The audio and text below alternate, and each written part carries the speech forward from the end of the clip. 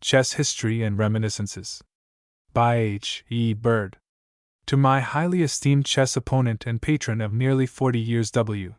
J. Evelyn Esq. of Wotton, Surrey. Preface. Peculiar and distinguishing characteristic of chess writers, lack of chess history retrospect, and habits, and idiosyncrasies of chess players, temperament, attitude and deportment, style, stakes, losing, lookers-on, oddities, and patrons concerning the origin of chess. Prevailing misconception, its ever-growing popularity, theories as to its invention, traditions, the three Indian traditions, early and middle-aged conjectures, progress of chess, India, China, Egypt, the ancient Greeks and Romans, Scandinavia, Persia, Arabia, Spain, France, Khosrows, Al-Walid, Harun, Princess Irene, Charlemagne, Offa, Alcuin, Egbert, Al-Mamun, the Roman Edict of 115 BC, supposed European first knowledge, Scandinavia, Italy, Ireland, Wales. Opinions on chess and its origin, Pope's lines, the track of chess, unique specimen, the Indian king to Sasa, the king of Hind to Khosrows, the early examples of praise and censure, the remarkable advantages of the Asiatic societies, and physicians' recommendations. Food for the mind as well as for the body.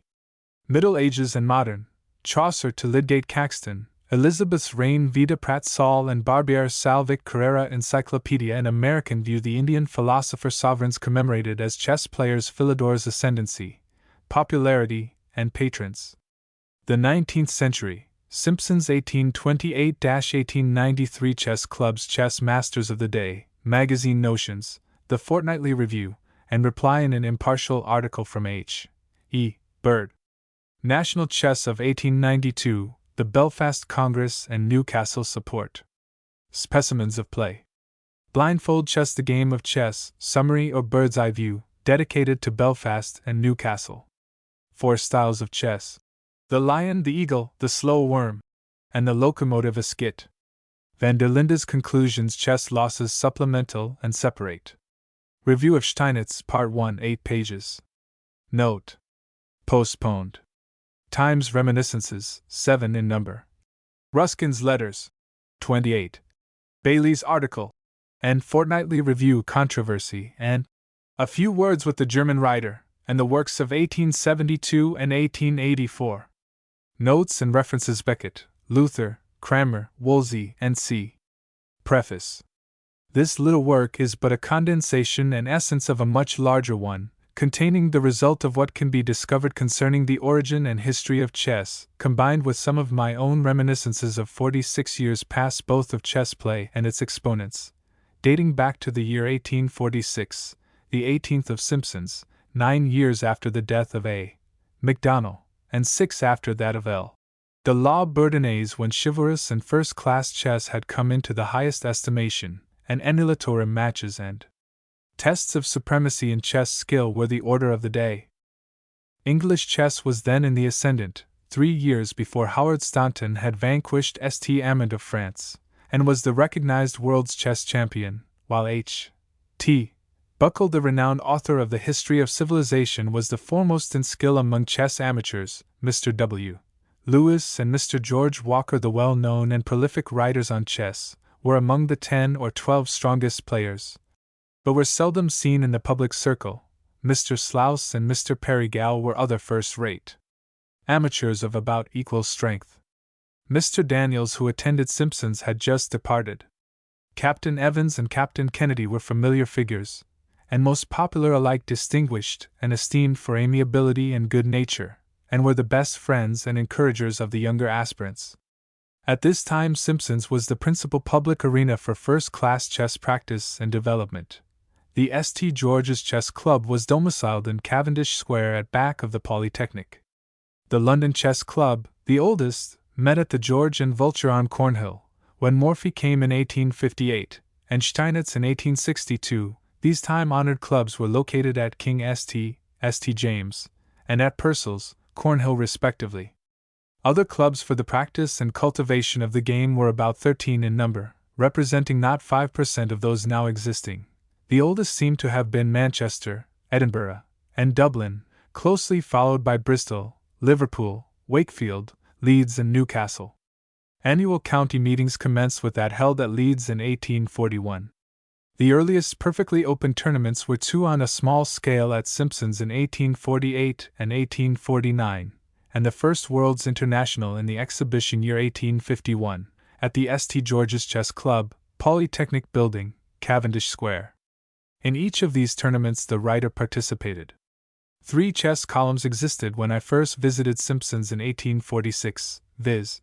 Bell's Life managed by Mr. George Walker from 1834 to 1873. The Illustrated London News from February 15, 1845 to 1878, in charge of Howard Staunton, and the Pictorial Times which lasted from February 1845 to June 1848. The first column started had appeared in the Lancet 1823, but it continued not quite 1 year. The Chess Players' Chronicle issued in 1841, Staunton, was then the only regular magazine devoted to chess, but a fly-leaf had been published weekly about the year 1840, in rather a curious form of which the following is found noted. About the year 1840 the Garrick Chess Divan was opened by Mr. Hutman at No. 4 Little Russell St., Covent Garden. One of the attractions of this little saloon was the publication every week of a leaf containing a good chess problem, below it all the gossip of the chess world in small type. The leaf was at first sold for 6d, including 2 of the finest Havana cigars, or a fine Havana and a delicious cup of coffee, but was afterwards reduced to a penny without the cigars. The problem leaf succeeding well, a leaf containing games was next produced, and finally the two were merged in a publication of 4 pages entitled The Palamede. The Gentleman's Magazine 1824, 1828, British Miscellany 1839, Bath and Cheltenham Gazette 1840, and Saturday Magazine 1840, 1845, had contained contributions in chess, but of regular columns there were only the 3 before mentioned. Now there are about 150, mostly of larger dimensions. Mr. George Walker's 1000 Games, published in 1844, gives no game of earlier date than 1780, viz. one of Philidor's of whose skill he gives 62 specimens, and there are 57 games by correspondence played between 1824 and 1844.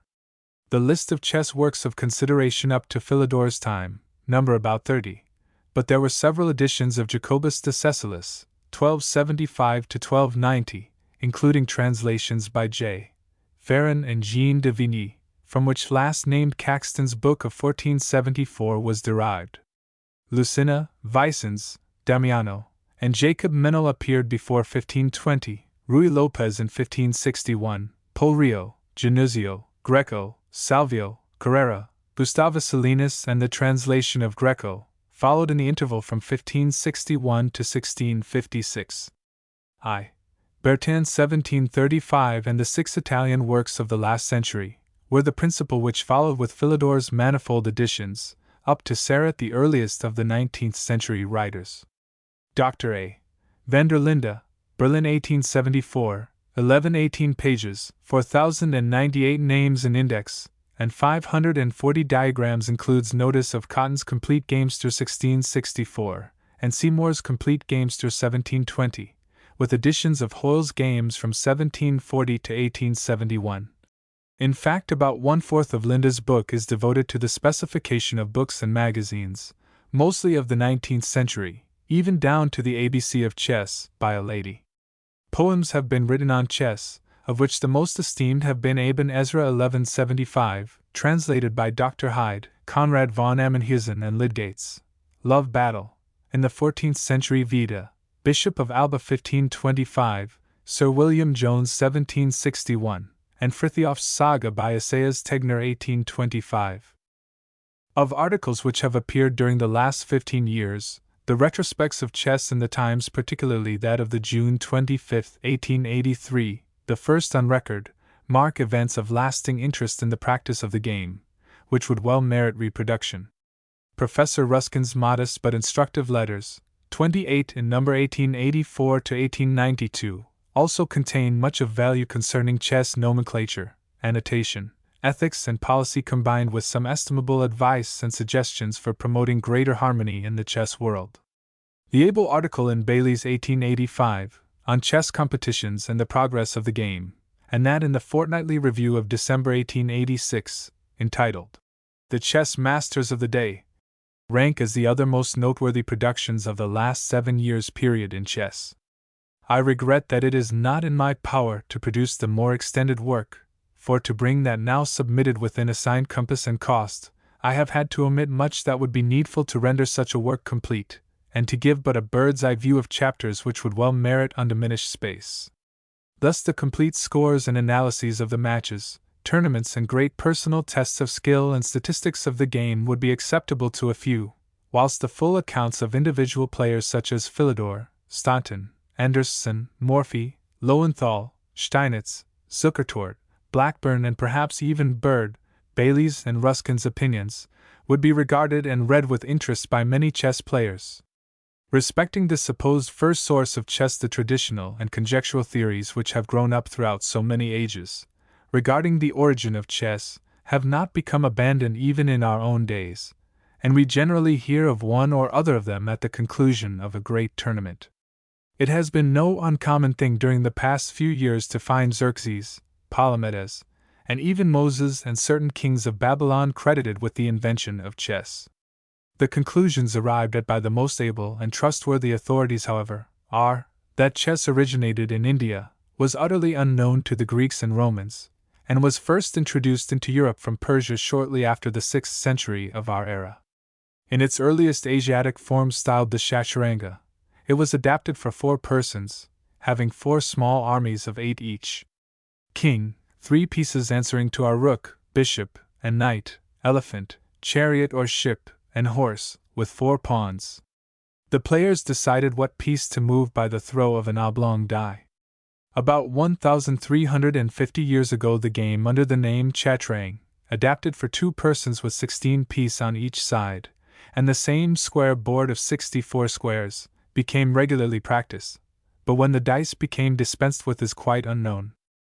It may not be possible to trace the game of chess with absolute certainty back to its precise source amidst the dark periods of antiquity, but it is easy to shew that the claim of the Hindus as the inventors is supported by better evidence, both inferential and positive, than that of any other people, and unless we are to assume the Sanskrit accounts of it to be unreliable or spurious, or the translations of Dr. Hyde, Sir William Jones and Professor Duncan Forbes to be disingenuous and untrustworthy concoctions, as Linda the German writer seems to insinuate, we are justified in dismissing from our minds all reasonable doubts as to the validity of the claims of the Hindu Chaturanga as the foundation of the Persian, Arabian, medieval and modern chess, which it so essentially resembled in its main principles. In fact, the ancient Hindu Chaturanga is the oldest game not only of chess but of anything ever shown to be at all like it, and we have the frank admissions of the Persians, as well as the Chinese, that they both received the game from India. The Saracens put the origin of chess at 226, says the Westminster Papers, although the Indians claim, we think with justice, to have invented it about 108 BC. Artaxerxes, a Persian king, is said to have been the inventor of a game which the Germans call Brettspiel, and chess was invented as a rival game. The connecting links of chess evidence and confirmation, when gathered together and placed in order form, combine so harmonious a chain, that the progress of chess from Persia to Arabia and into Spain has been considered as quite satisfactorily proved and established by authorities deemed trustworthy, both native and foreign, and are quite consistent with a fair summary up of the more recent views expressed by the German writers themselves, and with the reasonable conclusions to be deduced even from the very voluminous but not always best selected evidence of van der Linde. So much has a very lively interest in chess depended in modern times upon the enthusiasm of individuals, that the loss of a single prominent supporter or player has always seemed to sensibly affect it. This was notably felt on the death of Sir Abram Janssens and Philidor towards the end of the last century, and of Count Bruhl, Mr. G. Atwood and General Conway in this. During the last 15 years the loss of Staunton, Buckle, Cap, Kennedy, Barnes, Cochrane and Bowden, and yet more recently of such friends of British chess as F. H. Lewis, I. C. H. Taylor and Captain Mackenzie, left a void, which in the absence of any fresh like popular players and supporters, goes far to account for the depression and degeneracy of first-class chess in England. Though the game is advancing more in estimation than ever, and each succeeding year furnishes conclusive evidence of its increasing progress, in 20 years more under present auspices, a British chess master will be a thing of the past, and the sceptre of Macdonald and of Staunton will have crumpled into dust, at the very time when, in the natural course of things according to present indications, the practice of the game shall have reached the highest point in its development. We miss our patrons and supporters of the past who were ever ready to encourage rising enterprise. None have arisen to supply their places. The distinguished and noble names we find in the programs of our congresses and meetings, and in the 1884 British Chess Association are there as form only, and it seems surprising that so many well-known and highly esteemed public men should allow their names to continue to be published year after year as patrons, presidents, or vice-presidents of concerns in which apparently they take not, or at least evince not, the slightest interest. Of the score or so of English-born chess masters on the British Chess Association lists of 1862, but 5 remain, 2 alone of whom are now residing in this country. The British Chess Association of 1884, which constituted itself the power to watch over the interests of national chess, has long since ceased to have any real or useful existence, and why the name is still kept up is not easy to be explained. It has practically lapsed since the year 1889, when last any efforts were made to collect in annual or promised subscriptions, or to carry out its originally avowed objects, and the keeping up in print annually of the names of the President and Vice President Lord Tennyson, Professor Ruskin, Lord Randolph Churchill, and Sir Robert Peel seems highly objectionable. The exponents of chess for the 19th century certainly merit more notice than my space admits of. After Philidor, who died in 1795, and his immediate successors Verdoni and E. Serret, W. Lewis, G. Walker, John Cochrane, Deschapelles and de la Bourdonnais have always been regarded as the most able and interesting, and consequently the most notable of those for the quarter of a century up to 1820, and the above with the genial A.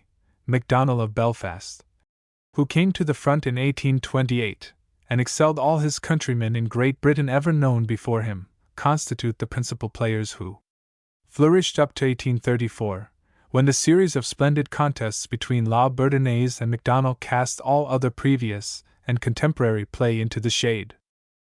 The next period of 17 years to 1851 had produced Horwitz and Lowenthal from abroad, and Buckle, Cap, Kennedy, Bird and Bowden at home, whilst the great international chess tournament of that year witnessed the triumph of the great Anderson, and introduced us to Sen and Kieseritzky. Then followed a lull in first-class chess amongst us from 1851 to 7, succeeded by a year of surpassing interest, for 1858 welcomed the invincible Paul Morphy of New Orleans.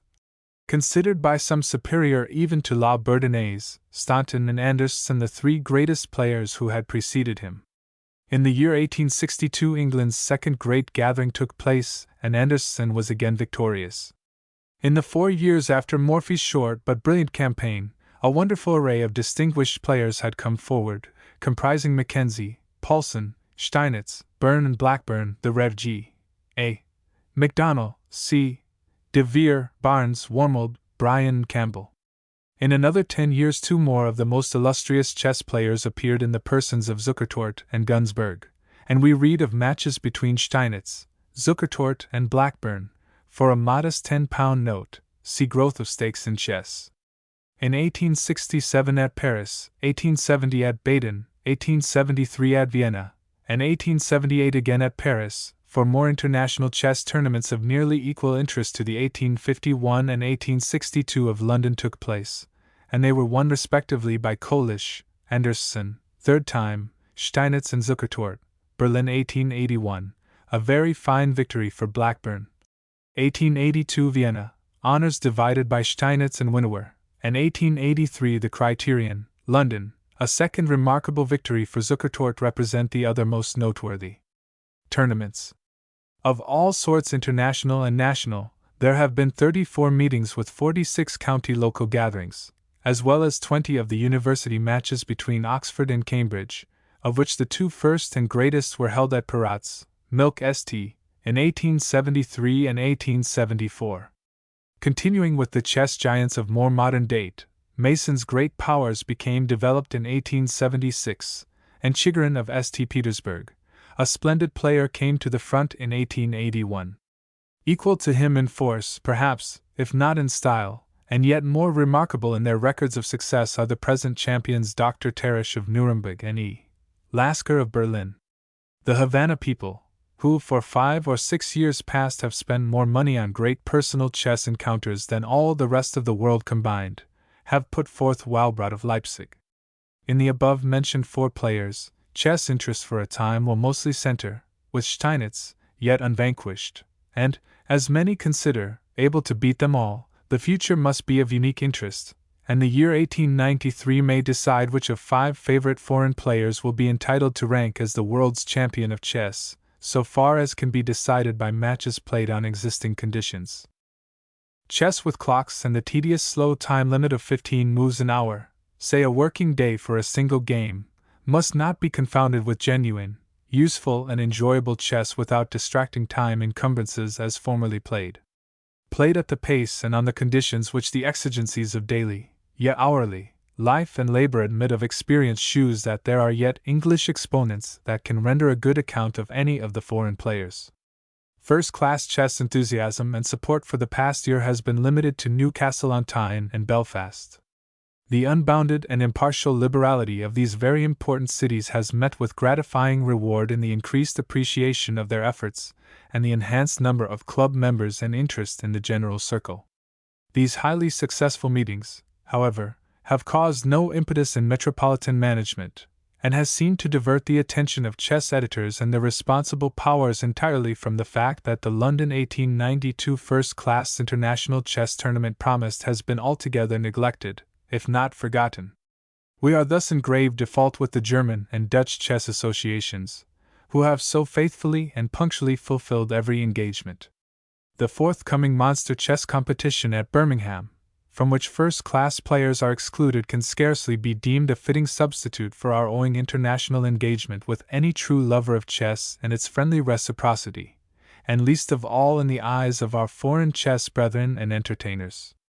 Note: this monster chess contest between the north and the south of England, represented by 106 competitors on each side, which terminated in a victory for the South by 53.5 to 52.5, took place at Birmingham on Saturday, the January 28th last, and has occasioned considerable interest among the votaries of the game, and reports pronounce it a great success.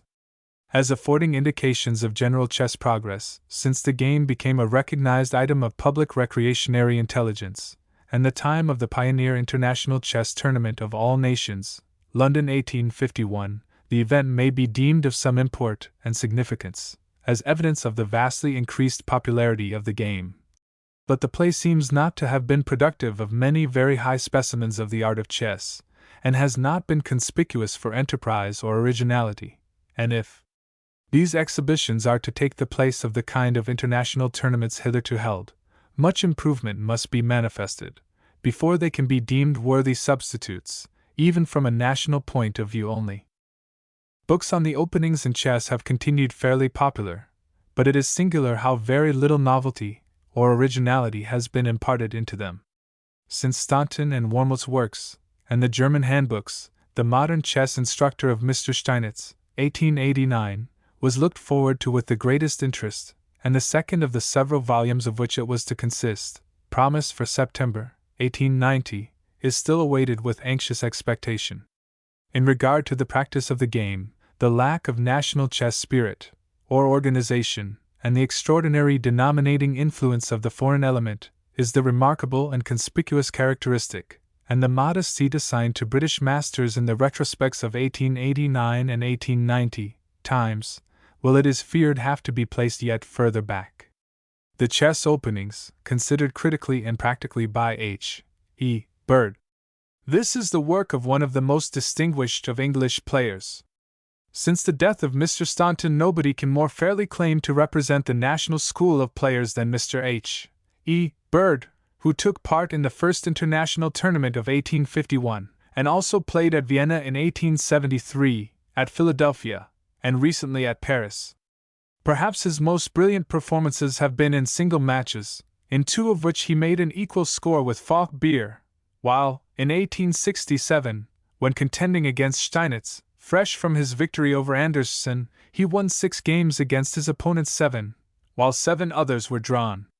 6 years later, Mr. Bird once more proved his right to be considered second to none among English players, by defeating Mr. Whisker, the holder of the British Association Challenge Cup, after a protracted struggle. So far, therefore, as practical proficiency constitutes a claim to respect as a teacher of chess theory, the author of the chess openings is in no need of an excuse for coming forward as an instructor. Mr. Bird by no means confines himself to mere reproduction. He has the merit of having identified his name with several original variations, and of having revived several older defenses, such as the Cunningham Gambit, with no small degree of success. The book has been evidently the result of painstaking and accurate analysis, and it may be confidently recommended to the more advanced players who have graduated in the beaten tracks of the handbuch, and are willing to follow in the steps of an able and original guide.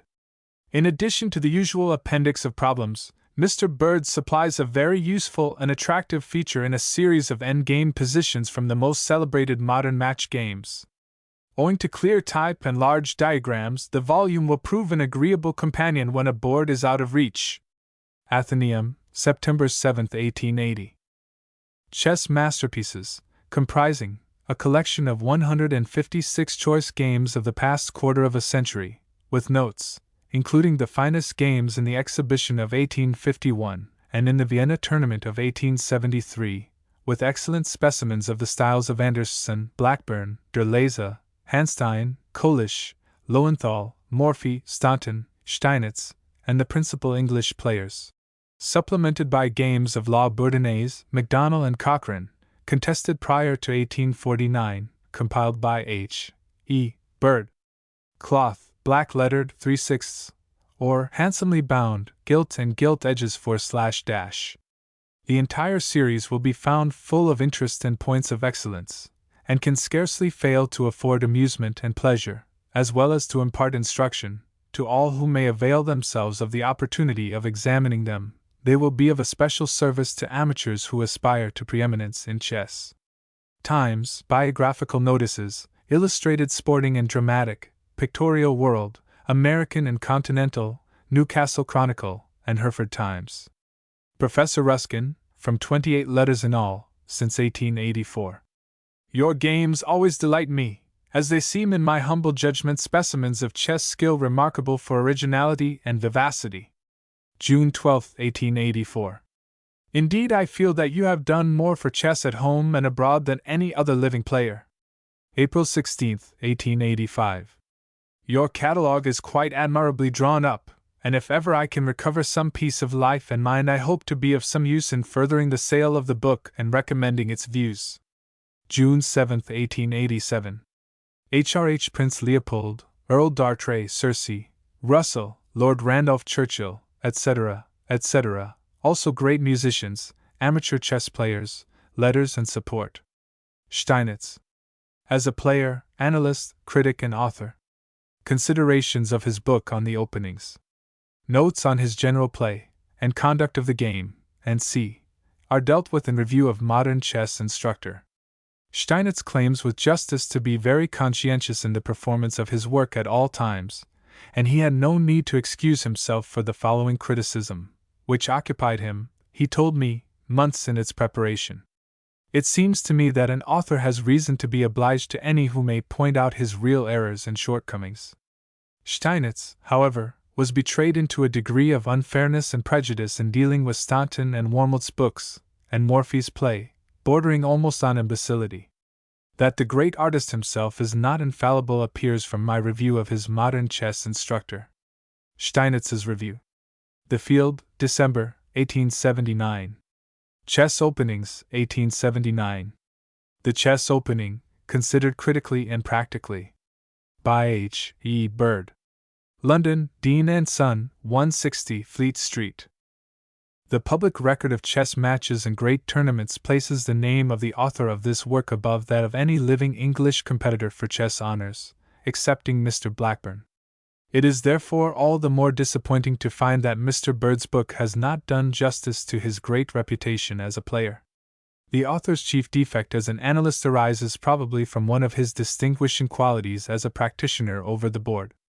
Few chess masters could excel Mr. Bird in rapid survey of position and in the formation and execution of surprising maneuvers, which, though not always sound, and sometimes, as he admits, even eccentric, tend to raise confusing complications, difficult for the adversary to disentangle at a quick rate. These qualities make Mr. Bird one of the most dangerous opponents in skittle play, or in matches regulated by a fast time limit, but they prove almost antagonistic to the acquirement of excellency as an author on the game. For the first-class analyst is not merely expected to record results, but to judge the causes of success or failure from the strictly scientific point of view, and he has often to supplement with patient research the shortcomings of great masters in actual play.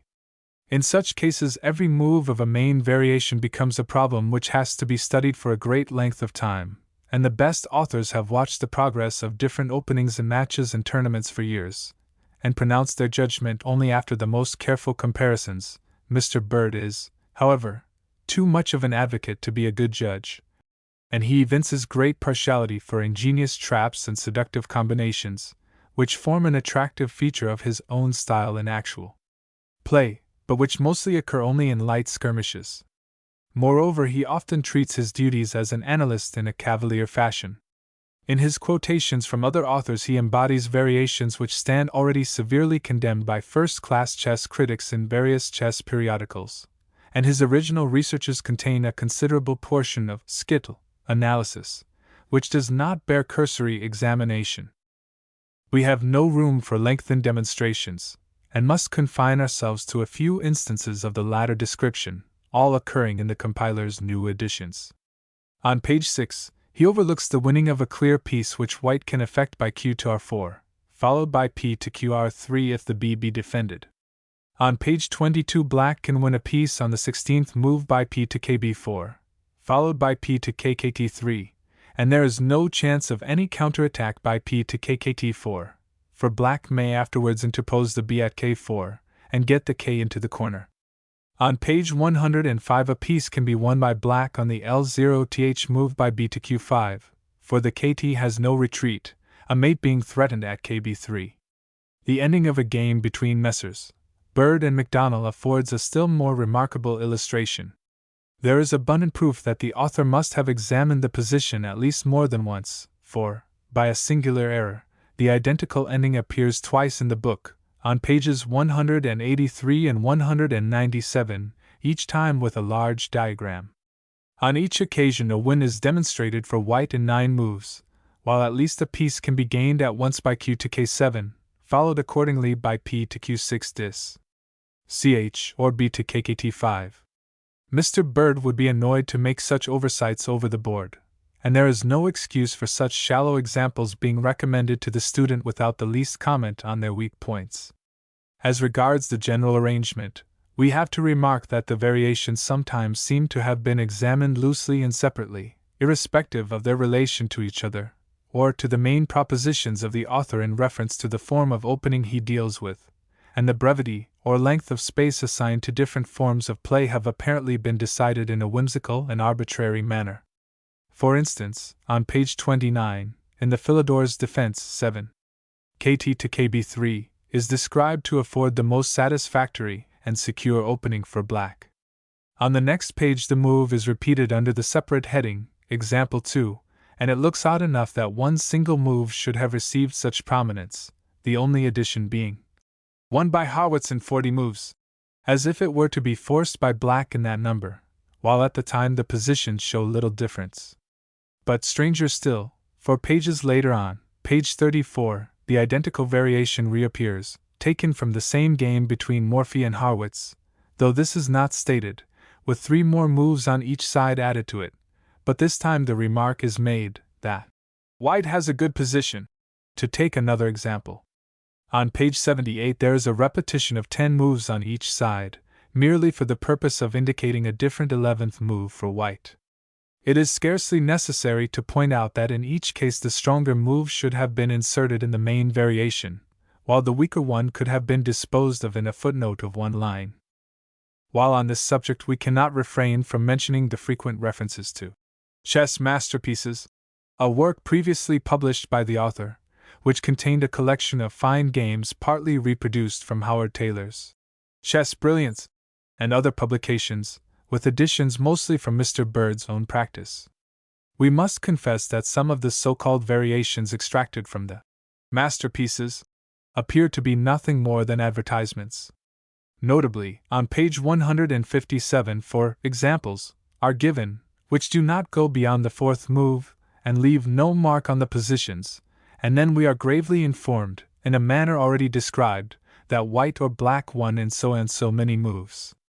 We notice with great pleasure the handsome and courteous manner in which almost all the prominent chess masters of the day are mentioned in the book, and the sense of fairness evinced by Mr. Bird in the selection of variations and examples from his own practice, irrespective of his victory or defeat. But his chess historical references are unreliable, and he often wrongly ascribes the adoption of certain variations to different players in a manner which could have been easily rectified by taking a little more trouble.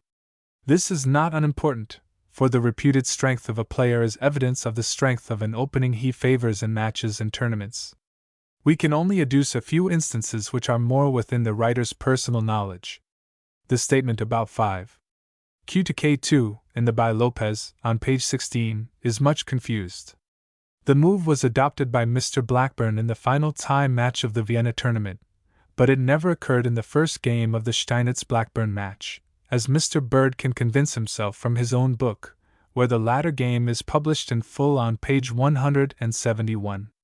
Steinitz is also erroneously credited with strongly favoring the attack in the Scotch Gambit, for we do not remember a single game on record in which he ever adopted that form of opening as first player. On the other hand, a variation in the Evans Gambit is ascribed to Zukertort, which actually occurred first in a game between Steinitz and Blackburn, played in the London Grand Tournament of 1872. This error seems to have been quoted from Staunton and Wormeld's Chess Theory and Practice. A few more words about the problems at the end of the book, and we have done with the details. There are about a dozen compositions, mostly by high-class American authors, and some of them of very good quality. But, unfortunately, Mr. Bird has omitted to indicate their solutions. We must suppose this to be due to an oversight, as he gives the key moves of the 4 problems by English composers. The omission is deplorable, for many students would wish to appreciate the author's idea and the merits of the construction, if they failed to solve the problem.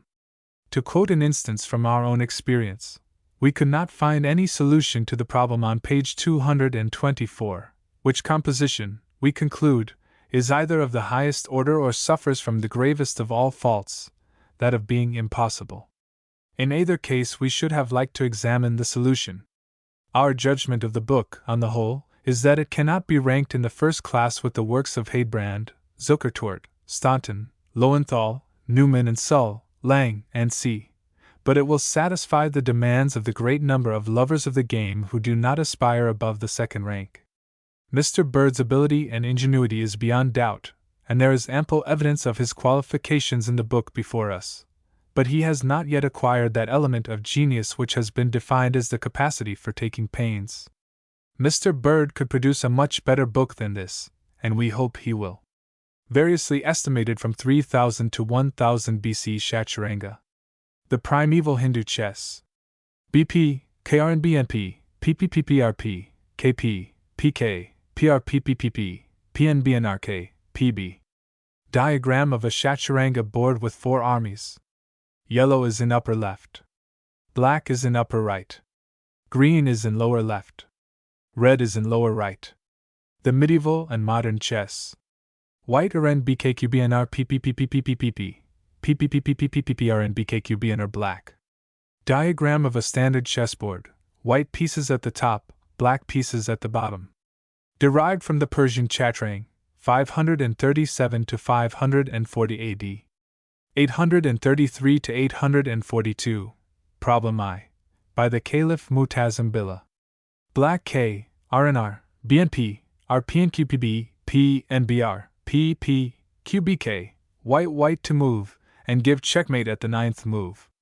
About 1380. Problem 2. By Ali Shatranj. Black, R, RPPQ, RB, BKPP, PP, PPBQ, K, PP, B, white to play and mate in 8 moves. Chess History and Reminiscences concerning the origin of chess. A not unfair criterion is afforded of the long prevailing and continued misconception as to the origin of chess, by the lack of knowledge regarding early records as to its history exhibited in the literature of last century, and the press and magazine articles of this even to the present year. We refer not to lines of poets such as Pope, Dryden, and others, with whom the ancient order of fiction is permissible, or to writers of previous periods, from Aben Ezra to Ruy Lopez, Chaucer and Lydgate, or Caxton and Barbier, but to presumably studied and special articles, such as those given in dictionaries of arts and sciences and in encyclopedias. The great work of 1727 dedicated to the king, which claimed to embody a reasonable and fair account, and even the best knowledge on all subjects referred to in it, contains an article on chess of some dimensions, which may well be taken as an example of the average ignorance of the knowledge of information existing at the time. The Chinese, it says, claim to date back their acquaintance with chess to a very remote period, so with the best testimonies of that country, which acknowledge its receipt from India in the 6th century, the writer seems to have been quite unacquainted. Nothing occurs in the article as to the transit of chess from India into Persia, next to Arabia and Greece, and by the Saracens into Spain. Either does a line appear as to Egyptian probabilities, or the nature of the game inscribed on edifices in that country. Though abounding in traditional names of Trojan heroes, and others equally mythical as regards chess, the more genuine ones of Khosrows of Persia, Harun, Mamun and Mutasem of Baghdad, Walid of Cordova, the Carlovingian Charlemagne of France, Canute the Dane, William of Normandy, the English kings are entirely absent, nor is there a word concerning Roman games or the edict which refers to them in which chess and draughts, both mentioned, were specially protected and exempted from the interdiction. Against other games, which has escaped all writers, and would certainly, if known about, have been deemed of some significance. The Persian and Arabian periods from the time of Khosrows to Harun covers the golden age of Arabian literature, which is more prolific in chess incident than any other, yet even this and Ferdowsi's celebrated Persian Shahnameh, and Anna Karenina's historical work escapes notice. We may perhaps not implicitly trust or credit all we read of in some of the Eastern manuscripts' biographical sketches, but there is much of reasonable narrative we need not discredit nor reject. We may feel disposed to accept, with some reservation, the account of the 6,000 male and 6,000 female slaves, and 60,000 horses of Al-Mutasem, the 8th of Abbasid. The prodigious bridal expenditure, comprising gifts of estates, houses, jewels, horses, described in the history of Al-Mamun, the 7th of Abbasid, and the most glorious of his race, may seem fabulous to us. The extraordinary memories of certain scholars narrated in biographies, who could recite thousands of verses and whole books by heart, may appear worthy of confirmation. The composition of 2,000 manuscripts by one writer, and the possession of 40,000 volumes by another, may somewhat tax our credulity. We may feel a little surprised to hear that Khosrow's chessmen were worth an amount equivalent to 1,000,000 of our money in the present day.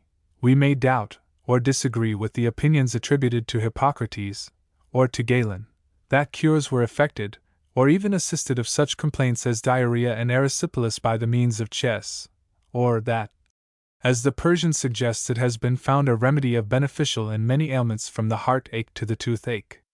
We may doubt whether the two Lydian brothers, Lido and Tyrrhene, in the story of Herodotus really diminished the pangs of hunger much by it, but, amidst all our incredulity, we can believe, and do believe, that Khosrows and chess, Harun and chess, Charlemagne and chess, Al-Mamun and chess, Canute and chess, are as well authenticated and worthy of credit as other more important incidents found in history. Notwithstanding that encyclopedists and writers down from the days of the Eastern manuscripts, the Persian Shahnameh and Anna Karenina's history to the days of Pope and Philidor, and of the initiation of Sanskrit knowledge among the learned, never mention their names in connection with chess, as exponents of which the Raven, king of Lanka of the Hindu law books, the famous Prince Yudhishthir and the sage Vyasa of the Sanskrit, and Nala of the poems, and in more modern accounts, Indian King Porus. Alexander the Great and Aristotle are far more reasonable names inferentially, if not sufficiently attested, than those cherished by traditionists such as Palamedes, Xerxes, Moses, Hermes, or any of the kings of Babylon or their philosophers. Note: the ever-growing popularity of chess is forcibly and abundantly proved in a variety of ways. One conclusive proof of it is afforded by the enormous and ever-increasing sale of chess equipages, boards, men and figures, diagrams, scoring books, sheets, and a somewhat matter-of-fact, it is true, but at the same time practical, reliable, and satisfactory species of evidence. Its progress is further attested by the extreme favor in which chess tournaments, both international and national, are held, at home and abroad, which attract a degree of attention and awaken an interest little dreamt of during any past period of the history of the game, and it is further illustrated by the continued formation of chess clubs in every sphere, the ever-widening interest in the home circle, and by many other facts which indicate with absolute certainty its highly enhanced appreciation among the thoughtful and intelligent of all classes of the community.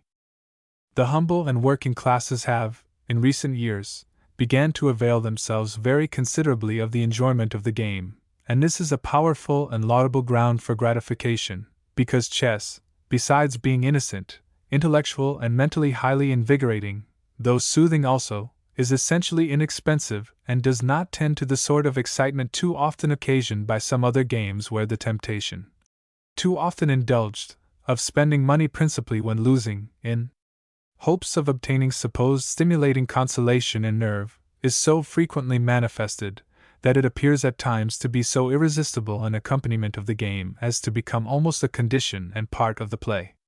Chess, in fact, affords the greatest maximum of enjoyment, with the smallest minimum of expense. It is at the same time the most pleasingly absorbing, yet the most scientific of games. It is also looked upon as the most ancient, and with, perhaps, the exception of draughts probably is. The reason why it has been for so many ages, and still is called the royal game, is, because it came to Europe from Persia, and took its name from Shak or Shah, which, in that language signifies king, and mat dead from the Arabic language making combined shak mat, the king is dead, which is the derivation of our checkmate. The degree of intellectual skill which chess admits of has been considered and pronounced so high that Leibniz declared it to be far less a game than a science.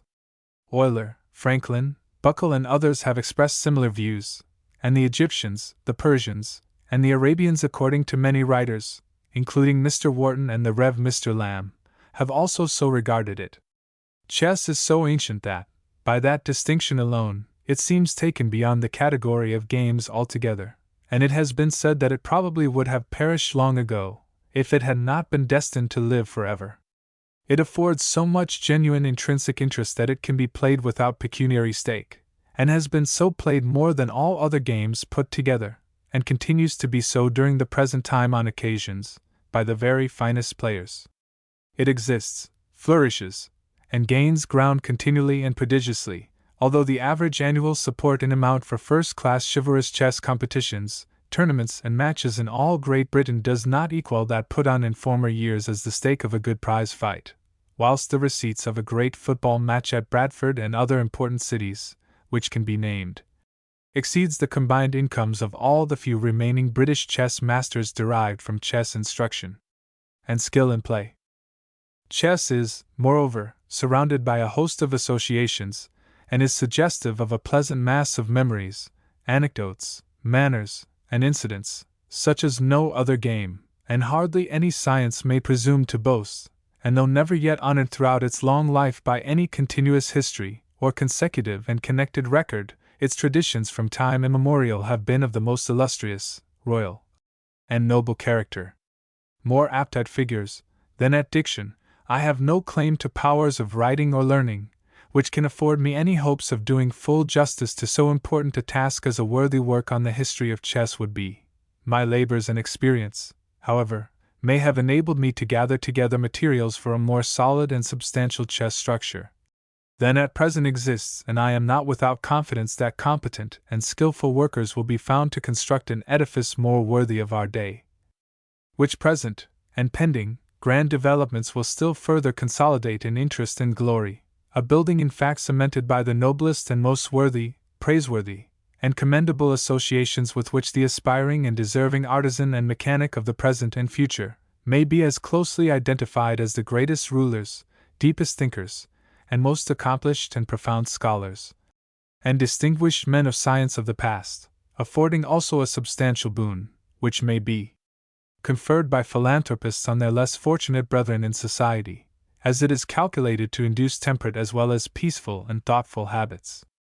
A bond of social union also to all who appreciate and care to avail themselves of the relief and advantages which chess is so well known to afford over other less innocent, less intellectual, and more expensive and objectionable movements. The following notice of chess shortly after the death of Dr. Zukertort add materially to an increasing appreciation of chess among the working classes, and help the good work on. The Weekly Dispatch, June 24, 1888. By the sudden death of Dr. Zukertort, last Wednesday morning, the royal game of chess loses one of its most interesting and brilliant exponents. This distinguished master was only 46, and he has been cut off right in the middle of an interesting tournament at the British Chess Club, in which he stood the best chance of winning the first prize.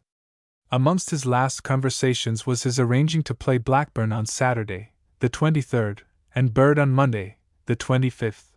The extreme painfulness of Zukertort's death to his friends cannot be estimated by the general public. Famous cricketers and famous actors are applauded by those they entertain or amuse. The chess master receives no applause. Over the board, however, he enters into conversation with amateurs, and is rewarded by friendships that far outweigh the wildest ephemeral outbursts of approval. The friendships so formed by Zukertort have now been snapped, and his removal has caused, in the words of the old player Bird, a severe blank. Bird himself is an interesting character. He is by far the oldest chess master, does the chess correspondence for the Times, and is as well known by his chess books as by his play. The game between him and Zukertort in the tournament now in progress was looked forward to with intense interest, for he and Zukertort were the leading scorers, and the fight for the first prize would have centered in this contest. A good feature in Bird's character is his disposition to make acquaintances with working men. He has taught many of them his charming game, and has frequently been told afterwards that it has been the means of saving them a few shillings every week. This is easily understood, for a man that plays chess is not likely to play penny nap, nor to drink much for ale. Such, at any rate, is Mr. Bird's theory, and he is just now endeavoring to promote a scheme for the popularizing of chess amongst the industrial classes. Chess notes, and references theories as to the invention of chess. The honor of the invention of chess has been claimed, we are told, by 7 countries: China, India, Egypt, Greece, Assyria, Persia, and Arabia.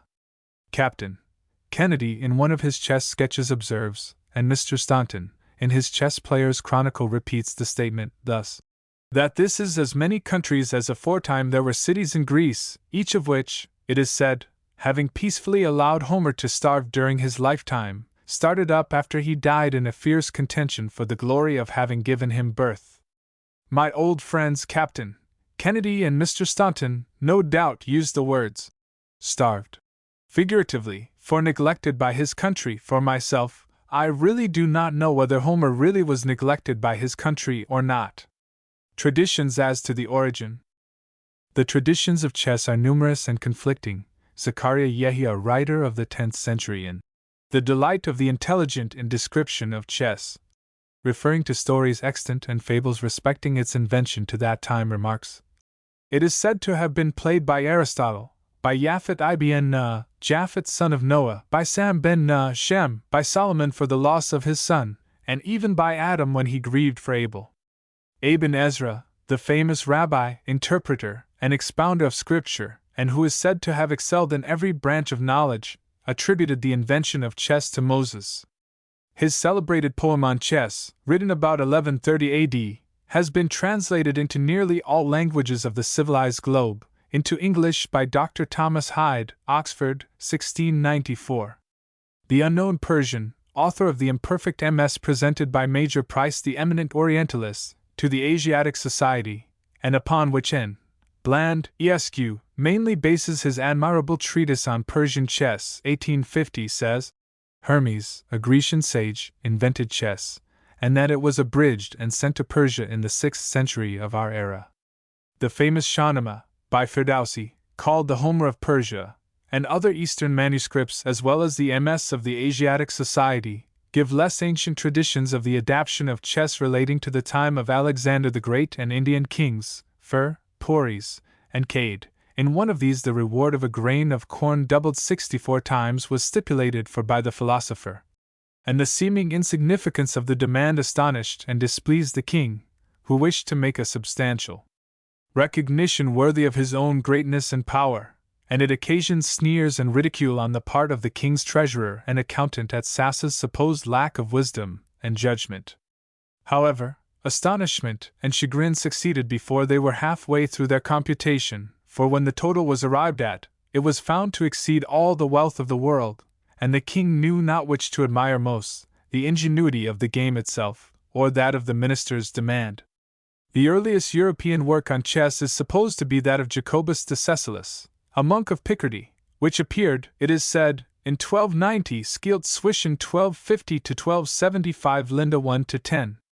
His favorite names are Evil Merodach, king of Babylon, and a philosopher named Xerxes. Massman, 1830, gives Amylin, Amylon, Silenus, IBL, Xerxes, whose Greek name was Philometor, to whom 597 BC has been assigned.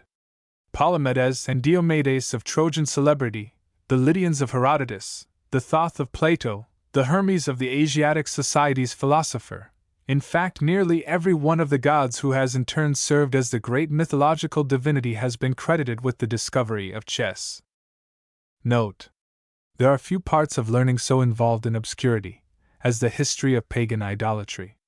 It may, perhaps, be some satisfaction to us to think that the ancients themselves knew even less of the matter than we do, but if so, it furnishes a strong argument for the necessity of being very cautious in drawing our conclusions.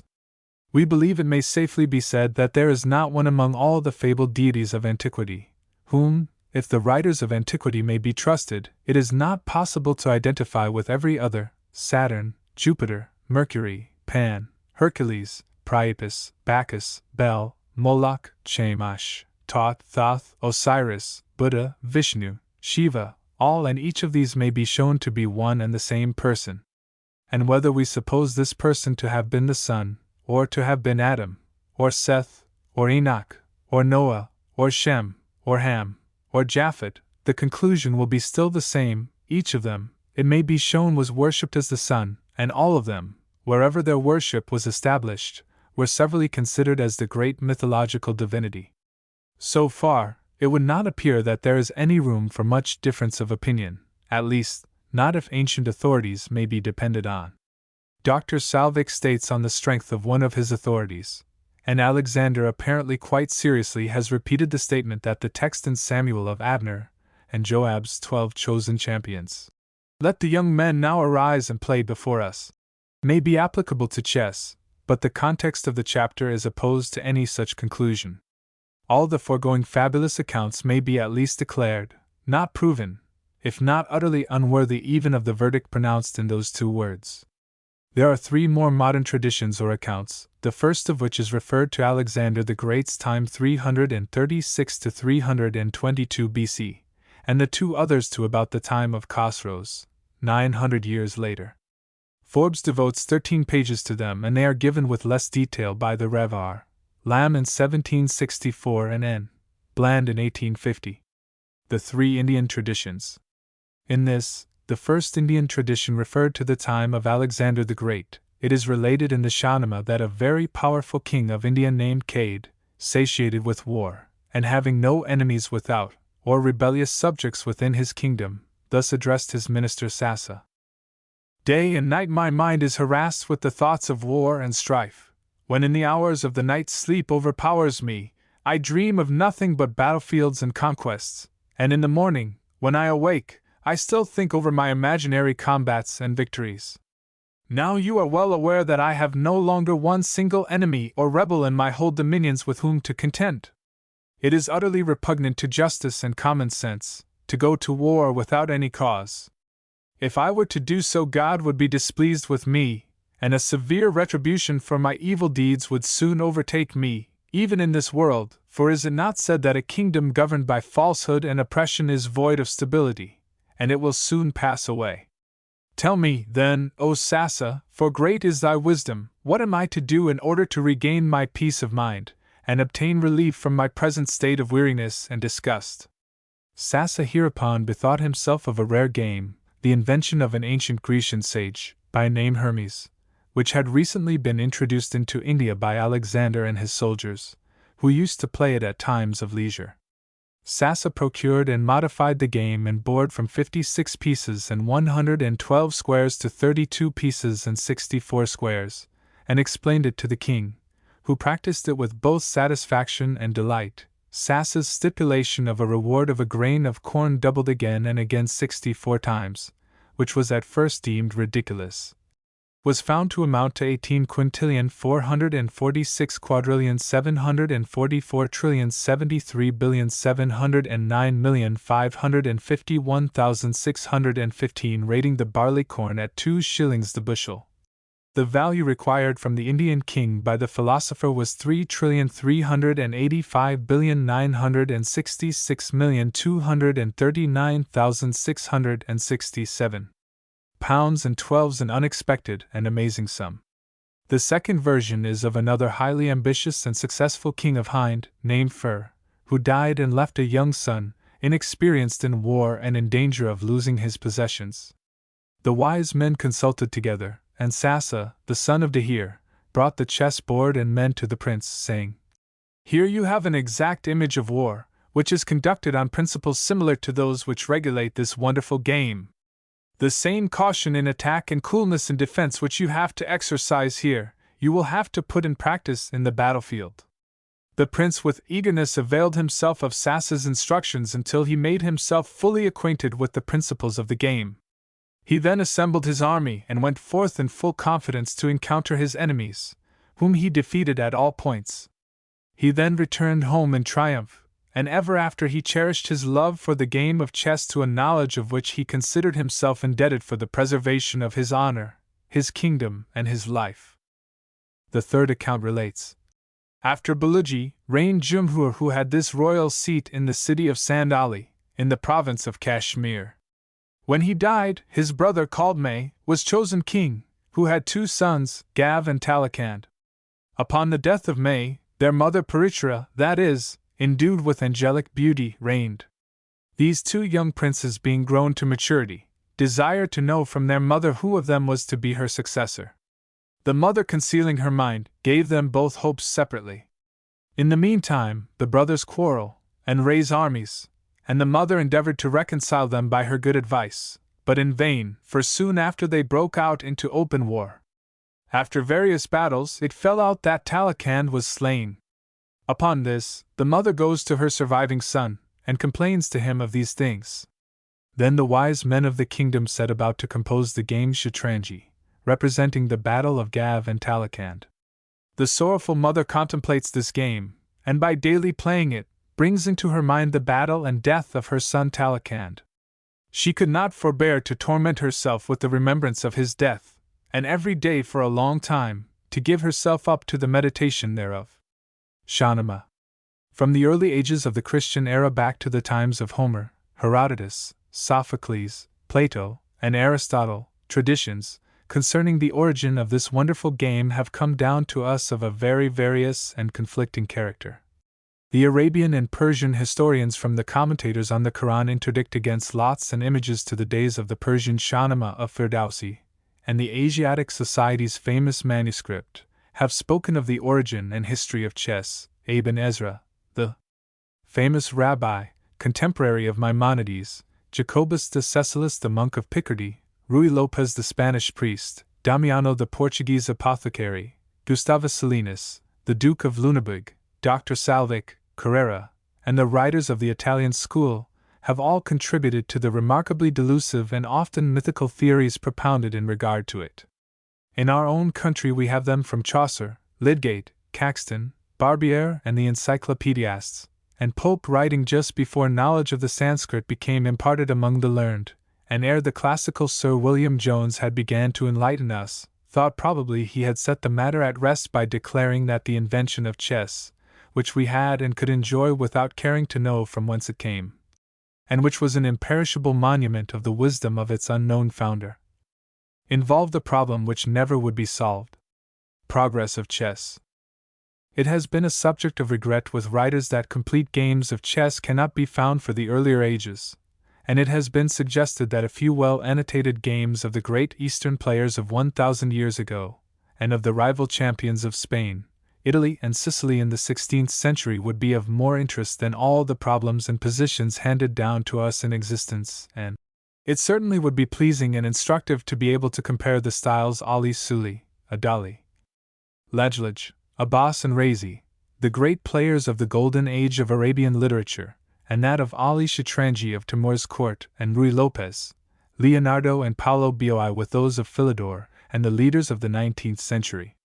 The first half of the 19th century witnessed the commencement of press notice, and the growth of a literature for chess, and was distinguished by the number of works devoted to the play of the game.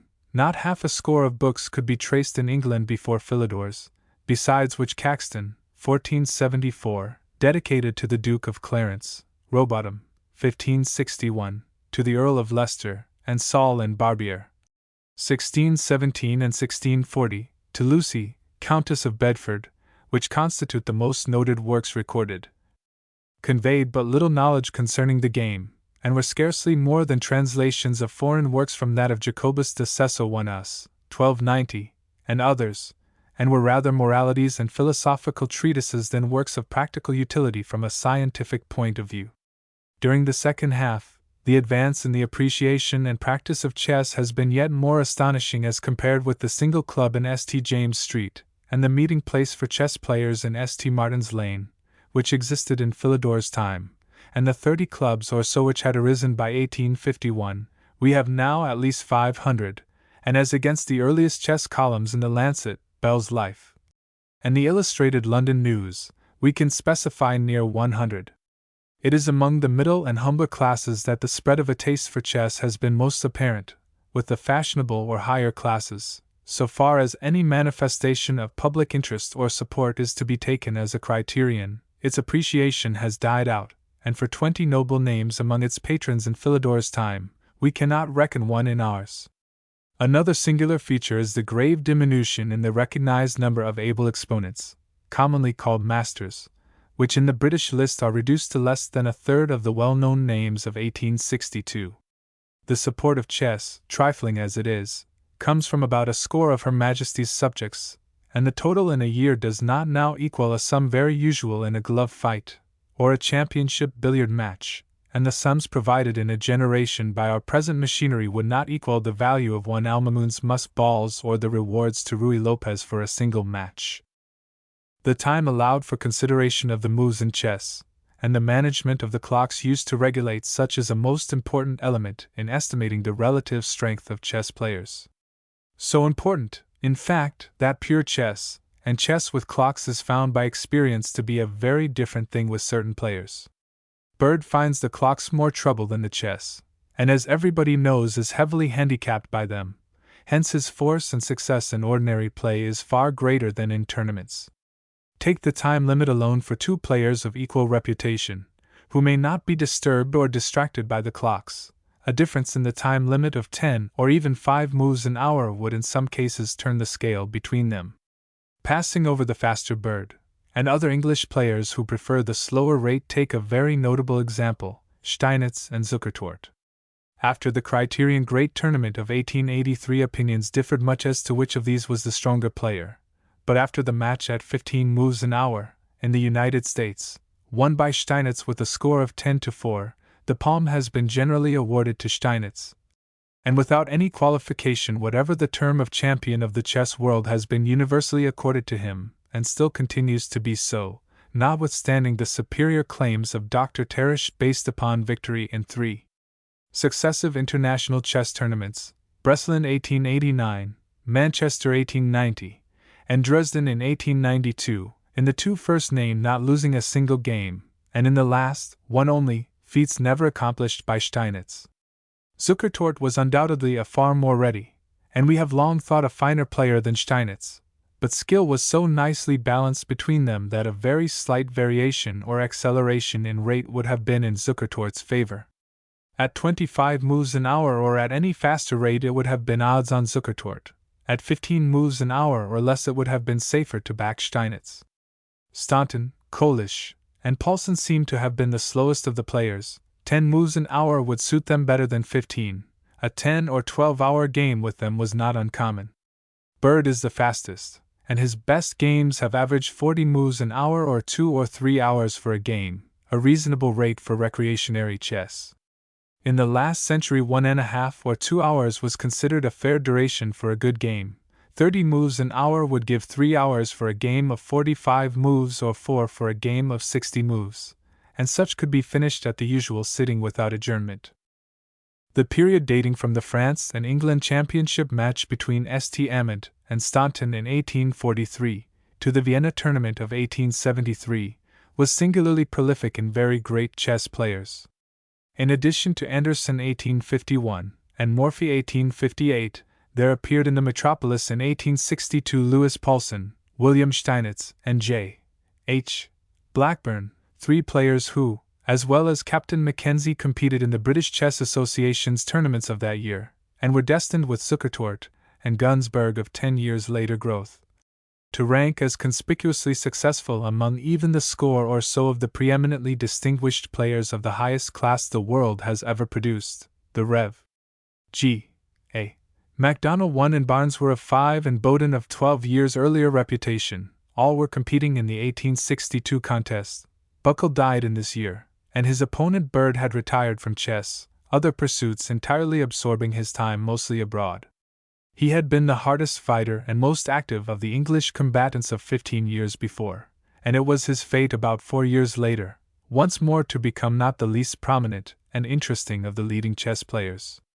Chess is now played with the queen of present powers, imported into the game dates back about 4 centuries, to near the time when the works of the Spanish writers, Vicens and Lucena, appeared in 1495, and shortly before that of Damiano the Portuguese in 1512.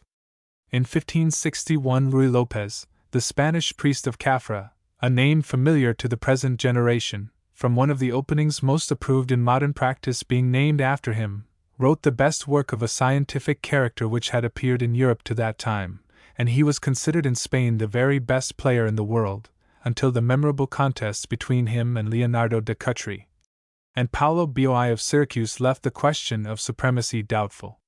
These famous struggles are reverted to not without interest in our days, when the not very profitable task of attempting to institute comparisons between past and present great players is indulged in, for in the absence of a single published complete and annotated game until the 19th century, there is little advantage in conjecturing whether Al-Suli was equal to Philidor, Raisy or Greco to A. MacDonald of Belfast, Ali Chatrangi to La Bourdonnais, Pauli Boi to Anderson, Ruy Lopez to Staunton, or Leonardo to Morphy, though these conjectural comparisons in varied forms are not uncommon in modern chess talk. The records of incidents, and the anecdotes appertaining to chess or chess players in the Middle Ages, are so scattered, scant, and meager, that no writer has attempted to put them into shape, or make a consecutive or connected narrative of them. Even Professor Duncan Forbes, the most elaborate of all the European writers on the history of chess, dismisses the period from 750 to 1500 AD, in a very few words, not vouchsafing to it in his volume of 400 pages a chapter of a single page, though his book, able as it is, contains much description of games of the past in different countries, the interest in which seems not considerable in present days. The Han Daines Barrington, writing in 1787, says, and others have followed him to a like effect, our ancestors certainly played much at chess before the general introduction of cards, as no fewer than 26 English families have emblazoned chess boards and chess rooks on their arms, and it therefore must have been considered as a valuable accomplishment. The opinions so commonly entertained and expressed, however, so far at least as they can be taken to apply to the period before Queen Elizabeth's reign, rest upon but slender data, and it is highly probable that even in that monarch's reign the practice of chess was confined to a very limited circle, for we read of no fine player, great games, or matches, or public competitions of any kind, in our climes until Philidor's time. His career in England, though intermittent, extended close upon 50 years, and from his time may be dated the budding forth of the popularity of chess, which began to come to full bloom about 1828, 33 years after his death, and produced its fruits in the France and England championship contests of 1834 and 1843, and the inception of international tournaments in 1851, which first established Germany's great reputation and furnished a chess champion of the world from among them. Though the contests between the rival champions of Spain and Italy were promoted as tests of skill at the courts of Philip and Sebastian, and rewarded with a liberality unheard of since the days of Khosroes and Al-Mamun, and took place during the contemporary reign of Queen Elizabeth, when chess had become decidedly fashionable in England, we find no record of the games, or that any interest or enthusiasm appears to have been evoked by them in any country except those where they took place. They seem to have led to no emulation in other parts of Europe, and we read of no chess competitions of any kind in France, Germany, or England.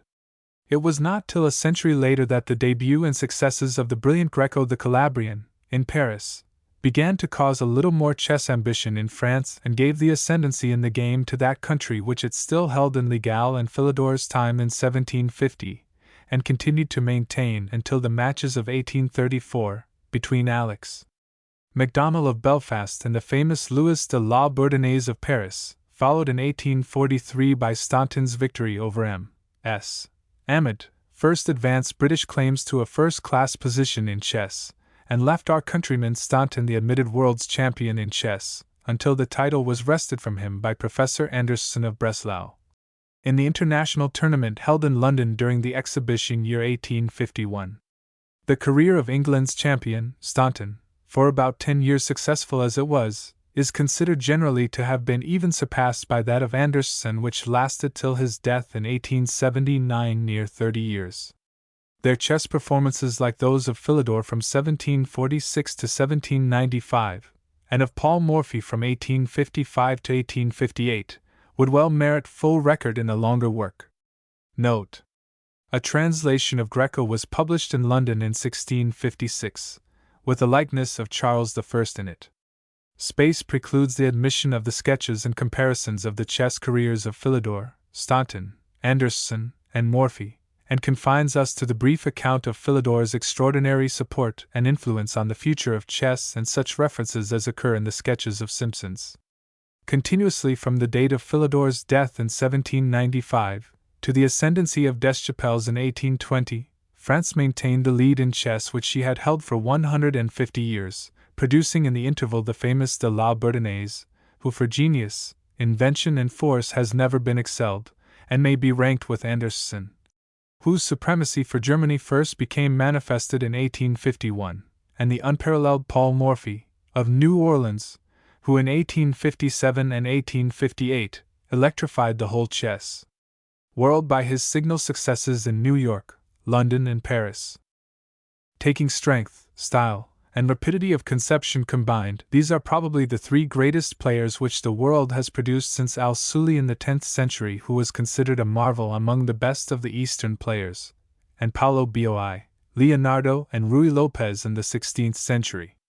Even in the pools at Paris in 1820, when Deschapelles essayed to give the pawn and move to La Bourdonnais and Cochrane, and in a boastful manner challenged the whole world on the same terms, the superiority of La Bourdonnais was already manifested, and for succeeding years became unquestionable.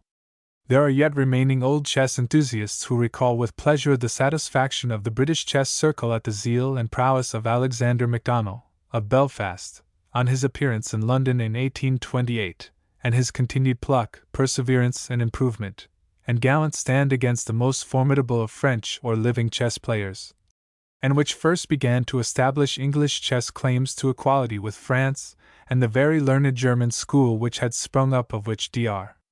Bledo, Heibrand der Lassa, Hanstein and Bilger soon became like Anderson so especially distinguished. Staunton, a household word in chess, first came decisively to the front in 1840, the year in which La Bourdonnais died. MacDonald had already departed in 1837. They lie close together in the northwest corner of Kensal Green Cemetery. Staunton became the recognized English champion, and by defeating St. Amant, the French representative, and all other players he encountered, further enhanced British chess reputation by upholding his title against all comers, until his wane and defeat by Anderson, of Breslau, in the first international tournament of 1851, a result quite unexpected at home and abroad. But subsequent events confirmed what the character of Staunton's play in this competition seemed to indicate that he had passed his best, for two English amateurs, very young, but rising into fame, not then considered by any means equal in force to Staunton, yet fully held their own in 1852 against Anderson, the first great German conqueror in games which Germany has ever held in very high estimation. In British chess circles, H.T. Buckle, writer and historian, was now the most patient and scientific of the players. S.S. Bowden, the most learned and profound. H.E. Bird, the most rapid, ready and enthusiastic. The last named, a favorite opponent of the English leaders, also encountered one by one the phalanx of great foreign players assembled, such as Anderson himself, Sen, Lowenthal, Kieseritzky, Harrwitz and Horwitz, and sustained our chess reputation, particularly in those dashing contests of short duration, which exigencies of time and other pursuits alone rendered practicable. The years 1853 to 1857 were not notable for first-class chess contests. Bowden and Bird had both retired. The appearance of the invincible Paul Morphy from America in 1858 caused a revival of chess. He came to play a great match with Staunton, but no individual contest ever took place between them. Barnes, a very strong amateur chess player, encountered Morphy but lost by a large majority. Bowden next came forth from his retirement and played some excellent games with him. Bird, long out of chess, happening to return from a long absence abroad, also met him, but neither English player proved equal to Morphy, and it was regretted that the more experienced Staunton would not, and that Buckle could not test conclusions with him. Lowenthal and Paulsen had both been defeated by Morphy in America, and the young American proved decisively successful in matches against Lowenthal and Anderson in London, Paris, and Harrwitz in Paris. Note: Schalop, Dufresne, and Alexis at the Berlin Chess Club pointed out the great appreciation by Anderson for these games when Bird was in Berlin some years ago. Chess History and Reminiscences: The Origin and Early History of Chess. When it first entered my thoughts to say a few words about chess and its principal exponents during the 19th century, and particularly of the 40 years during which I have been in the circle, any idea of inquiring or examining into, and much less of attempting to reconcile the many conflicting theories so well known to exist in regard to the early history and progress of the game, had never once occurred to me. Like many others, I was slightly acquainted with Professor Forbes' important work of 1860, in which the age of chess was fixed at about 5,000 years, and India assigned as its birthplace, and I was more or less familiar with the theories advanced as to its supposed first introduction into Europe and also into our own country. That the assumed great starting point of chess on a board of 64 squares, as at present used, with 32 figures, and played by two persons, was Persia, and that the time was during the reign of Khosrous, or Khosrus, as it is variously written, about AD 540, was to the limited few who took any particular interest in the matter considered, if not altogether absolutely free from doubt, certainly one of the best attested facts in early chess history, whilst the opinions of Sir William Jones, 1763, the Revar, Lamb, 1764, Hahn, Daines Barrington, 1787, F. Dowse, Esq., 1793, and Sir Frederick Madden, 1832, to the effect that chess first found its way into England from France after the First Crusade, at about AD 1100, were, I know, although unfounded and erroneous, generally accepted as embodying the most probable theory. The circumstance which first induced me to take some additional interest in this question of chess origin was the perusal of the lines attributed to Pope, quoted by Forbes at the foot of chapter 12 of his book, and the vague and uncertain, and I now think unreasonable date fixed for our own probable first knowledge of the game, though concurred in with tolerable unanimity by so many ancient writers among those regarded as the chief authorities on the subject. This, however, is not all, for in regard to the European origin of the game of chess, as to which there is such a consensus of agreement, it may be that all the authors are yet still more at fault, for with one accord they all assume that chess reached Europe from Persia not earlier than the 6th century, the Arabs and Saracens getting it about AD 600. Spain and the Aquitaine dominions being commonly pointed to as the countries which first received it from the Arabs or Saracens in Europe, after the Persian period above named. There is no indication in any of the works of a notion of the knowledge and practice of chess in Europe at an earlier date, so it appears not unreasonable to conclude that the following extract, which applies to a period 700 years before the Persian epoch, must have entirely escaped the notice of all the writers. The article occurs in the Biographical Dictionary of the Society for Diffusing Useful Knowledge, Longman and Company, Volume 1, Part 2, pages 842, 512, under the head of Ahenobarbus. The following is an extract of the biography, which is given in full in the appendix. Ahenobarbus triumphed at Rome for his victory over Averni, and according to Cicero, over the Allobroges also, in BC 120.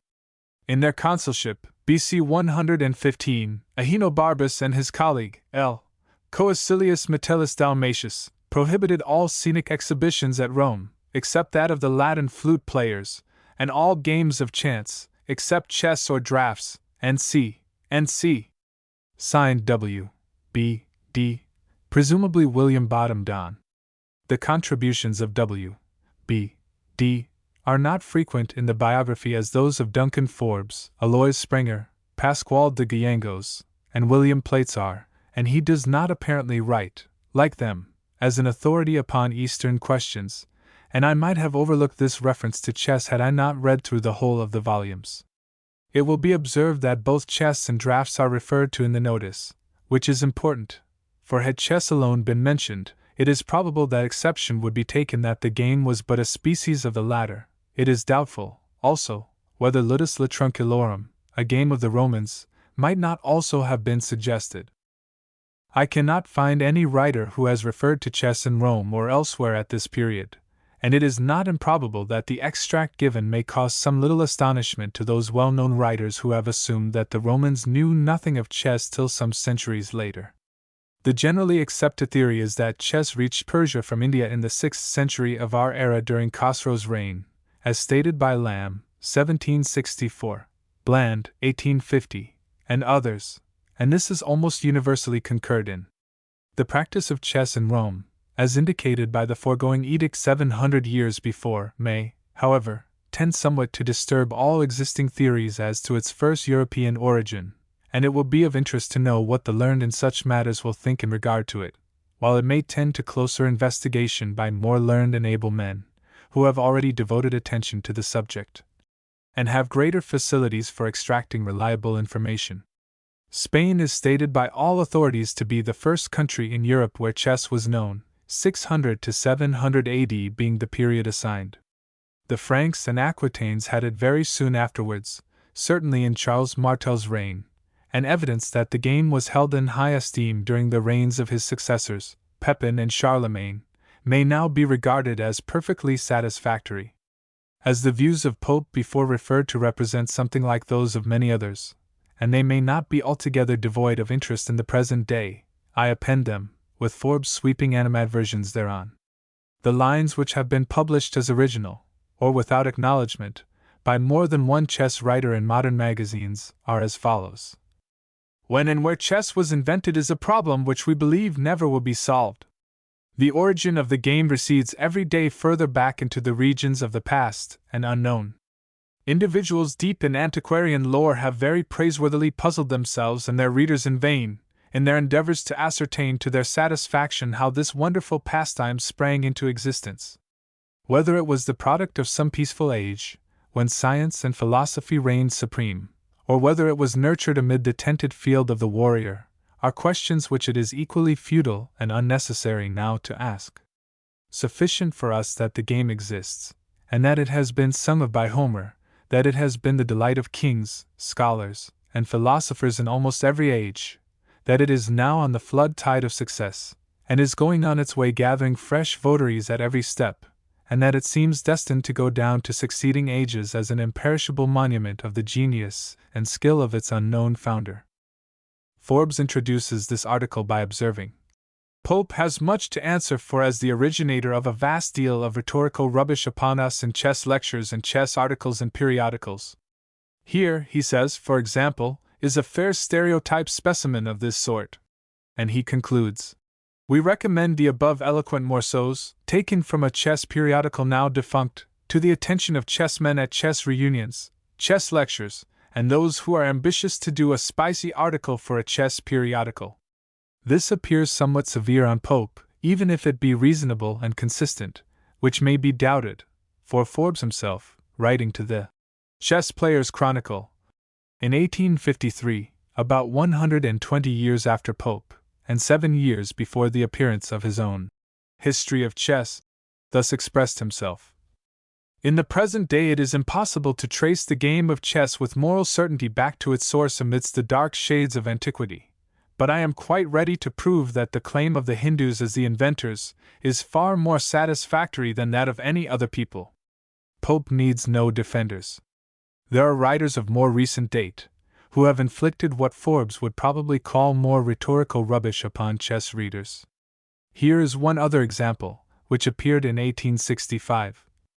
Though the precise birth and parentage of chess are absolutely unknown, yet a light marks the track of this royal personage adown the ages, by which we may clearly enough discern one significant note of his progress, that he has always kept the very best of company. We find him ever in the bosom of civilization, the companion of the wise and thoughtful, the beloved of the studious and mild. Barbarous men had to be humanized and elevated before he would come to them. While the East remained the better part of the world, he confined himself to the East. When the West was to be regenerated, he attended with the other agents of beneficial destiny, and helped the good work on. He seems to have entered Europe on two opposite sides. Along with philosophy and letters, Spain and Portugal received him, with other good gifts, from their benefactors the Saracens, and he is seen in the 8th century at Constantinople, quietly biding his time for a further advance. From that time to the present, chess has been the delight of kings and kaisers, of the reflecting, the witty, and the good. The Indian and American views will be found in the sequel. It is a peculiar and distinguishing characteristic in the very long life of chess, that at no period of its existence has any attempt ever been made to place on record a narrative of its events, either contemporary or retrospective, or to preserve its materials and to construct a lasting history for it, and, notwithstanding the enormous advance and increase in chess appreciation and chess reporting in 19th century ages, it will not, perhaps, be very rash to predict that a future generation will be scarcely better informed of our chess doings than we are of the past, and that the 20th century will, in this respect, be to the 19th as that is to the 18th and preceding ones. The valuable scientific and weighty works of Dr. Hyde, Sir William Jones, and Professor Duncan Forbes were mostly devoted to chess in the East, and to arguments on the probabilities of its origin and proofs that it came from India. The book of Forbes, the most elaborate and latest of them, is much devoted to the Sanskrit translations of the accounts of the ancient Hindu Chaturanga, and descriptions of other games which, however able and interesting from a scientific point of view, observation and experience seem to indicate to us, few care to follow or study much in the present day. The period of 750 to 1500 is dismissed by Forbes in less than a single page. His work contains no account of Philidor or his works, nor of the progress of chess in this century up to 1860 when his own book appears, and makes no mention of modern chess events or players, and it is an expensive work when viewed by popular notions on the subject. These foregoing works, with the admirable contributions and treatises of the Rev. R. Lamb, the Hon. Daines Barrington, F. Dowse, H. Twiss, P. Pratt, Sir F. Madden, W. Lewis, Sarrett, George Walker, C. Kenny, C. Tomlinson, Captain Kennedy, Staunton and Professor Bland all combined fail to supply our wants, besides which there is no summing up of them or their parts, or attempt to blend them into one harmonious whole, and each writer has appeared too well satisfied with his own conclusions to care to trouble himself much about those of anybody else. The Spanish, Portuguese, Italian, and French writers who refer to chess, and in our own country Chaucer, Lydgate, Caxton, Barbier, Pope, Dryden, Philidor, and the encyclopedists deal mainly with traditions, each having a pet theory. All, however, conclude by declaring in words, but slightly varied, that the origin of chess is enshrouded in mist and obscurity, lost in the remote ages of antiquity. Or like Pope pronounce it a problem which never will be solved. The incomparable game of chess, London, 1820 says under Traditions of Chess. Some historians have referred to the invention of chess to the philosopher Xerxes, others to the Grecian prince Palamedes, some to the brothers Lido and Tyrrhene, and others, again, to the Egyptians, the Chinese, the Hindus, the Persians, the Arabians, the Irish, the Welsh, the Araucanians, the Jews, the Scythians, and finally, their fair majesties Semiramis and Zenobia also prefer their claims to be considered as the originators of chess. Chess history, it may be assumed, has never been regarded as a very profitable subject to write upon, and even in these days of very advanced appreciation of chess, it is highly probable that only a very few among the more curious of its admirers, who care to consider the basis and essence of things, will take any particular interest in this branch of the subject.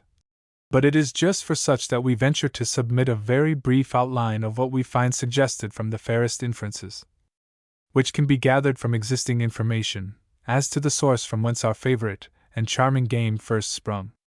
Inquiries as to the habits and the idiosyncrasies of chess players known to fame have, always, appeared to be of interest, and have been frequent and continuous from our earliest recollections, both at home and abroad. We have met with people who would devote an hour to questions of this sort, who would not care to listen 5 minutes to chess history or devote that time to look at the finest game. In America, once, a most pertinacious investigator, and for a very long sitting, not an interviewer with his excellent bait and exquisite powers of incision but a genuine home brew, was easily disposed of by the bare mention of the words India, Persia, China, Chaturanga, Chatrang, Shatranji, and chess masterpieces. This thirst after knowledge would have absorbed willingly any account of Staunton's appearance and manners, his elevated eyebrows and rolling forehead, Munchausen anecdotes, Havana cigars and tobacco plantations, Buckle's peculiarities, pedantic and sarcastic Johnsonian's gold-headed walking stick, so often lost yet always found, but once, and the frequent affinity between his hat and the spittoon. The yet greater absence of mind of Morphy and Paulson, and their only speeches, the gallantry, kid gloves, lectures of Lowenthal and his bewilderment on the subject of Charlemagne, the linguistic proficiency of Rosenthal, the chess chivalry, bluntness, extreme taciturnity, amorous nature, and extreme admiration for English female beauty, of Anderson, Macdonald's jokes and after-dinner speeches, Bowden's recollections, Pickwickian and other quotations, and in fact little incidents relative to most of the celebrated chess players, constantly flit through the memory in social chat, which invariably seem to entertain chess listeners whom a minute's conversation about the history, science, or theory of the game would utterly fail to please. The early censurer of chess in the old Arabian manuscript, who declared that the chess player was ever absorbed in his chess, and full of care, may have reflected the chess of his time, but he did not live in the 19th century and had never seen a La Bourdonnaise, a Macdonald, or a Bird play, or he might have modified his views as to the undue seriousness of chess. The Fortnightly Review, in its article of December, 1886, devoted some space to the fancy shirt fronts of Lowenthal, the unsavory cigars of Winower, the distinguished friends of one of the writers, the foreign secretary, denial that Zukertort came over in 2 ships, and other less momentous matters, so we may assume that the authors who greatly control the destinies of chess could even, themselves, at times appreciate a joke. Despite, however, the preference so decidedly evinced on these subjects, concerning which we are advised to say a little, the real origin of chess, the opinions in regard to it, and its traditions and fables interest us more, and tempt a few remarks upon prevailing misconceptions which it appears desirable as far as possible to dispel. Besides, there may yet be a possibility that some of the more learned who admire the game may produce a work more worthy of the subject, which, though perhaps of trifling importance to real science and profound literature, certainly appears to merit, from its many marked epochs and interesting associations, somewhat more attention than it has ever yet received. Chess and opinions in regard to its origin. Chess is the English name for the most intellectual as well as diverting and entertaining of games. It is called in the East the game of the king, and the word shachmat, or shah-mat in the Persian language signifies the king is dead. Checkmate. Chess allows the utmost scope for art and strategy, and gives the most various and extensive employment to the powers of the understanding. Men whose wisdom and sagacity are unquestioned have not hesitated to assert that it possesses qualities which render it superior to all other games, mental as well as physical. It has so much intrinsic interest that it can be played without any stake whatsoever, and it has been so played and by the very finest players, more than all other games put together. The invention of chess has been termed an admirable effort of the human mind. It has been described as the most entertaining game the wit of man has ever devised, and an imperishable monument of human wisdom. It is not a mere idle amusement, says Franklin, partakes rather of the nature of a science than a game, says Leibniz and Sir Walter Scott, and would have perished long ago, say the Americans, if it had not been destined to live forever. The earliest opinion found on record concerning chess, after the Muslim commentaries on the Quran passage concerning lots and images, is from a philosopher of Basra named Hassan, of celebrity in his day, who died AD 728, who modestly and plainly termed it an innocent and intellectual amusement after the mind has been engrossed with too much care or study. In our age, Buckle, foremost in skill, who died at Damascus in 1862, and more recently Professor Ruskin and very eminent divines have expressed themselves to a like effect, highly valuing the power of diversion the game affords and giving reasons for its preference over other games. Buckle called his patiently hard contested games of 3, 4 or 5 hours each a half-holiday relief. Bowden and Bird, two very young rising amateurs, then approaching the highest prevailing force at the time, would, to Buckle's dismay, rattle off 10 lively skirmishes in half the time he took for one.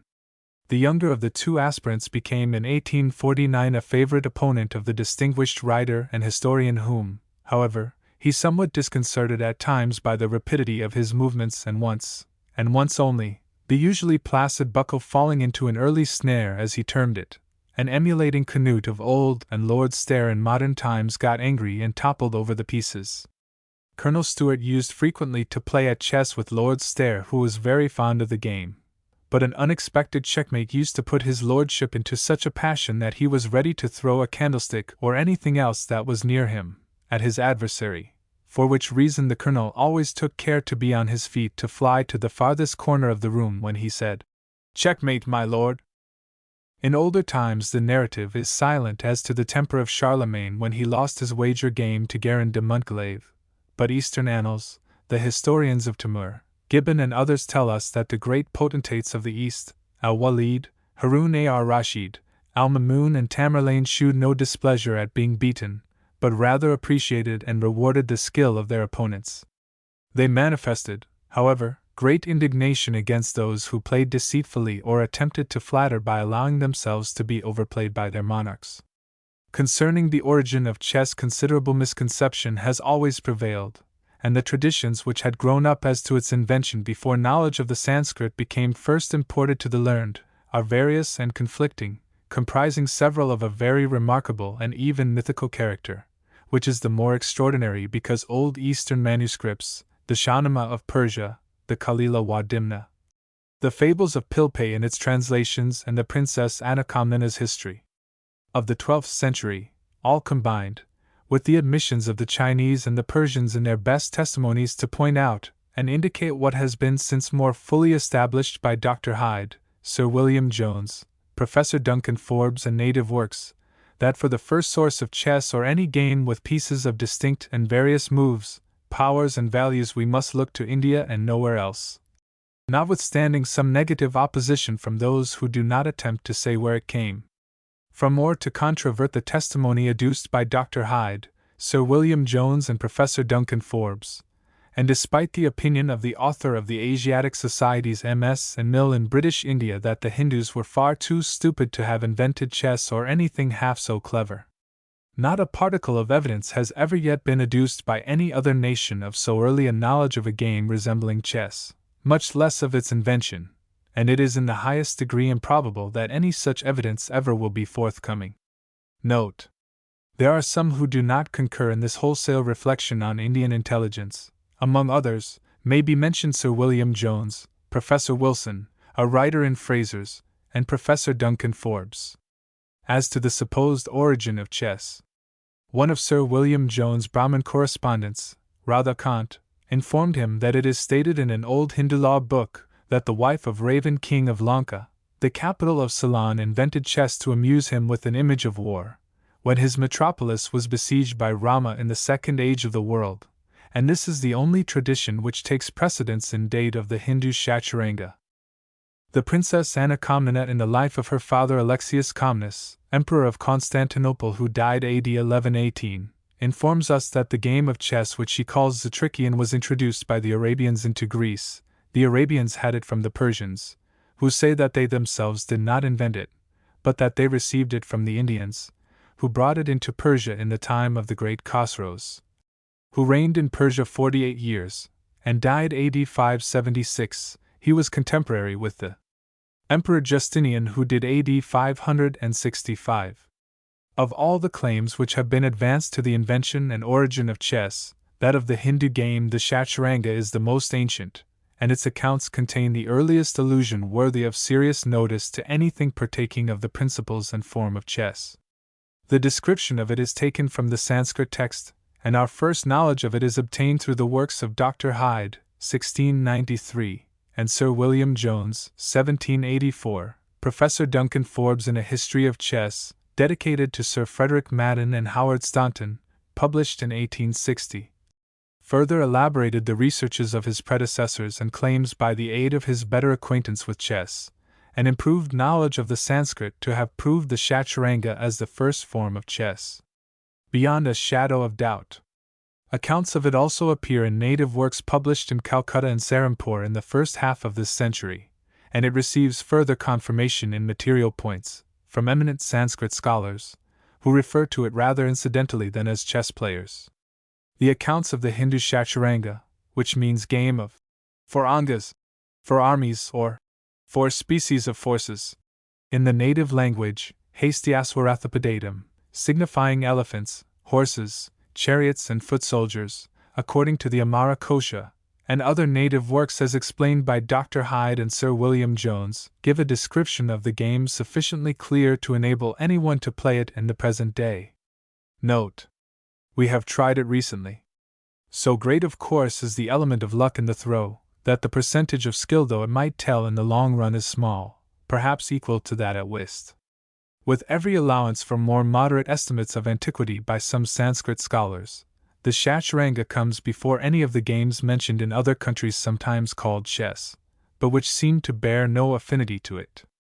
The oldest of these games is one of China, 2300 BC, attributed to Emperor Yao or his time, another in Egypt of Queen Hadassah, daughter of Thutmose I, 1771 to 1778 BC, and that inscribed on Medinet Abu at Egyptian Thebes, the palace constructed by Ramesses IV, Ramses Mayamun, supposed grandfather of Sesostris, who, according to the scrolls, we are told reigned 1559 to 1493 BC, and is said to be the monarch represented on its walls. According to the Bible chronology, he would be contemporary with Moses, who lived 1611 to 1491 BC. The moves of all the pieces employed in the Chaturanga were the same as those made in Asia and Europe down to the close of the 15th century of our era. The queen up to that time was a piece with only a single square move, the bishop in the original game was represented by a ship, the castle or rook, as it is now indiscriminately called, by an elephant, the knight by a horse. The two last named have never at any time undergone the slightest change. The alteration in the bishop consists only in the extension of its power of two clear moves to the entire command of its own colored diagonal. The total force on each side taking a pawn as one for the unit was about 26 in the Chaturanga as compared with 32 in our game. There appear ample grounds for believing that the dice used constituted the greatest if not the main charm in the game with the Brahmins, and that the elimination of that element of chance and excitement destroyed its popularity with them. The ancient Hindu Chaturanga. The Chaturanga signifies the game of 4 angas, or 4 species of forces, which, according to the Amira Kosha of Amara Sinha and other authorities, means elephants, horses, chariots, and foot soldiers, which, in the native tongue, is hasty, aswa, ratha, pedatum. It was first brought to notice by the learned Dr. Thomas Hyde of Oxford, in his work De Ludus Orientalibus, 1694. About 90 years later, the classical Sir William Jones, also of Oxford, who became Judge of the Supreme Court in India from 1783 to 1794, gave translations of the accounts of the Chaturanga. This was at a time when knowledge of Sanskrit had been only just disclosed to European scholars, the Code of Gentile Laws, and c. London 1781, being the first work mentioned, though by the year 1830, according to reviews, 760 books had appeared translated from that language. No mention of the Chaturanga is found in Europe before the time of Dr. Hyde, and all the traditionists down to the days of Sir William Jones would seem to have been unacquainted with it. In respect to Asia, so far as can be judged or gathered, the details and essence of the Sanskrit translations mentioned in the biography of the famous and magnificent Al-Mamun of Baghdad 813 to 833, or those for the enlightened Akbar 1556 to 1605, are unknown to European scholars. There are no references to any translation of them, or to the nature of those alluded to in the Fihrist of Abu el-Faraj. Eminent contributors to the Archaeologia, F. Dowse, 1793, and Sir F. Madden, 1828, adopt the conclusions of Dr. Hyde and Sir William Jones, and they receive confirmation from native works of this century, and incidentally from Sanskrit scholars who wrote not as chess players. Duncan Forbes, LL.D., Professor of Oriental Languages in King's College, London, is the next great authority upon the Chaturanga, in a work of 400 pages published in 1860 dedicated to Sir Frederick Madden and Howard Staunton, Esq. He further elaborated the investigations of Dr. Hyde and Sir William Jones, and claimed by a better acquaintance with chess and choice of manuscripts and improved knowledge of the Sanskrit language to have proved that the game of chess was invented in India and no where else, in very remote times, or, as he finally puts it at page 43. But to conclude, I think from all the evidence I have laid before the reader, I may safely say that the game of chess has existed in India from the time of Pandu and his 5 sons down to the reign of our gracious sovereign Queen Victoria, who now rules over these same eastern realms, that is, for a period of 5,000 years, and that this very ancient game, in the sacred language of the Brahmins, has, during that long space of time, retained its original and expressive name of Chaturanga. The Chaturanga is ascribed to a period of about 3,000 years before our era. According to the Sanskrit text of the Bhavishya Purana from which the account is taken, Prince Yudhishthir, the eldest and most renowned of the 5 sons of King Pandu, consulted Vyasa, the wise man and Nestor of the age, as to the mysteries of a game then said to be popular in the country, saying, "Explain to me, O thou supereminent in virtue, the nature of the game that is played on the 8x8 square board. Tell me, O my master, how the Shatrajī, checkmate, may be accomplished."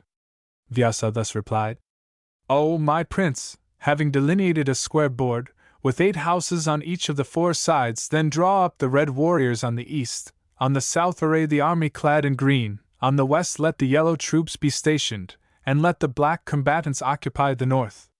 Let each player place his elephant on the left of his king, next to that the horse, and last of all the ship, and in each of the 4 armies, let the infantry be drawn up in front. The ship shall occupy the left-hand corner, next to it the horse, then the elephant, and lastly the king, the foot soldiers, as are stated, being drawn up in front." The sage commences general directions for play with the following advice: "Let each player preserve his own forces with excessive care, and remember that the king is the most important of all." The sage adds, "O prince, from inattention to the humbler forces the king himself may fall into disaster.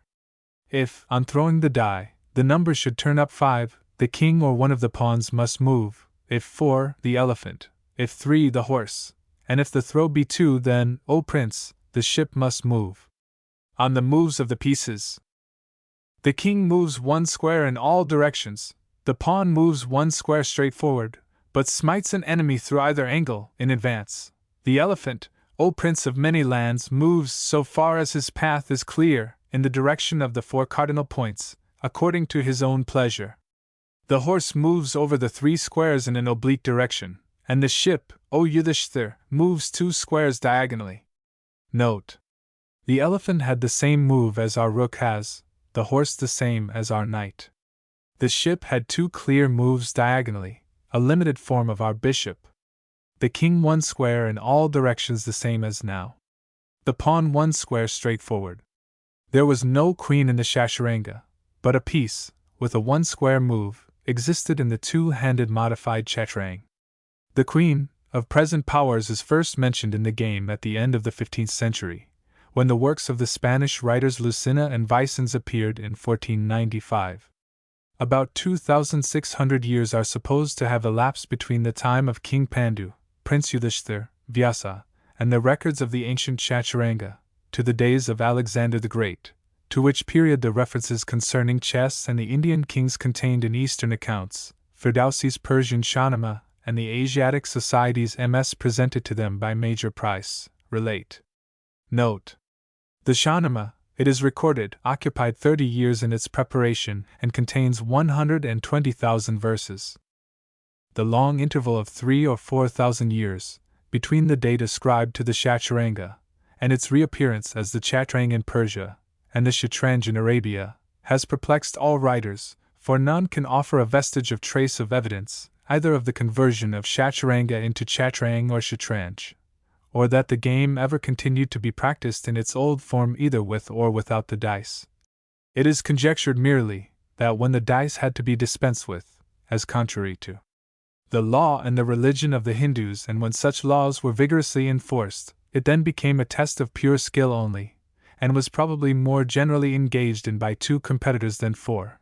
But it appears reasonable, when we recollect the oft-translated story of Nawa, and the evident fascination of the dice to the Hindus, to suppose that the dice formed far too an important element in the Chaturanga to be so easily surrendered, and it is not at all improbable that the prohibition and suppression of the dice destroyed much of its popularity, and that the game became much less practiced, and ceased to be regarded with a degree of estimation sufficiently high to make it national in character, or deemed worthy of the kind of record likely to be handed down to posterity.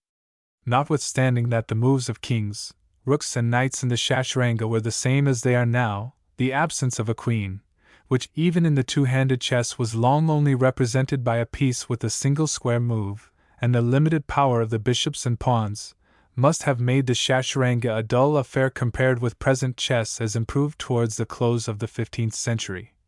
And it is not so very remarkable that it should have occurred to Tamerlane to desire some extension of its principles, even with our present charming and, as some consider, perfect game. We find that during the 17th and 18th centuries, up to Philidor's time, not a good recorded game or page of connected chess history is to be found, and we may cease to wonder so much at the absence of record for 4,000 or 3,000 years or more, for a game so inferior to ours. Were the Chaturanga now to be revived without the dice, it would probably not prove very popular, authorities say. But unquestionably, the favorite game among the ancient Hindus was that of chess, a knowledge of which in those primitive times formed one of the requisite accomplishments of a hero, just as skill in chess was considered among us in the palmy days of chivalry. What this game was is not explained, beyond the description of the oblong die of 4 sides used to determine which piece had to move in the Chaturanga. We have no information how a game of interest could be made with dice alone, as is not easy to understand. We have no means of ascertaining, says Forbes, the exact era at which the Chaturanga passed into the Shatranj, or in other words at what period, as the Mohammedans view it, the Hindus invented the latter form of the game. The earlier writers of Arabia and Persia do not agree on the point, some of them placing it as early as the time of Alexander the Great, and others as late as that of Nashirwan. Even the poet Ferdowsi, the very best authority among them, though he devotes a very long and a very romantic episode to the occasion of the invention of the shatranj, is quite silent as to the exact period. All that he lets us know on that point is that it took place in the reign of a certain prince who ruled over northern India and whose name was Gao, the son of Jamhur. Sir William Jones was judge of a Supreme Court of Judicature in Bengal, from April 27, 1783 to April 27, 1794, when he died at Calcutta. It is recorded that he came much in contact with intelligent Brahmins and was much esteemed. He states on the authority of his friend the Brahmin, Radha Kant, that this game is mentioned in the oldest Hindu law books, and that it was invented by the wife of Ravan, king of Lanka, the capital of Ceylon, in order to amuse him with an image of war while his metropolis was closely besieged by Rama in the second age of the world. Note: Sir William Jones says, if evidence be required to prove that chess was invented by the Hindus, we may be satisfied with the testimony of the Persians, who, though as much inclined as other nations to appropriate the ingenious inventions of a foreign people, unanimously agree that the game was imported from the west of India, together with the charming fables of Vishnu Sarma, in the 6th century of our era. It seems to have been immemorially known in Hindustan by the name of Shatranga, that is the 4 Angas, or members of an army, which are said in the Amrakosha to be Hastiaswarathapadatum, or elephants, horses, chariots, and foot soldiers, and in this sense the word is frequently used by epic poets in their descriptions of real armies. By a natural corruption of the pure Sanskrit word, it was changed by the old Persians into chatrang, but the Arabs, who soon after took possession of their country, had neither the initial or final letter of that word in their alphabet, and consequently altered it further into shatranj, which found its way presently into the modern Persian, and at length into the dialects of India, where the true derivation of the name is known only to the learned. Thus has a very significant word in the sacred language of the Brahmins been transferred by successive changes into axtres, skachi, ekex, chess, and by a whimsical concurrence of circumstances given birth to the English word check, and even a name to the exchequer of Great Britain. The beautiful simplicity and extreme perfection of the game, as it is commonly played in Europe and Asia, convince me that it was invented by one effect of some great genius, not completed by gradual improvements, but formed, to use the phrase of the Italian critics, by the first intention, yet of this simple game, so exquisitely contrived and so certainly invented in India. I cannot find any account in the classical writings of the Brahmins. Eminent contributors to the Archaeological Society and to Asiatic researches have adopted the conclusions of the foregoing authors, Dr. Hyde, Sir W. Jones, and Professor Forbes. Francis Dowse, Esq., after referring to Dr. Hyde's labors, says, "Yet I shall avail myself of this opportunity of mentioning the latest and perhaps most satisfactory opinion upon this subject, for which we are indebted to the labors of that accomplished scholar Sir William Jones. He has informed us that chess was invented by the Hindus from the testimony of the Persians, who, unanimously, agree that it was imported from the west of India in the 6th century and immemorially known in Hindustan by the name of Shatranga, or the 4 members of an army, viz. elephants, horses, chariots, and foot soldiers." Sir F. Madden, 1828, remarks, "It is sufficient, at present, to assume on the authorities produced by the learned Dr. Hyde and Sir William Jones that for the invention and earliest form of this game we must look to India, from whence through the medium of the Persians and the Arabs, as proved demonstratively by the names of the chessmen, it was afterwards transmitted to the nations of Europe. It seems that we may be satisfied that chess is of Asiatic origin, and India its birthplace, without subscribing entirely to the view that even the ancient Hindu Shatranga so minutely described, and which comes so long before any other game mentioned in China or Egypt, is even the first of chess. But we may say this much, that, notwithstanding the doubts expressed by Crawford in his history and Roger Brooke in his journal, and the negative opposition of Dr. van der Linde, we cannot bring ourselves to be skeptical enough to discredit the trustworthiness of the accounts furnished to us in the works of Dr. Hyde, Sir William Jones, and Professor Duncan Forbes of the existence of the game called the Shatranga at the time stated. Note: The Amara Kosha was one of the most valued works of Amara Sinha, one of the 9 gems which adorn the throne of Vikramaditya. The period, when he lived, was that from which the Hindus date their present chronology. That is, he lived about the middle of the 1st century BC. The Amara Kosha was one of his numerous works preserved, if not the only one that escaped. They perished, it is said, like all other Buddhistical writings at the time of the persecutions raised by the Brahmins against those who professed the religion of Buddha. Sanskrit scholars, including Colebrook and Captain Cox, writing rather incidentally than as chess players, inform us that the pieces used in our game, viz. the rook, knight, and bishop, are referred to in old Indian treatises, under their respective names of elephant, horse, and ship, which is a most convincing item of evidence to chess players. This is one of the 3 main things which historians fail to notice. The Roman Edict of 115 BC and 790 to 793 AD, the least unlikely period for English acquirement of the game, on Alcuin's 3 years' visit from Charlemagne's court, being the 2 others most meriting attention and noticed in their respective places. Note: the Roman Edict of 115 BC exempting chess and draughts from prohibition, when other games were being interdicted, seems to have escaped the notice of all writers, and does not harmonize with the Germans Weber and van der Linde's theories of 954 AD for the earliest knowledge of chess in its precise form. Note: Alcuin, 735 to 804, is a name forgotten by all writers in considering the Charlemagne, Quran, and Princess Irene period and English probabilities.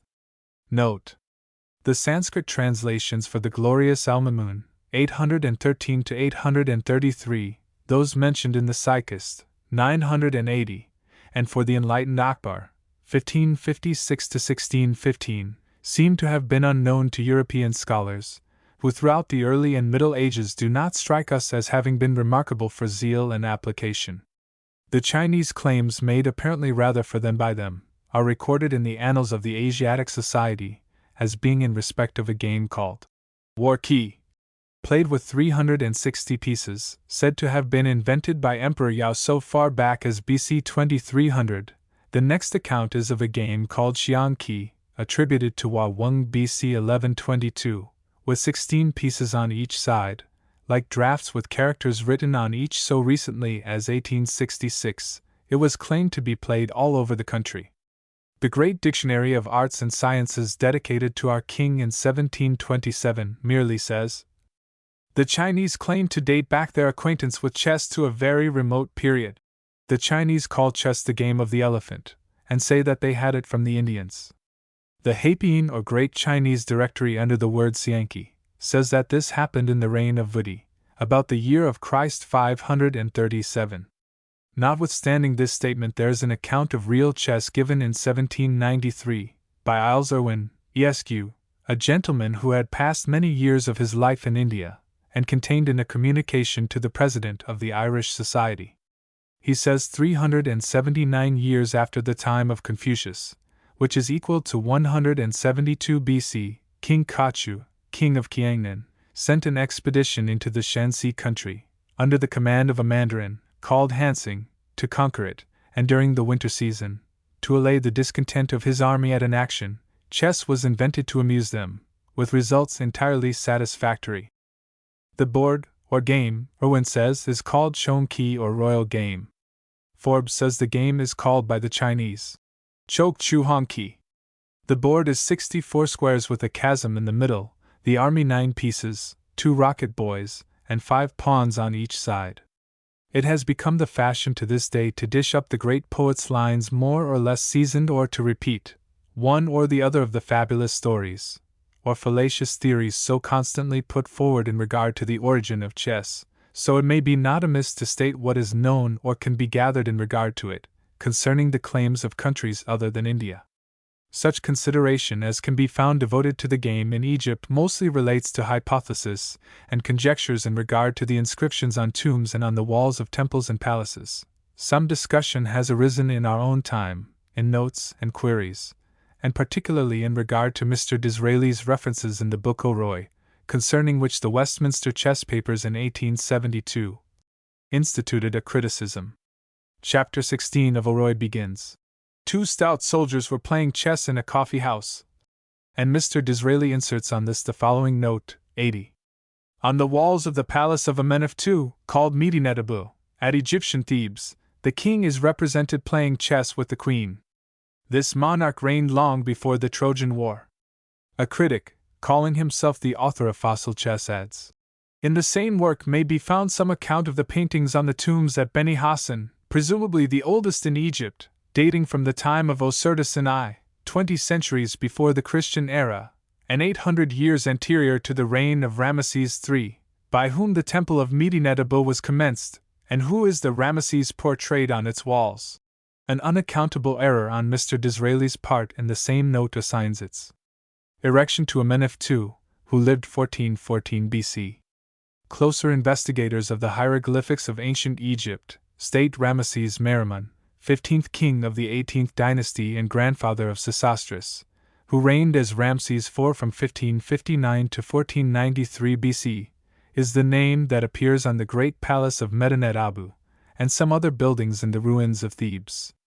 According to the tables of Egyptian chronology most approved in 1827 reviews Sethos or Sesostris reigned as Ramses VI from 1473 to 1418 BC. The reviews observe that Herodotus thought that Sesostris ascended the throne a few years later than 1360 BC. Amenophis II reigned from 1687 to 1657 BC. The draughtsman and board of Queen Hattusa among her relics in the Manchester exhibition of 1887 are assigned to 1600 BC, but she was the daughter of Thutmose I, who, according to the tables referred to, reigned 1791 to 1778 BC. Egyptian chronology seems not to be conclusively agreed upon. However, the game found inscribed on the walls of Medinet Abu is not proved to resemble chess, and is generally assumed to be draughts. Besides, whether ascribed to Amenhotep II 1687 to 1657 BC, or to Ramses IV 1559 to 1493 BC, the date is long after the period ascribed to the Sanskrit writings, said to be about 3000 BC, even taking the shortest estimate of the age of the ancient Hindu and Brahmin writings assigned by Sanskrit scholars. Sir Gardiner Wilkinson says the pieces are all of the same size and form, and deduces from this the inference that the game represented a species of draughts. Mr. Lane, the Egyptologist, apparently no chess player himself, in describing the sedentary games of Egypt, says that the people of that country take great pleasure in chess, which they call sutrang, draughts, dame, and backgammon, to Woolley. Sir F. Madden says, it is however possible that the ancient Egyptians may also have possessed a knowledge of chess, for among the plates of hieroglyphics by Dr. Burton No. 1, we find at Medinet Habu 2 representations of some tabular game, closely resembling it, and I am informed that a more perfect representation exists on the temples at Thebes. Sir John Gardiner Wilkinson, the celebrated Egyptologist, in a note appended to Mr. George Rawlinson's of Herodotus says, still more common was the game of draughts miscalled chess, which is hab, a word now used by the Arabs for men or counters. This was also a game in Greece, where they often drew for the move. This was done by the Romans also in their duodecim scripta, and Terence says, Ti ludis tesseris. Si illid, quod maxime opus est facto non cadit. Illid quod cessidit forte, id arte uti carigus. Adelph 4. 7, 22-24. Notes. According to Dr. Young 1815, and M. Champollion 1824, Ramses III was the 15th monarch of the 18th dynasty, the date affixed to him being 1561 to 1559 BC, but the British Museum Catalogue, page 60 says, the principal part of the monuments in this room are of the age of King Ramses II, the Sesostris of the Greeks, and the greatest monarch of the 19th dynasty, but in the tables, he appears as the 14th of the 18th dynasty 1565 to 1561 BC, and the catalogue is probably a slip. No consensus of agreement, however, has been arrived as to Egyptian chronology. Sesostris, for example, 1473 to 1418 BC, may, though, the scrolls Young, Champollion, Herodotus thought, ascended the throne about 1360 BC. Some Bible commentators have even called the Shishak of Scripture 558 BC Sesostris. Bishop Warburton was wont to vent his displeasure on those who did not agree with him.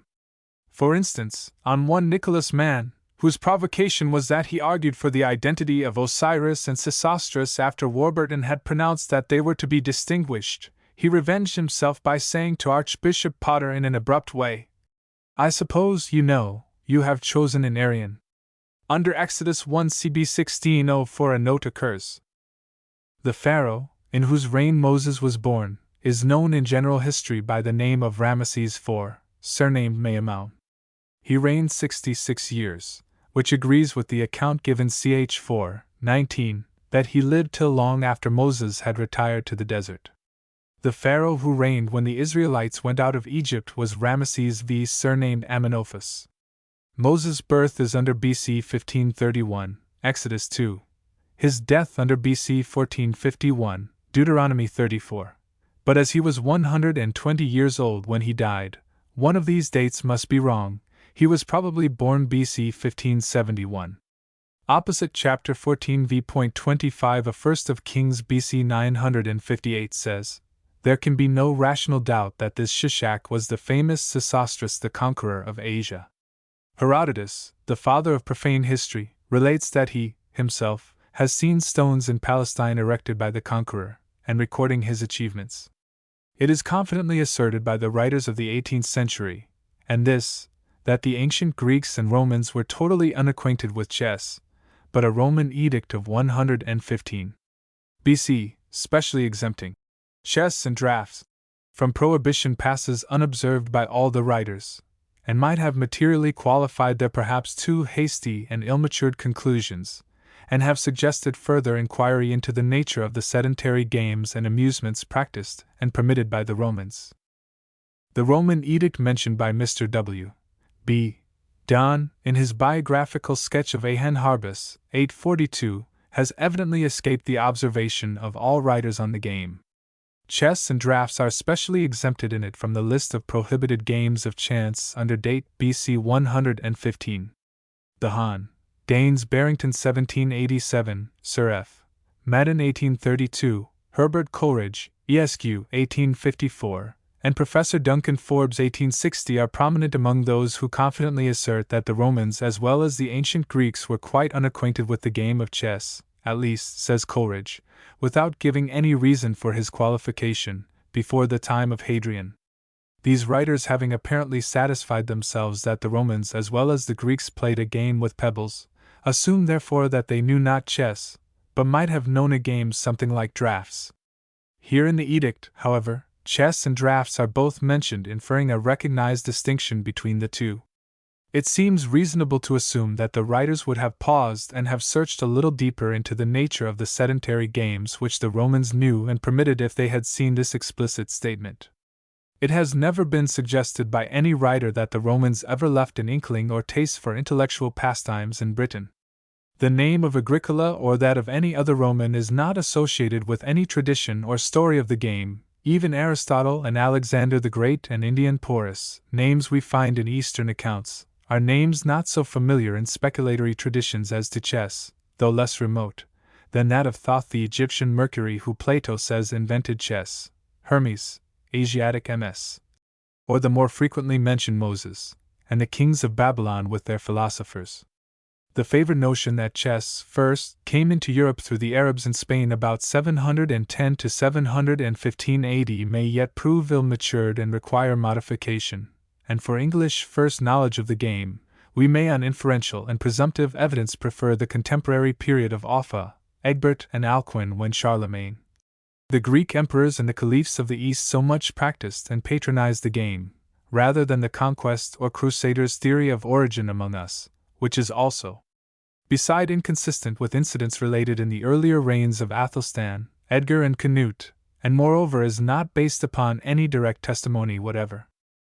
In proof of the ancient use of chess among the Scandinavians, in the Sages of Ragnar Lodbrog printed in Bioner's collection, and in an ancient account of the Danish invasion of Northumberland in the 9th century entitled Nordimbra, it is stated that after the death of Ragnar, messengers were sent to his sons in Denmark by King Alla to communicate the intelligence, and to mark their behavior when they received it.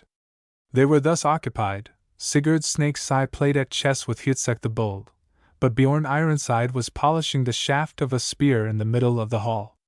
As the messengers proceeded with their story, Hjütsek and Sigurd dropped their game and listened to what was said with great attention. Ivar put various questions and Bjorn leant on the spear he was polishing.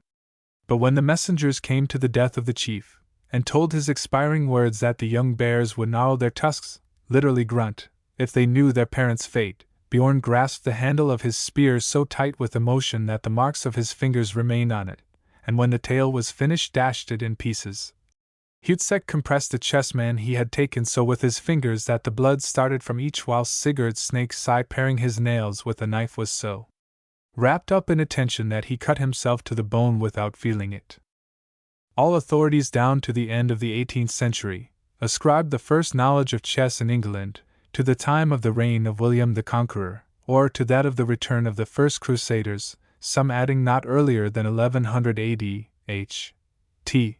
Buckle, the author and historian who was foremost in skill among chess amateurs, in his references to the game, satisfied apparently with the evidence of Canut's partiality for it, 1017 to 1035, thought it probable that it was familiarly known in England a century or so before that monarch's reign.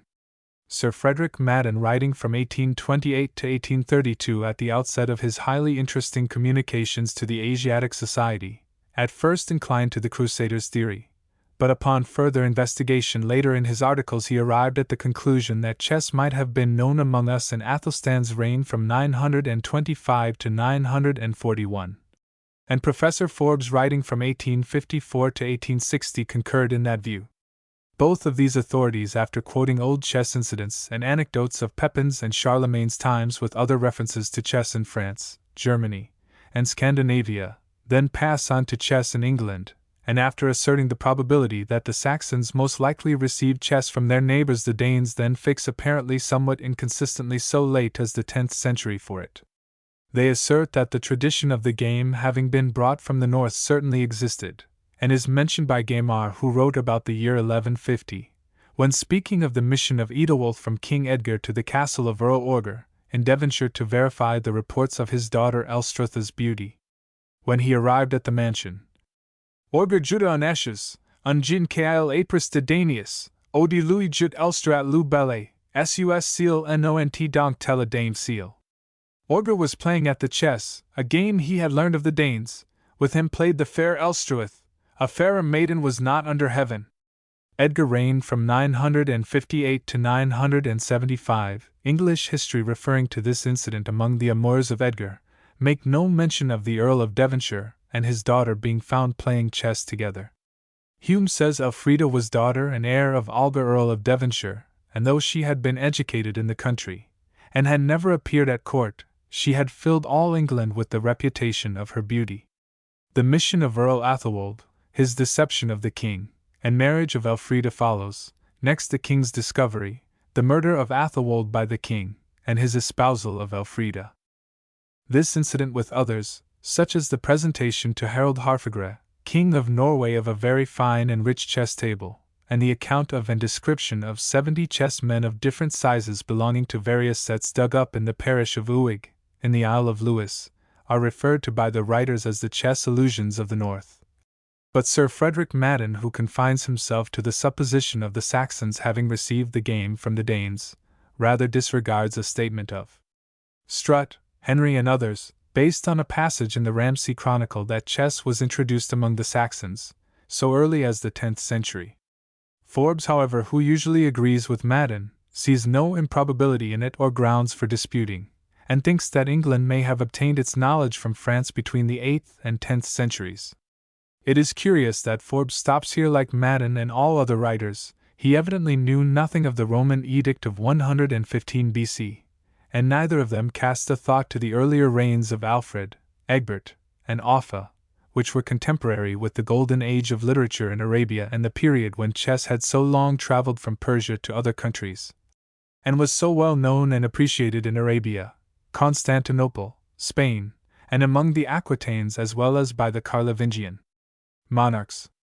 Al-Walid, the first caliph noted for chess, the most powerful of the house of Umayyah, who through his generals Tarak and Musa invaded, conquered, and entered Spain, reigned from 705 to 715 BC, and comes before Offa, whose reign commenced 5 years after the foundation of the mighty Abbasid dynasty, which displaced the first house of Umayyah, and 13 years before that of Charlemagne, with whom he was contemporary 26 years, and Egbert was 13 years. Harun-ar-Rashid, of Abbasid, the Princess Irene, and the Emperor Nicephorus of Constantinople, and the successors of Harun, viz. Al-Amin, Al-Mamun, the great Al-Mutassim and Al-Wathiq, the two last contemporary with our Alfred, all cultivated and practiced chess, and the strongest inference, and a far more striking one than any yet adduced, is that we got chess during the long reign of Charlemagne, and his Greek, Arabian and Spanish contemporaries, and this might well happen, for Charlemagne knew both Offa and Egbert, the latter personally, and the knowledge becomes somewhat more than a matter of inference, for the Saxon scholar Alcuin was in England from 790 to 793, on a farewell visit after being domesticated in Charlemagne's household as his treasured friend, advisor, and tutor and preceptor in the sciences for more than 20 years, and could not be otherwise than familiar with the emperor's practice and enthusiasm for chess, in which he may to some extent have shared. Alcuin would certainly have communicated a game like this, in which he knew other civilized people were taking so much interest, to his countrymen. The connecting links of evidence which Sir F.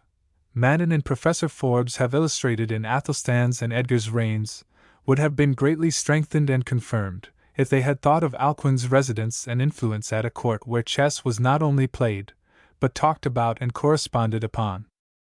Charlemagne's presence included the wonderful chessmen which he valued so highly, and with which we are tolerably familiar through the reports of Dr. Hyde, F. Dowse, Sir F. Madden, and H. Twiss, and the engravings in Woman's Work, and by Winckelmann and Art Journal. These chessmen, still preserved, were perhaps often seen by Alcuin and were possibly also shown by Charlemagne to the youthful Egbert when in refuge at his court, and on the whole it seems unreasonable to assume that chess was unknown in England after Alcuin's last sojourn, and during Egbert's reign.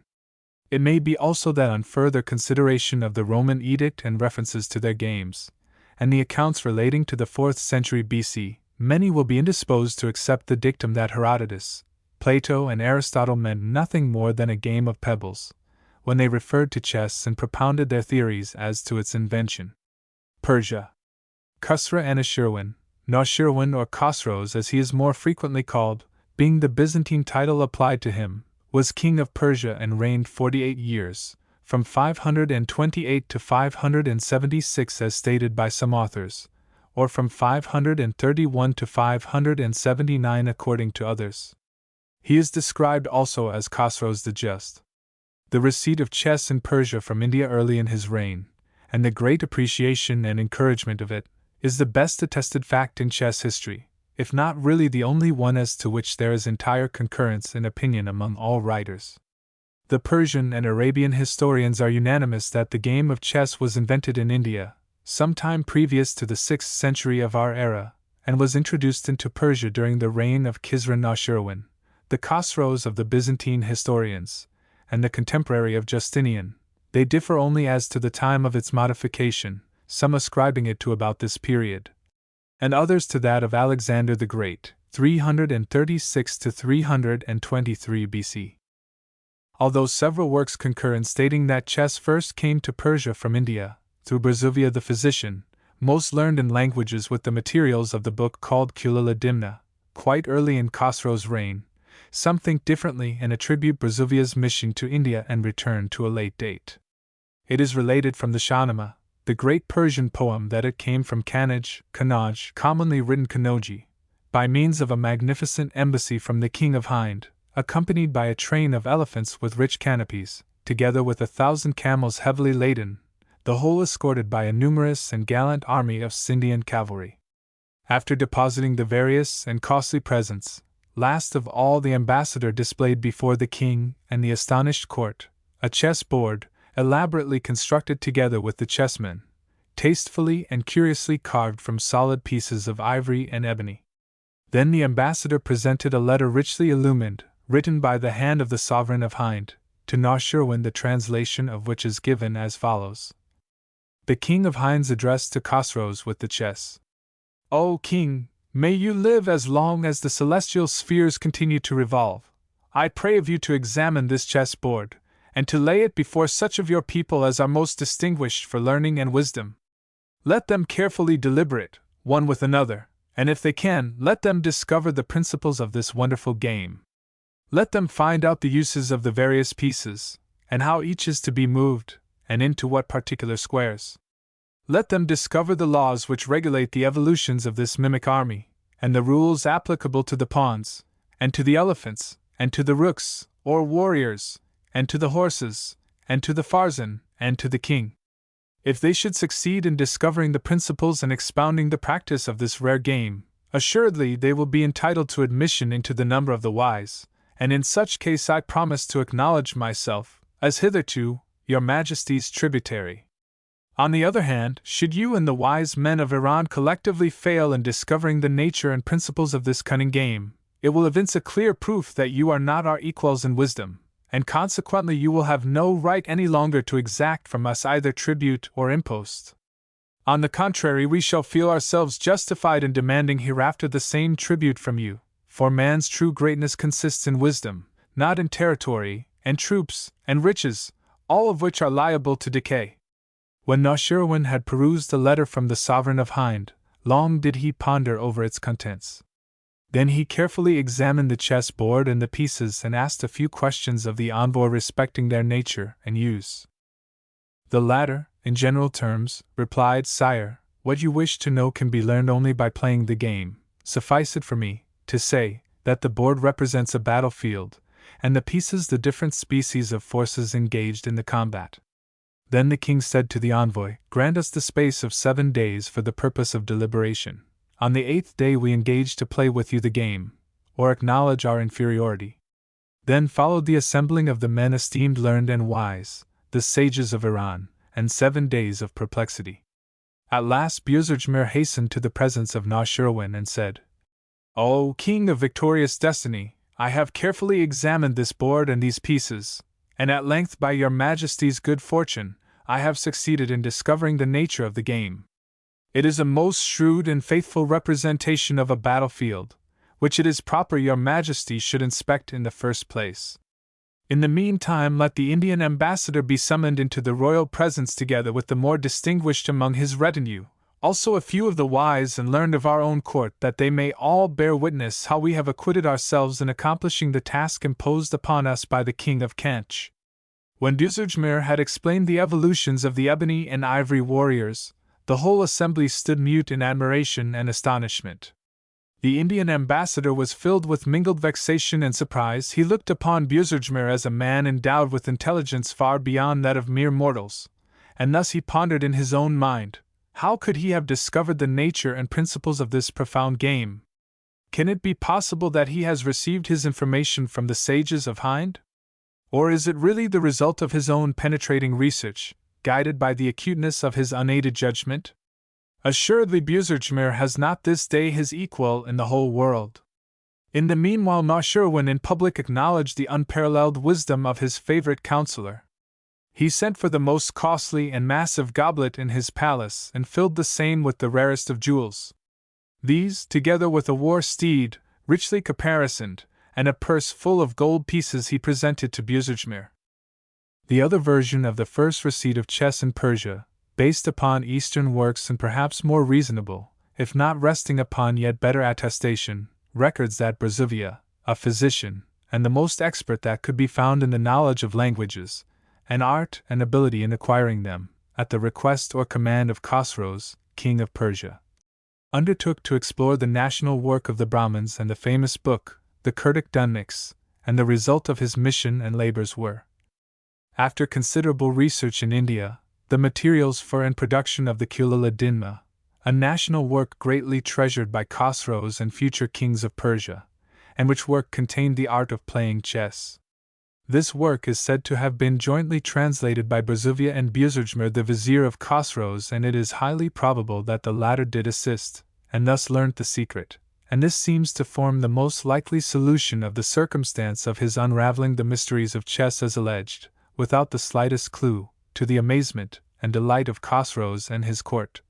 When it was received as a test of wisdom and profound secret from the king of Hind writers who concur in or do not dissent from either of these accounts, yet differ as to which should take priority in point of date, the more reasonable supposition seems to be that Berzuvia, not unwilling to propitiate Khosrow's favorite vizier and counselor, reserved his knowledge from all but Buzurjmir, in which no doubt he exercised wise policy, and did not himself go unrewarded.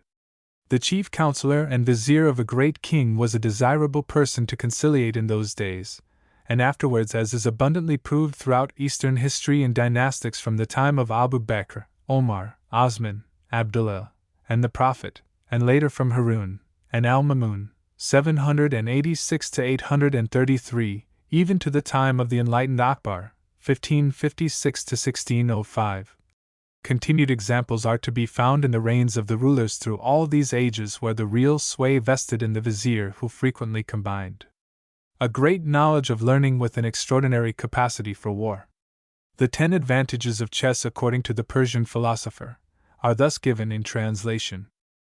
The first advantage, of which the commencement is wanting in the MS, turns chiefly on the benefits of food and exercise for the mind, in which chess is marked out as an active agent, intended by its inventor to conduce to intellectual energy in pursuit of knowledge, for as the human body is nourished by eating, which is its food, and from which it obtains life and strength, and without which the body dies, so the mind of man is nourished by learning, which is the food of the soul, and without which he would incur spiritual death, that is ignorance, and it is current that a wise man's sleep is better than a fool's devotion.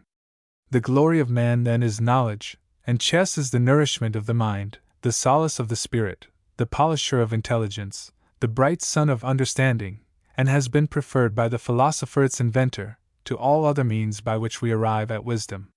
The second advantage is in religion, illustrating the Mohammedan doctrines of predestination, sabr and qada, by the free will of man in playing chess, moving when he will, or where he will, and which piece he thinks best, but restricted in some degree by compulsion, as he may not play against certain laws, nor give to one piece the move of another, whereas, on the contrary, nerd, Eastern backgammon, is mere free will, while in dice again all is compulsion.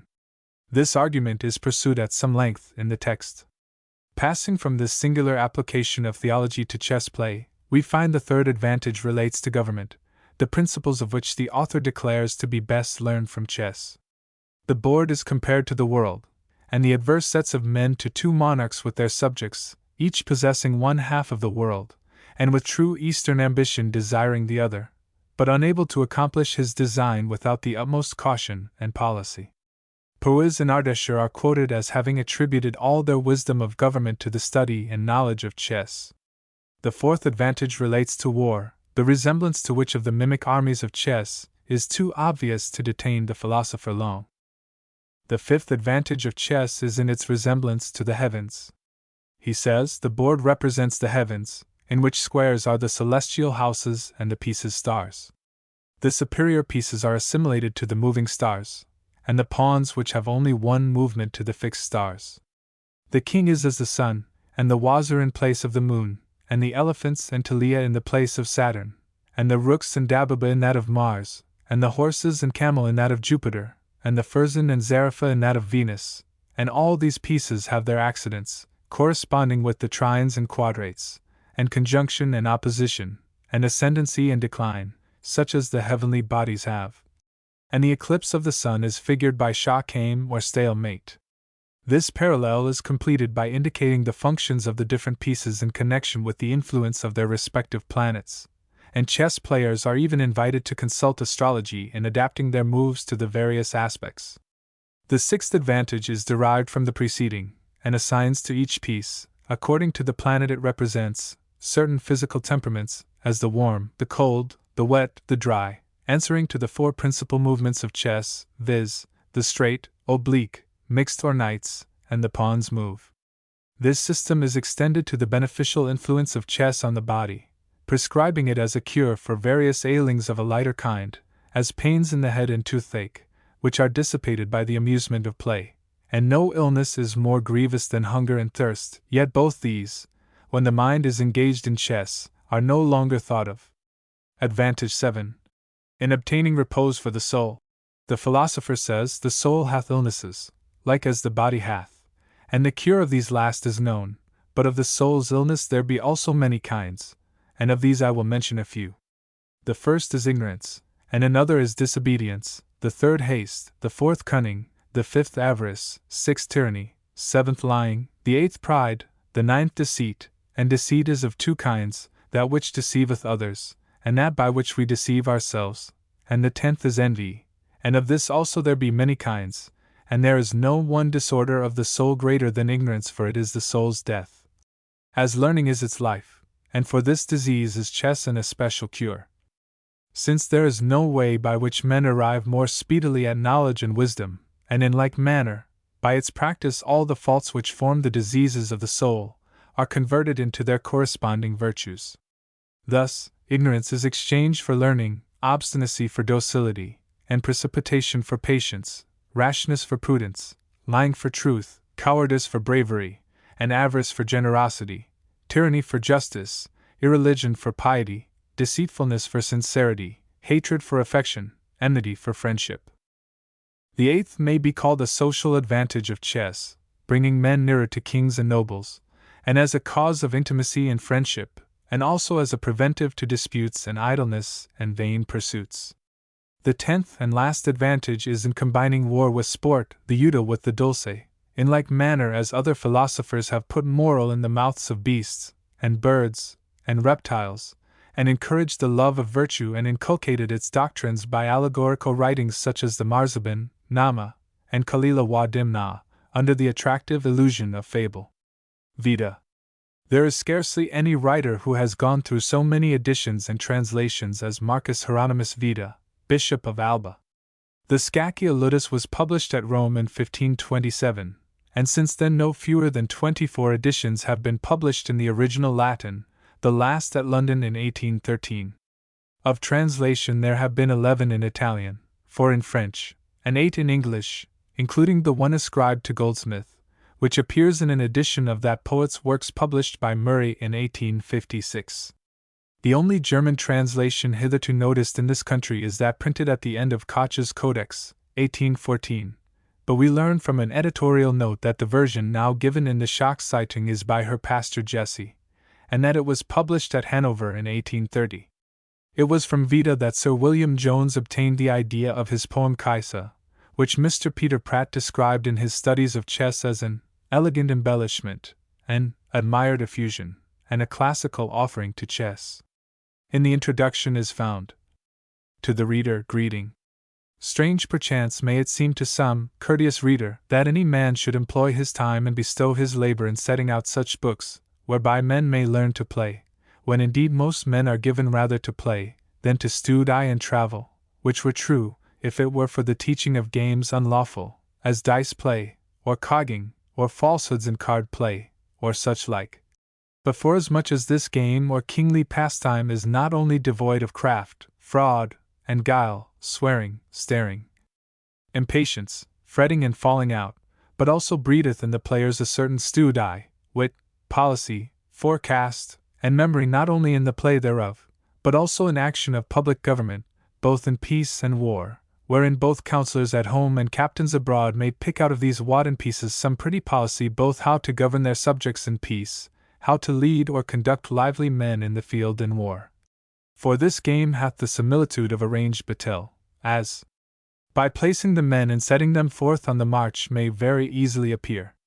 The king standeth in the field in middle of his army, and hath his queen next unto him and his nobility about him, with his soldiers to defend him in the forefront of the battle.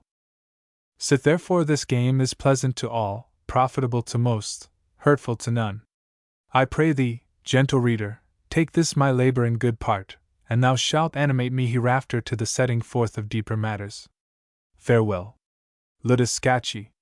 Peter Pratt of Lincoln's Inn, author of the Theory of Chess, 1799, a work referred to by Professor Allen, the biographer of Philidor, as the most divertingly absurd of all chess books.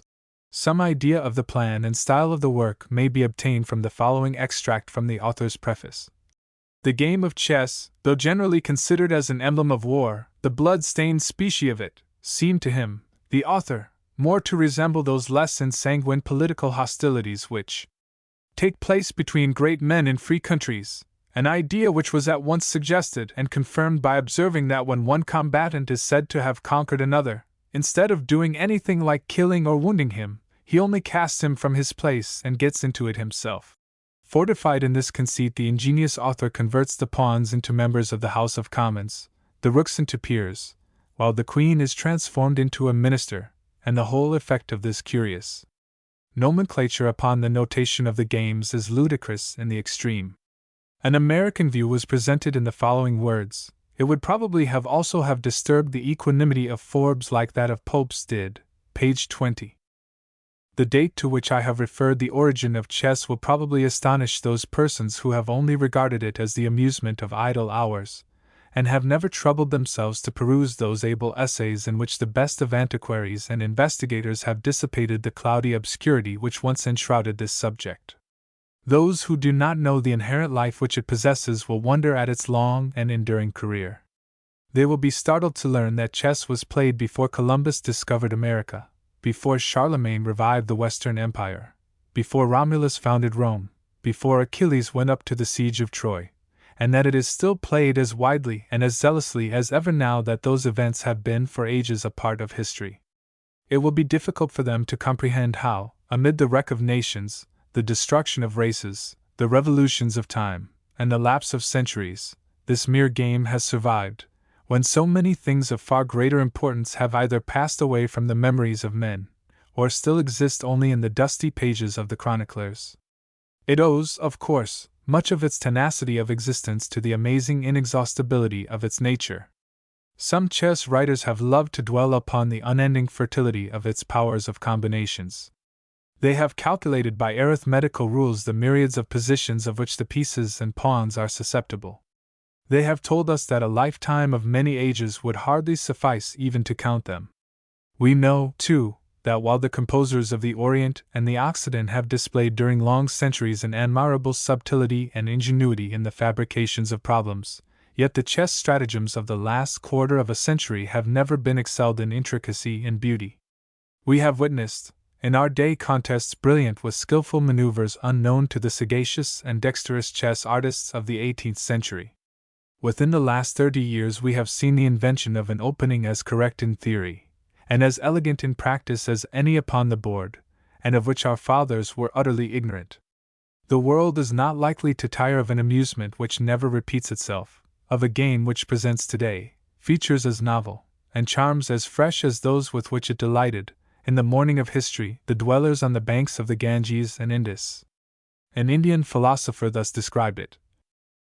It is a representative contest, a bloodless combat, an image, not only of actual military operations, but of that greater warfare which every son of the earth, from the cradle to the grave, is continually waging, the battle of life. Its virtues are as innumerable as the sands of African Sahara. It heals the mind in sickness, and exercises it in health. It is rest to the overworked intellect, and relaxation to the fatigued body. It lessens the grief of the mourner, and heightens the enjoyment of the happy. It teaches the angry man to restrain his passions, the light-minded to become grave, the cautious to be bold, and the venturesome to be prudent. It affords a keen delight to youth, a sober pleasure to manhood, and a perpetual solace to old age. It induces the poor to forget their poverty, and the rich to be careless of their wealth. It admonishes kings to love and respect their people, and instructs subjects to obey and reverence their rulers. It shows how the humblest citizens, by the practice of virtue and the efforts of labor, may rise to the loftiest stations, and how the haughtiest lords, by the love of vice and the commission of errors, may fall from their elevated estate. It is an amusement and an art, a sport and a science. The erudite and untaught, the high and the low, the powerful and the weak, acknowledge its charms and confirm its enticements. We learn to like it in the years of our youth, but as increased familiarity has developed its beauties, and unfolded its lessons, our enthusiasm has grown stronger, and our fondness more confirmed. Note: The earliest example of praise and censure of chess strikes us as very curious and sufficiently interesting to be presented as illustrating two varieties of Arabian style, and as exhibiting two sides of the question. It is from one of the early Arabian manuscripts called the Yawaqit ul-Mawaqit in the collection Baron Hammer Purgstall at Vienna. By Ibn al-Mutaz. Censure of chess. The chess player is ever absorbed in his chess and full of care, swearing false oaths and making many vain excuses, one who careth only for himself and angereth his maker. 'Tis the game of him who keepeth the fast only when he is hungry, of the official who is in disgrace, of the drunkard till he recovereth from his drunkenness. And in the Yatamat ul-Dar it is said, Abul Qasim al-Kasrawi hated chess, and constantly abused it, saying, You never see a chess player rich who is not a sordid miser, nor hear a squabbling that is not on a question of the chess board. In praise of chess.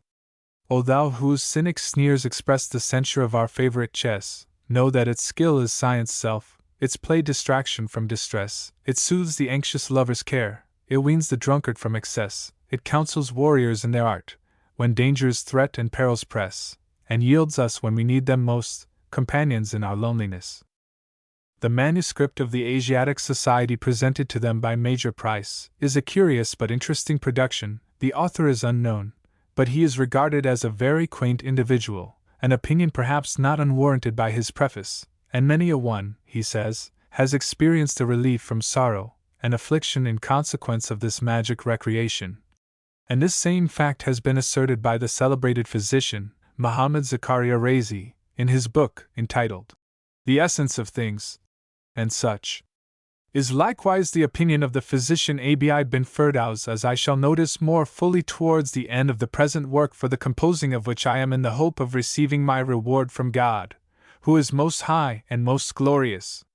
I have passed my life since the age of 15 among all the masters of chess living in my time, and since that period till now, when I have arrived at middle age, I have traveled through Iraq Arab, and Iraq Ajarm, and Khurasan and the regions of Moira al-Nar, Transoxania, and I have there met with many a master of this art, and I have played with all of them, and through the favor of him who is adorable and most high, I have come off victorious.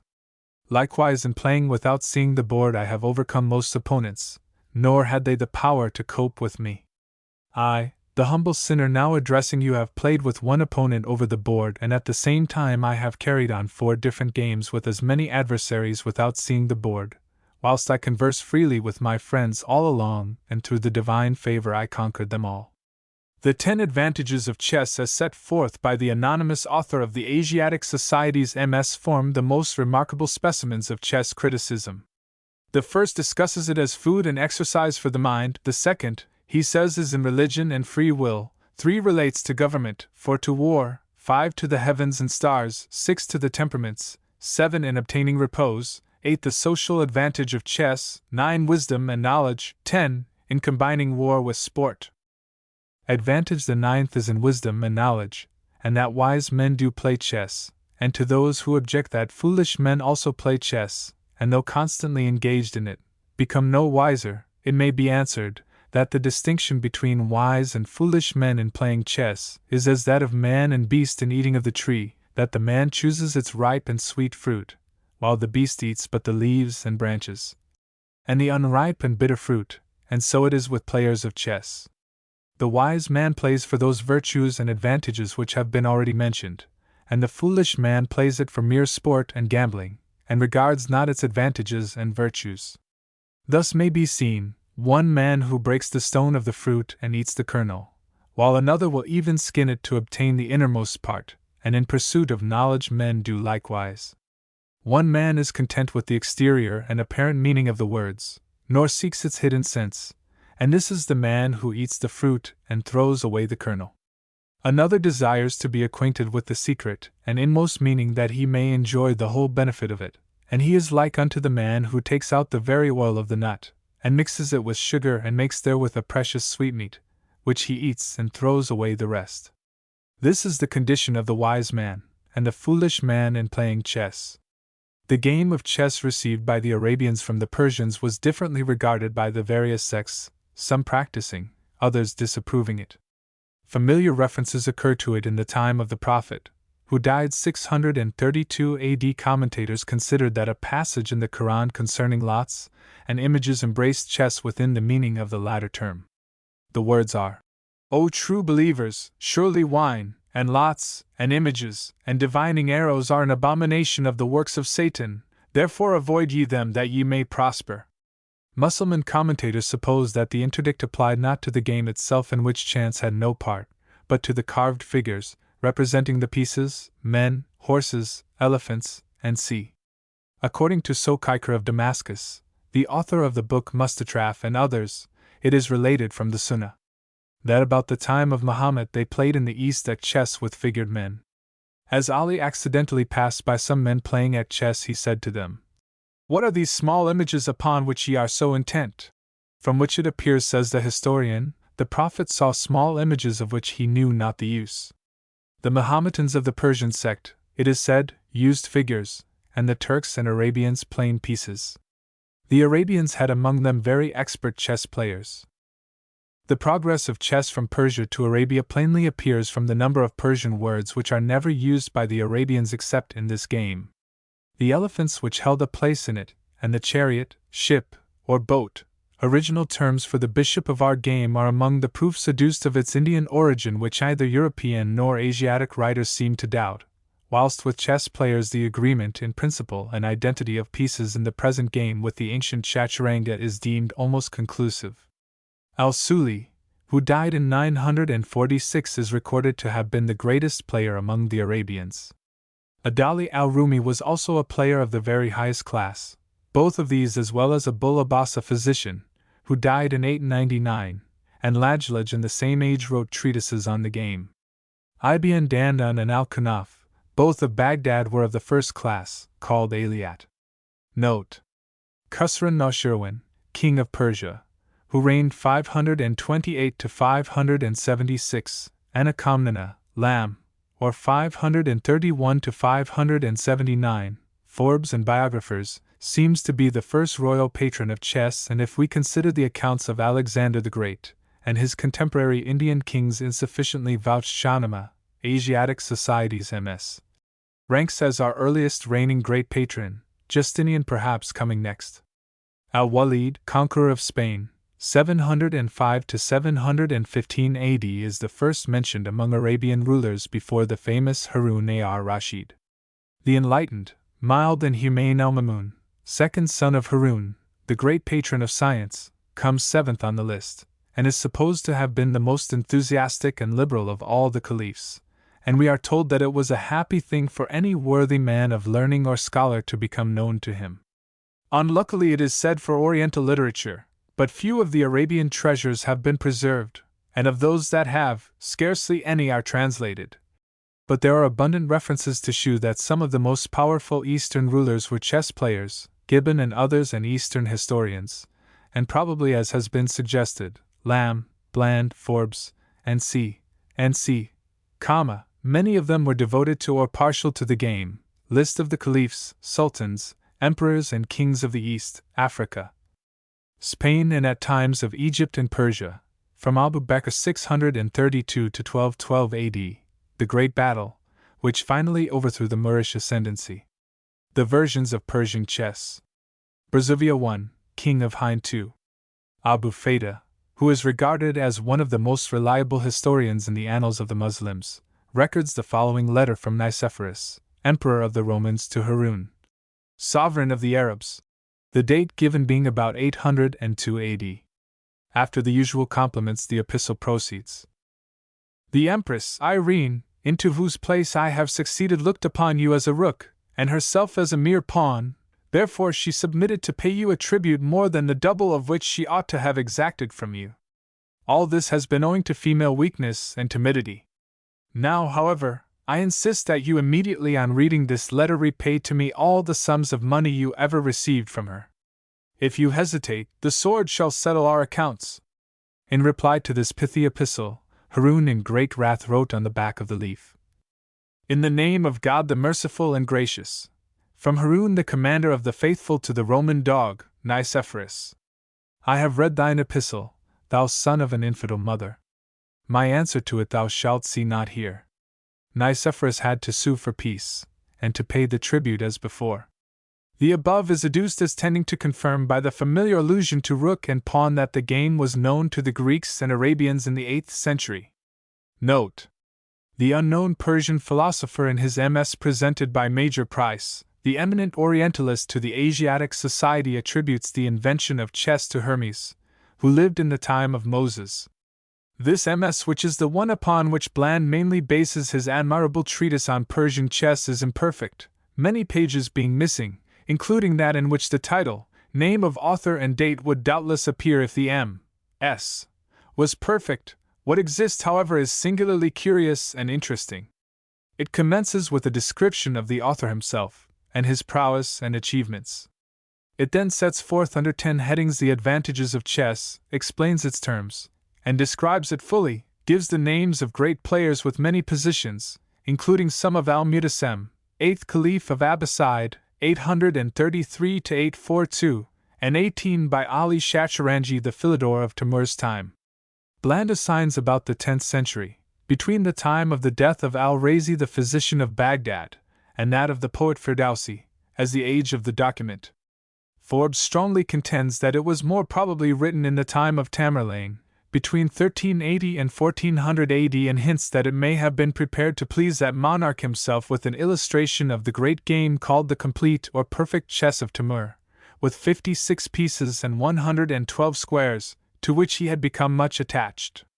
Blindfold play by the author and others is described in the MS, as well as the giving of odds, there being no less than 13 grades of players enumerated.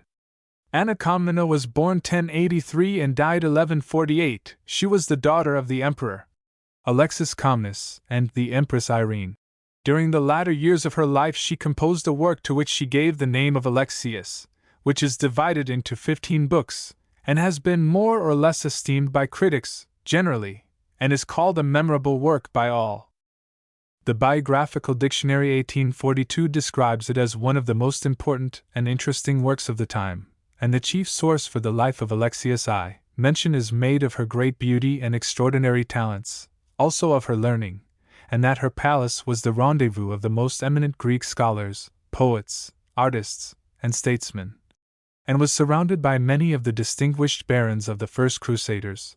On their appearance at Constantinople, reference is made to her attachment to arts and sciences, but as to chess or music, or the diversions, or recreations, common to the period, or favored at the court, not one word is said, and this seems very remarkable, as due prominence is given to her notice of chess by chess writers. The article is initialed W. P. William Plate, LLD, M.R., Geographical Society of Paris. This gentleman may have been unacquainted with chess, and so may Don Pascual de Guiengos and Dr. Sprenger, the other writers in the biography, but it happens that many of the articles in the same volume are by Duncan Forbes, who in other works so prominently makes due mention of Anna Komnena and her references to chess, and the fact that her father Alexius was in the habit of playing the game. We are told by Hyde that the Princess Anna Komnena relates, in the Alexius, a work written by her in the beginning of the 12th century, that the Emperor Alexius, her father, in order to dispel the cares arising from affairs of state, occasionally played chess at night with some of his relations or kinsfolk. She then says that this game had been originally brought into use among the Byzantines from the Assyrians. The fair historian says nothing as to the time when the game came from Assyria, which may have been 5 centuries before she wrote. Her statement, however, proves that it came from Persia, and not from Arabia, for Assyria formed an important portion of the Persian Empire under the Sassanian dynasty, and in fact was for some centuries a kind of debatable land, and alternately occupied by the Persians and Romans, according as victory swayed to one side or the other. The term Assyria, then, denoting Persia in general, is used here in a well-known figurative sense. Per synecdoche, a part taken for the whole, just as the term Furs is employed at this day to denote the whole of Persia, whereas it is only the name of a single insignificant province of that kingdom. Finally, the once splendid empire of Assyria, of Media, and of Persia, had all passed away long before Anna Komnena wrote, so that one name is just as likely to be employed by her as another. Forbes. The European origin of chess, or rather the supposed time of its first introduction through the Arabs into Spain 713, 715, though resting on a general consensus of agreement may yet prove to be ill-matured. For though it is clear that Spain did get knowledge of it at the conquest and occupancy during al-Walid's reign by the armies under Musa ibn Nasir and Tariq ibn Yizad, it is not so certain, if the Romans were acquainted with it at the time of the edict, 830 years earlier, that it may not have been known in some parts of Europe before the time supposed, besides which we have the Asiatic Society's statement, through its Persian emis, and from the Shahnameh applicable to Alexander the Great's time, and the Indian king's entreaty with him. The commonly accepted theory, that England first got chess through William of Normandy at the conquest or on the return of the first Crusaders, in the latter case about 1100 AD, though concurred in with tolerable unanimity by all writers until Sir Frederick Madden raised his doubts in 1828, also appears scarcely consistent with previous incidents found on record. Canute's partiality for chess, he reigned 1017 to 1035, events mentioned in the reigns of Athelstan and Edgar, and the chess pieces and boards we read of including those dug up at the Isle of Lewis, and of Pepin, Charlemagne, Harfagia, King of Norway, and in Iceland seem to be unnoticed or too slightly regarded by those who wrote on assumed Saxon or English chess first knowledge. The period assigned for chess in England is 500 years later than its arrival in Persia, and subsequent receipt in Arabia, and probably in Greece, and nearly 400 years after its practice among the Spaniards, the Aquitanes, and the Franks. The Saxon monarchs who first became most given to the search after knowledge of all kinds and who were acquainted with and contemporary with Pepin and Charlemagne and Harun and the great Al-Mamun may well have heard of and acquired some knowledge of a game so popular as chess had become at the Carlovingian and Greek courts, and in the eastern dominions and Mohammedan Spain. The reigns of Offa and Egbert seem not improbable ones in which chess might have become known among us. The scholar Alcuin, from his long sojourn and domestication with Charlemagne and his family, by all of whom he was revered and beloved, was familiar with that monarch's tastes and amusements. He was in fact his preceptor in the sciences. By arrangement with Charlemagne he paid a visit to his native country, England, during the years 790 to 793 AD. He probably knew chess and was familiar with the celebrated chessmen which the emperor valued so much, and have been reported on in our own times, and he seems the least unlikely person to have noticed and assisted in encouraging a judicious practice of it in England. Offa also corresponded with Charlemagne. Egbert took refuge at his court before he began to reign and was well received, and for a time served in the emperor's army, and that those kings may have known of the royal game, through Alcuin, or even direct is not impossible, or even improbable. H. T. Buckle, the author and historian, born 1822, died at Damascus in 1862, foremost in skill among chess amateurs, satisfied with the evidence of Canute's partiality for the game, thought it very probable that it might have been known before the commencement of that monarch's reign, 1016, and suggested perhaps a century earlier. Sir Frederick Madden, 1828 to 1832, at the outset of some highly interesting communications to the Asiatic Researches, at first inclined to the Crusaders' theory, but upon later consideration in his articles he arrived at the conclusion that chess must have been known among us as early as the reign of Athelstan, 925 to 940, and Professor Duncan Forbes, 1854 to 1860, concurred in that view. Both writers regard the incident related of the Earl of Devonshire and his beautiful daughter being found playing chess together, when Earl Athelwold, King Edgar's messenger, arrived to test the report of her great beauty, as not unworthy of credit. Edgar reigned from 958 to 975. English history referring to this incident among the amours of Edgar makes no mention of the Earl of Devonshire and his daughter being found playing chess together. Hume says Elfrida was daughter and heir of Algar, Earl of Devonshire, and though she had been educated in the country, and had never appeared in court, she had filled all England with the reputation of her beauty. The mission of Earl Athelwold, his deception of the king, and his own marriage with Elfrida follows, next the king's discovery, the murder of Athelwold by the king, and his espousal of Elfrida. This incident in Edgar's reign with some in Athelstan's, including the present to Harald Harfagre, King of Norway, of a very fine and rich chess table, and the account and description of 70 chessmen of different sizes, belonging to various sets, dug up in the parish of Uig, Isle of Lewis, are mentioned among the matters which caused the impression and assumption that a knowledge of chess had existed in the north of Europe, and in England earlier than the conquest days assigned to it by all writers before Madden's views of 1832 appeared.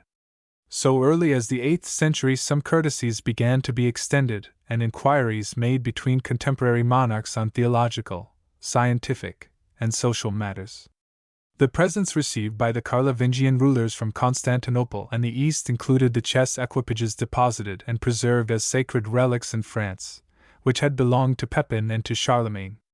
The latter was contemporary with the famous Harun-ar-Rashid of Baghdad and Princess Irene and her successor Emperor Nicephorus of Constantinople. Greetings and embassies passed between them. Offa corresponded with Charlemagne and dispatched the scholar Alcuin to assist him in refuting certain religious heresies, as alleged, propounded by one Felix, a bishop of Urgel. Egbert, we read, took refuge at Charlemagne's court, was well received by him and served for a time in his army. Alcuin was the preceptor, and became the lifelong friend and adviser of Charlemagne, was domesticated with him, and greatly revered in his family. 232 letters of Alcuin's are referred to in Forbes' edition. The emperor's taste for chess, his celebrated chessmen, and his communications on scientific and social matters with the East and elsewhere could be no secrets to Alcuin. Charlemagne seems to have fancied himself at chess, and from his avidity to find an opponent Alcuin may have been induced to test conclusions of chess skill with him. On his visit to England in 793 Alcuin brought his knowledge with him, and he is the least unlikely person to have noticed chess and to have assisted in diffusing a knowledge of it in England. Egbert, a young man of the most promising hopes, gave great jealousy to Brithric, the reigning prince, both because he seemed by his birth better entitled to the crown, and because he had acquired, to an eminent degree, the affections of the people. Egbert, sensible of his danger from the suspicions of Brithric, secretly withdrew into France, where he was well received by Charlemagne. By living in the court, and serving in the armies of that prince, the most able and most generous that had appeared in Europe during several ages, he acquired those accomplishments which afterwards enabled him to make such a shining figure on the throne, and familiarizing himself to the manners of the French, who, as Malmesbury observes, were eminent, both for valor and civility, above all the Western nations. He learned to polish the rudeness and barbarity of the Saxon character. His early misfortunes thus proved a singular advantage to him. Theories as to the invention of chess. In the second volume of the History of British India, by James Mill, Esq., we are told that the Araucanians invented the game of chess. Forbes sums up an article upon this claim by saying, "We must in charity suppose that Mr. Mill really knew nothing of chess, whether Hindu, Persian, or Chinese." Professor Wilson's opinion of Mr. Mill's work is better worth recording. History of British India, by James Mill, Esq., 4th edition, with notes and continuation, by Horace Hayman Wilson, M.A., F.R.S., N.C., London 1840, 9 volumes, 8 vo. V. Preface by Professor Wilson, page 7, N.C. Of the proofs which may be discovered in Mr. Mill's history of the operation of preconceived opinions, in confining a vigorous and active understanding to a partial and one-sided view of a great question, no instance is more remarkable than the unrelenting pertinacity with which he labors to establish the barbarism of the Hindus. Indignant at the exalted, and it may be granted, sometimes exaggerated descriptions of their advance in civilization, of their learning, their sciences, their talents, their virtues which emanated from the amiable enthusiasm of Sir William Jones, Mr. Mill has entered the lists against him with equal enthusiasm, but a less commendable purpose, and has sought to reduce them as far below their proper level as their encomiasts may have formerly elevated them above it. With very imperfect knowledge, with materials exceedingly defective, with an implicit faith in all testimony hostile to Hindu pretensions, he has elaborated a portrait of the Hindus which has no resemblance whatever to the original, and which almost outrages humanity. As he represents them, the Hindus are not only on a par with the least civilized nations of the Old and New World, but they are plunged almost without exception in the lowest depths of immorality and crime.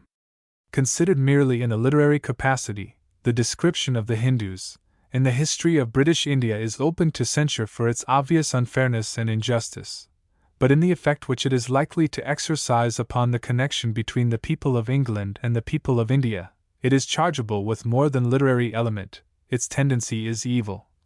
It is calculated to destroy all sympathy between the rulers and the ruled.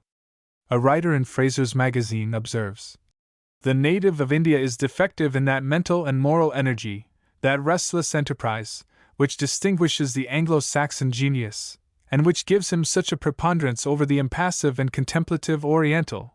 But on the other hand, the native of India possesses in a high degree that acute perception and common sense strengthened by numerical traditions and maxims, which enable him to judge correctly of both the acts and motives of his foreign superior. It should be recollected to their credit that the germ of almost every known invention, the original idea of nearly every useful secret in arts, the knowledge of the highest branches of the abstract sciences, had been familiar to the wise men of the East, and were taught in the most perfect language in the world, the mother of all other languages, the Sanskrit. The anonymous or rather unknown author of the Asiatic Society's MS often declares that the Hindus were far too stupid a people to have invented chess. Salvio, Doctor of Civil Laws. The inventor, as some authors declare, and among them Jacobus de Cecilis, a friar and master of the Dominican order, is Xerxes, a philosopher and minister of Amulius, king of Babylon, whose object was to admonish his monarch of the errors that had been committed in the government of the realm. This opinion is followed by many, of whom the author of the Historia del Mondo is one. St. Gregory of Nazianzen in his third oration, Cassiodorus the Great in his 31st epistle and 8th book, Alessandro in the 3rd book and 21st chapter of his Dies Geniales, Torquato Tasso in his Romeo del Gioco, Thomas Actius in his Tractatus de Ludo Scacarum, and other legal authors who have treated of play, say that chess owes its origin to Palamedes, who at the siege of Troy employed it in order that his soldiers should not remain inactive, and not being able to practice actual warfare, they might amuse themselves with mimic conflicts.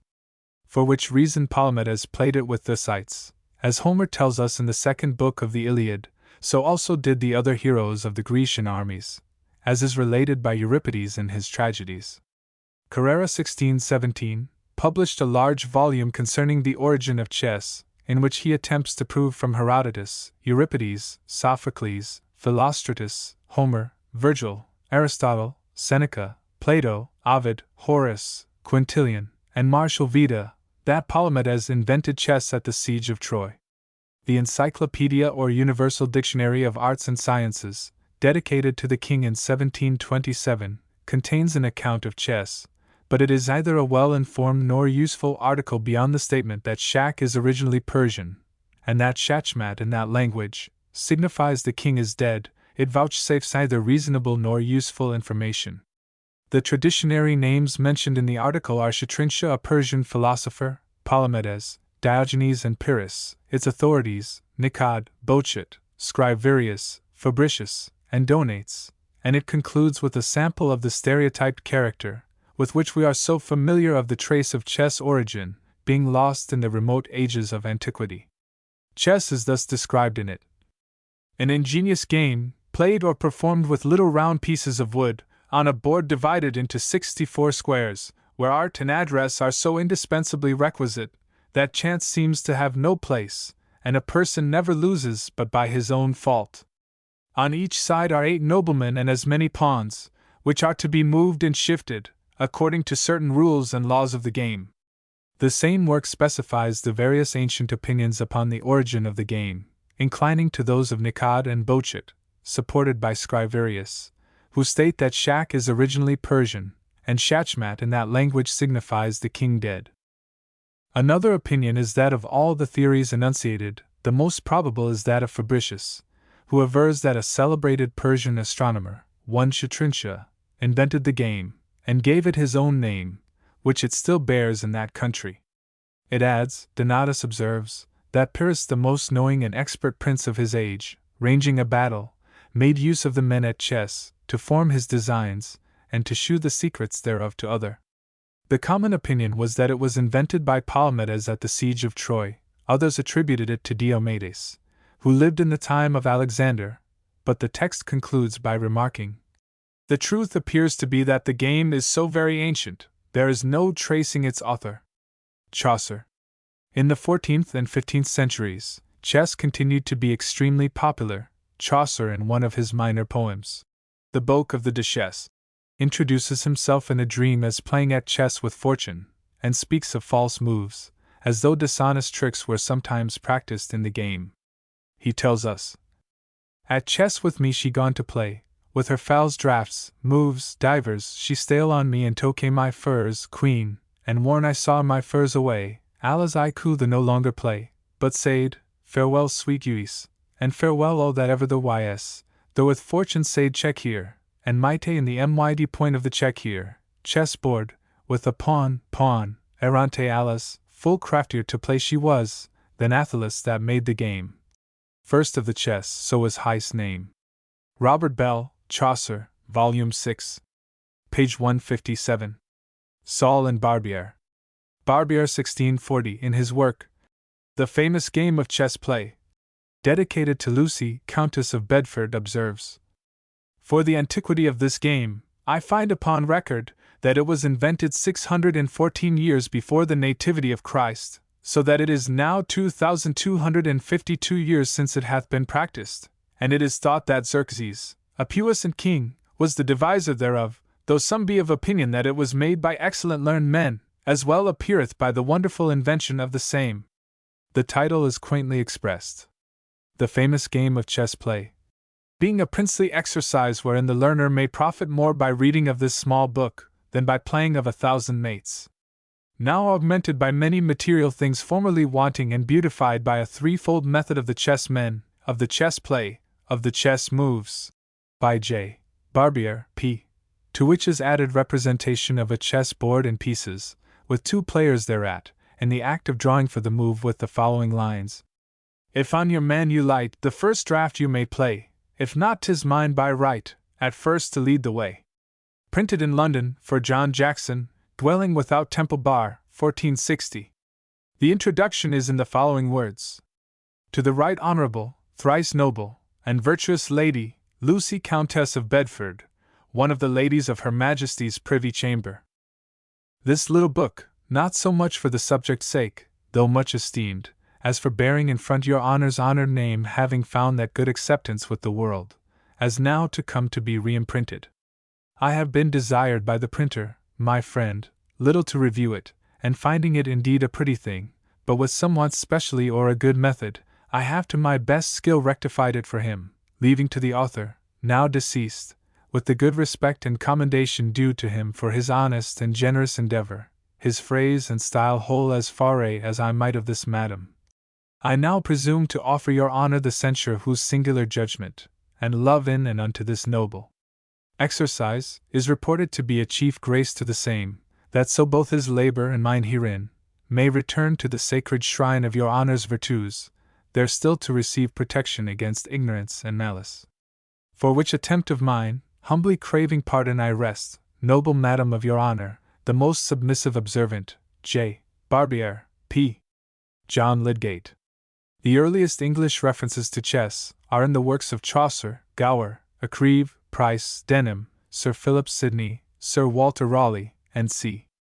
John Lydgate, the English monk of St. Edmundsbury, calls this game the Game Royal, and he dedicates his book, written in the manner of a love poem, to the admirers of chess, which he compares to a love battle, in the following words: M.S.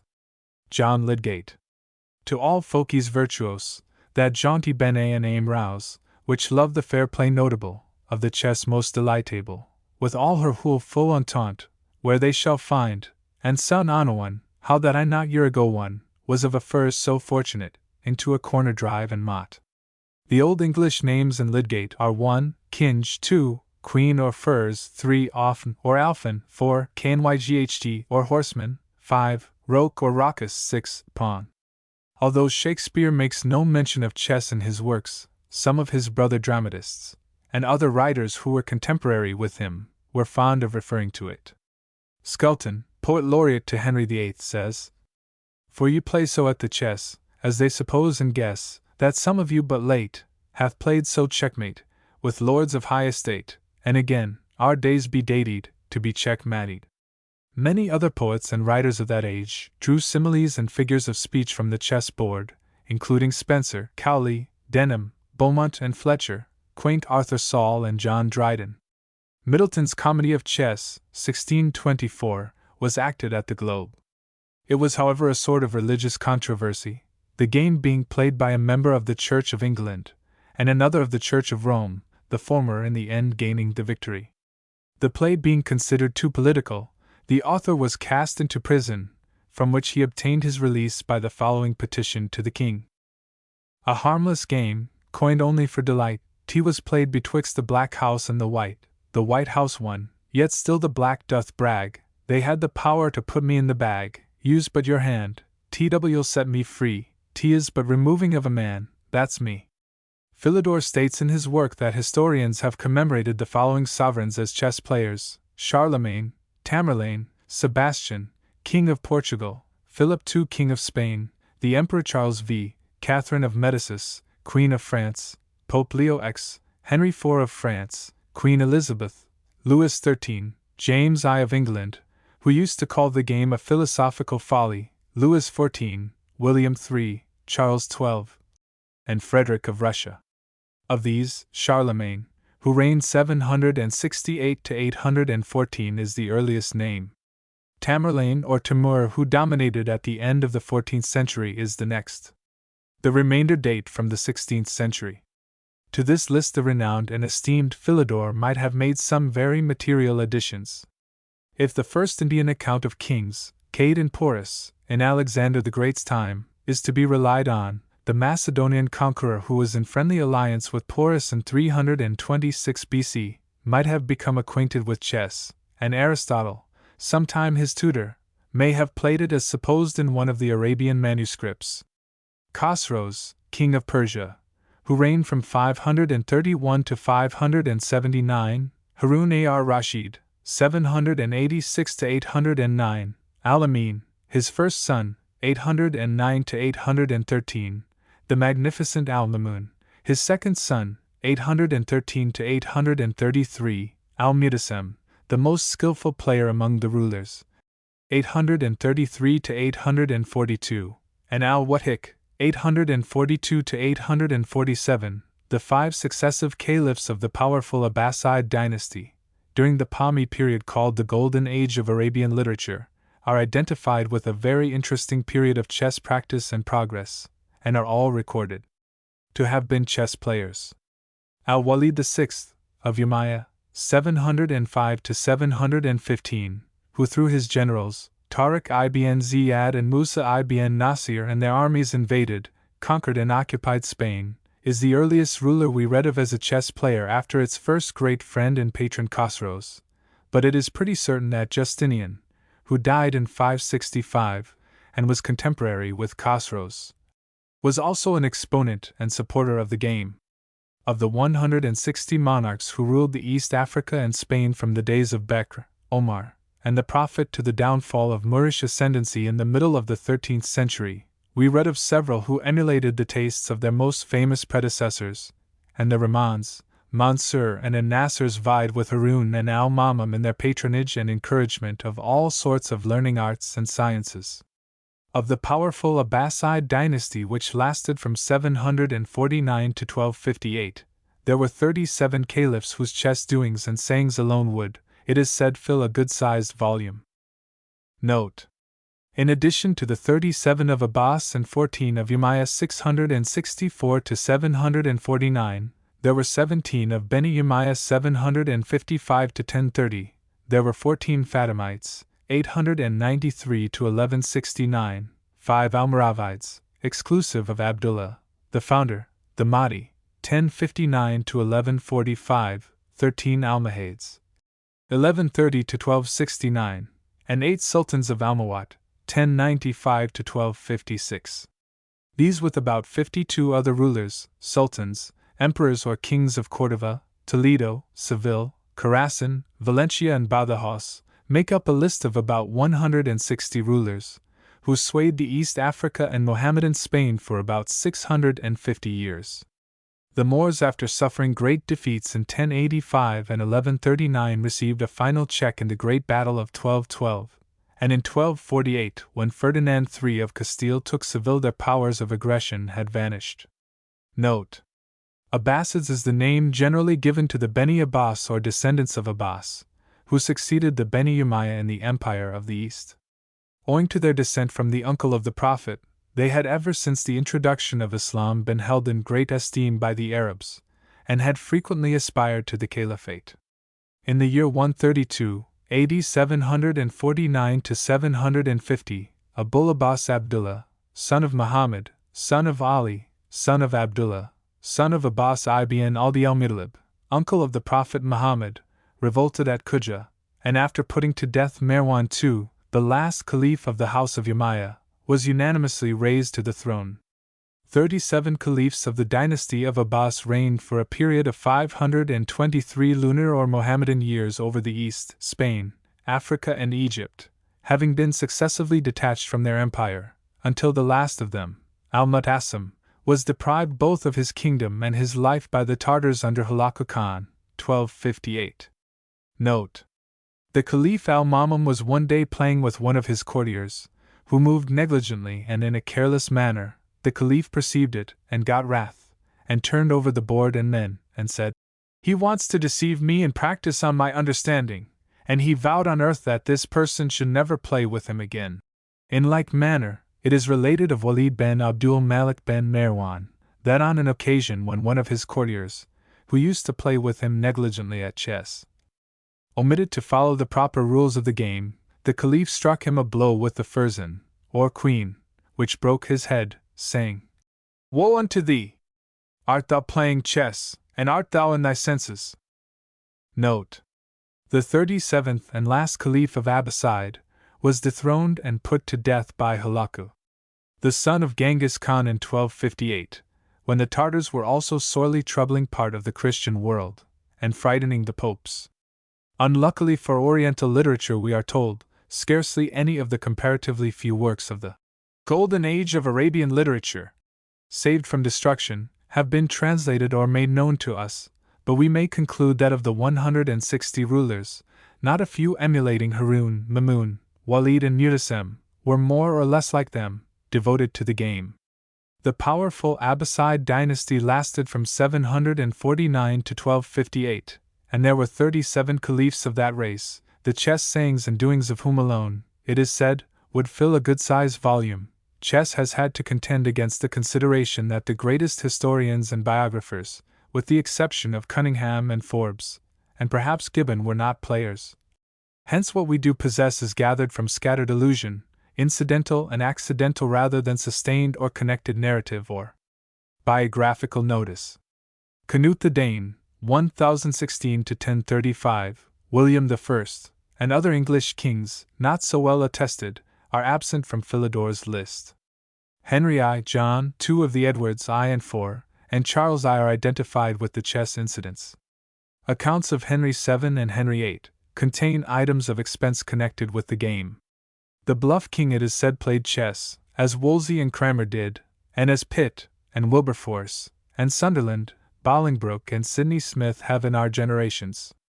The vain and tyrant king, like the Ras of Abyssinia, who we hear of through Salt and Buckle, much preferred winning, and was probably readily accommodated. Less magnanimous and wise, these two, Henry and Ras, did not in this respect resemble Al-Mamun and Tamerlane, whom Ibn Arab Shah, Gibbon, and others tell us, had no dislike to being beaten, but rather honored their opponents. The chessmen of Henry VIII were last heard of in the possession of Sir Thomas Herbert, those of Charles I were with Lord Barrington. Chessmen were kept for Queen Elizabeth's use by Lord Cecil, the Earl of Leicester, and Sir John Harrington.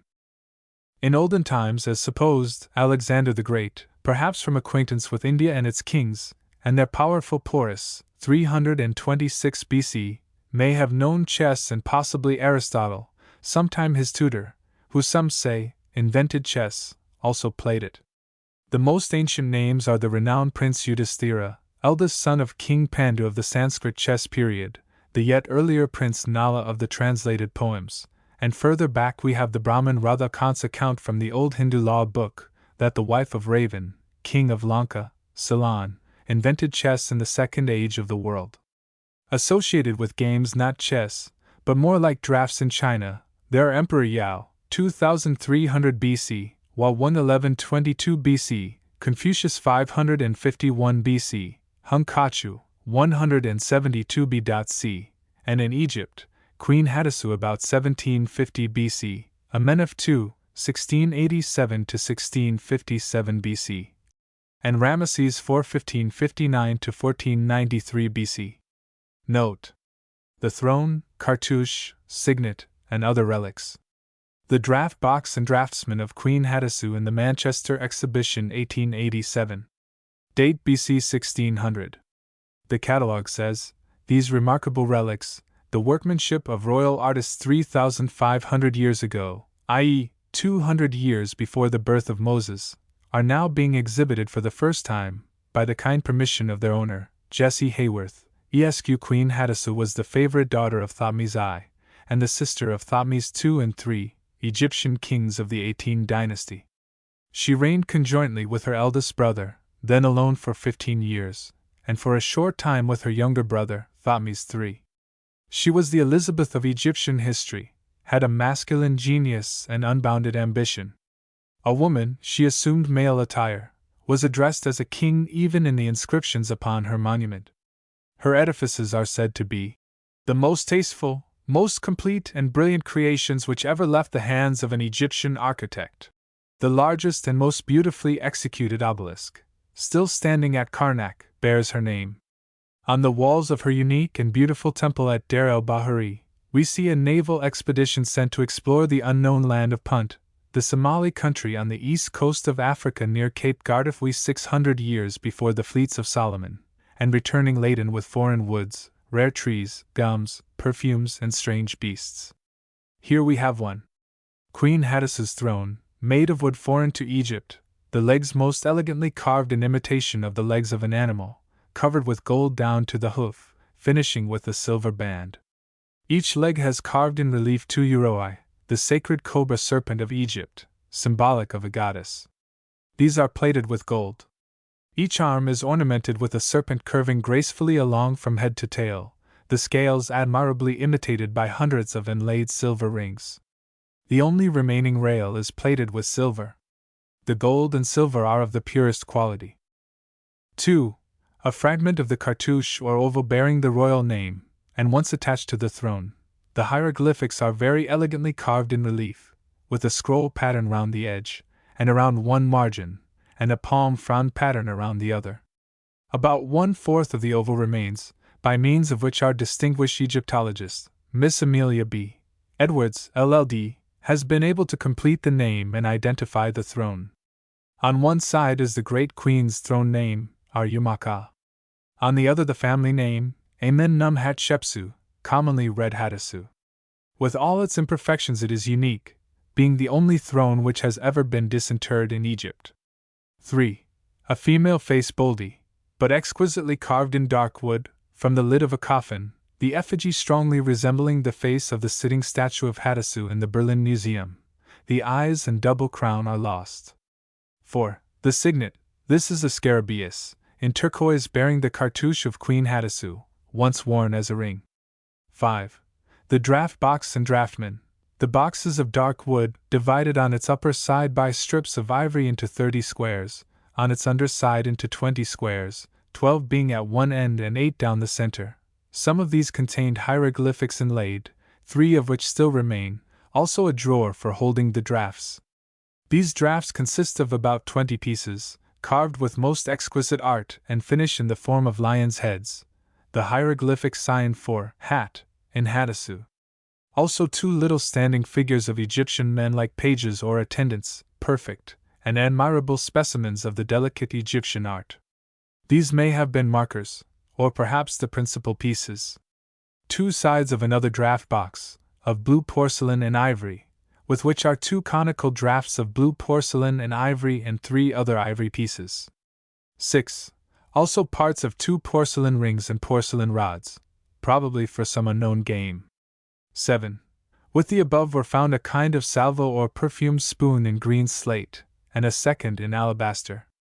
The coffin of Thotmes I and the bodies of Thotmes II and III were found at Deir el-Bahari in 1881. That of their sister, Queen Hattusu, had disappeared, but her cabinet was there, and is now in the Bulak Museum, and I have no doubt whatever, says Miss Edwards, that this throne and these other relics are from that tomb.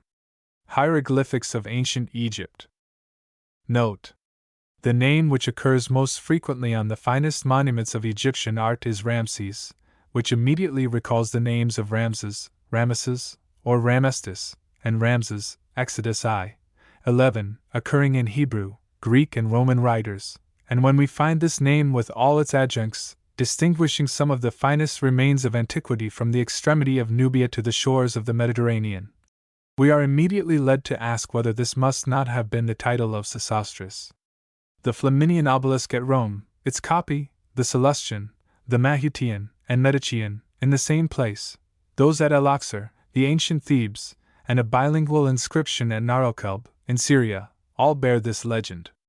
The power and dominions of this prince must therefore have been of no ordinary magnitude, and such was in fact that of the Ramses, whom the priests at Thebes described to Germanicus as the greatest conqueror who ever lived. Tacit. Annal. 11, page 78, ed. Elzevir, 1649. But none of the ancient historians give this name to Sesostris. He is, however, called Sehos by Manetho, who tells us, Joseph, Contra, Apian, 1, page 1053, that he was also called Rameses, from his grandfather Ramses, and thus affords a clue by which all doubt is removed, and as Sethos, Sesostris, and Sesosis are virtually the same name, and confessedly belong to the same person, so was the Ramses of Tacitus and the Rems of these hieroglyphical inscriptions, no other than that mighty conqueror. His grandfather is called Ramses Mayamun by Manetho, 15th king of the 18th dynasty, and that name appears in the great palace of Medinet Abu and some other buildings in the ruins of Thebes. But the one is always named Ramses Amenmay and has distinctive titles different from those of the other. This is alone sufficient to identify them, for as the Ptolemies were distinguished by their surnames Philadelphus, Epiphanes, Soter, and C, so were the ancient Egyptian kings by their peculiar titles, as is manifest from the double scrolls by which their names are usually expressed. From the tomb of Ramses Mayaman, in the Biban el-Muluk, Mr. Beltsoni brought the cover of his sarcophagus of red granite, ornamented with a recumbent figure of the deceased king in the character of Osiris. It is now preserved in the Fitzwilliam Museum at Cambridge, to which it was presented by that justly regretted traveller. Correction. The 16th king of the 18th dynasty he must have been if they were 17, for Sesostris in the tables is first king of the 19th dynasty. It is not unreasonable to infer that Egbert, and even Offa, at about the end of the 8th century may have known chess, which had become popular during their times, in Arabia, Greece, Spain, and among the Franks and Aquitanes. These Saxon kings were of an inquiring turn of mind, and not indifferent to what was passing on in other countries. 250 years had elapsed since chess had reached Persia, and contemporary monarchs were not altogether strange to one another's tastes and pursuits. Justinian and Khosrows held communication on historical and social matters, Harun of Baghdad, and the Princess Irene of Constantinople, as well as her predecessor, made special presents to Pepin and Charlemagne, including chess equipages which probably were considered suitable and fitting complements at the time, and they seem to have been appreciated and highly valued, especially by Charlemagne, who evidently fancied himself at chess, and we find was somewhat demonstrative in his challenges. Charlemagne must have known Egbert, who took refuge at his court for a time, before he became king of England, from the usurper Brithric. The biography of the celebrated scholar Alcuin says that Charlemagne met him in Parma, but Hume is probably right in his statement that he was sent by Offa as the most proper person to meet the emperor's views in aiding him to confute certain alleged heresies. This scholar was much esteemed and venerated by Charlemagne and his family, and from his long domestication in his household, and familiarity with his habits and pursuits, could scarcely be ignorant of Charlemagne's enthusiasm for chess, and such a popular exponent of learning at the time as Alcuin was. might well have been known and favorably regarded by such a patron and inquirer as the famous Harun-ar-Rashid of Baghdad, who must have corresponded with Charlemagne and sent his presents at the very time that Alcuin was residing with the emperor. Note: Alpha died 794, Alcuin 804, Harun 809, Charlemagne 814. The great Al-Mamun commenced to reign in 813, and he is undoubtedly reputed to have been the most mild, humane, and enlightened of all the caliphs. He was, however, warlike also, and expressed his surprise that he could not manage the mimic armies of the chess board like large forces on the field of battle. Canute's great partiality for chess seems well attested. The 3 successive royal assassinations recorded in Scandinavian history associated with chess incidents need not alone be relied on and form not the most pleasing reading in connection with our now innocent and harmless chess. Neither perhaps is it a recommendation or evidence of the calmness, meditative tranquility, and imperturbability so generally supposed to be incidental to the game. To repeat the authenticated statement that the son of Akbar was killed by King Pepin's son through the jealousy and irritation of the latter at being constantly beaten at chess, or that William the Conqueror in early days had to beat a precipitate retreat from France through assaulting the king's son over the chessboard, and a somewhat similar misadventure in early days to Henry I and John's unseemly fracas. It is related that an English knight seized the bridle of Philip le Gros in battle, crying out, "The king is taken," but was struck down by that monarch who observed, "Any face tu pas qu'uxxx on any prend pas le roi." Among English monarchs, indeed, there are several which may be added to the list presented by Philidor, which comprises only Elizabeth, James I, and William III. Of those omitted, Canute, the first William, and perhaps Edwards I and IV, are the most notable before the time of the unfortunate Charles I, whose likeness is in one of the chess books, and whose chess men exhibited to the Society of Antiquaries were preserved in the possession of Lord Barrington. Items referring to chess are mentioned in expense accounts of Henry VII and Henry VIII. In a closet in the old royal palace of Greenwich, the last named had a pair of chessmen in a case of black lethier, Wharton. The celebrated Ras, at Kellicott, was passionately fond of chess, provided he won. Charles XII was much devoted to the game. In 1740 Frederick the Great writes, Je suis comme le roi etx de Charles XII que marche toujours. Canute. Sir Frederick Madden states in page 280, Snorre Sturluson relates an anecdote of King Canute, which would prove that monarch to have been a great lover of the game. About the year 1028, whilst engaged in his warfare against the kings of Norway and Sweden, Canute rode over to Roskilde to visit Earl Ulfr, the husband of his sister. An entertainment was prepared for their guest, but the king was out of spirits and did not enjoy it. They attempted to restore his cheerfulness by conversation, but without success. At length, the earl challenged the king to play at chess, which was accepted, and the chess table being brought, they sat down to their game. After they had played a while, the king made a false move, in consequence of which Ulfr captured one of his opponent's knights. But the king would not allow it, and replacing his piece, bade the earl play differently. On this, the earl, who was of a hasty disposition, waxing angry, overturned the chess board and left the room. The king called after him, saying, Ulfr, thou coward, dost thou thus flee?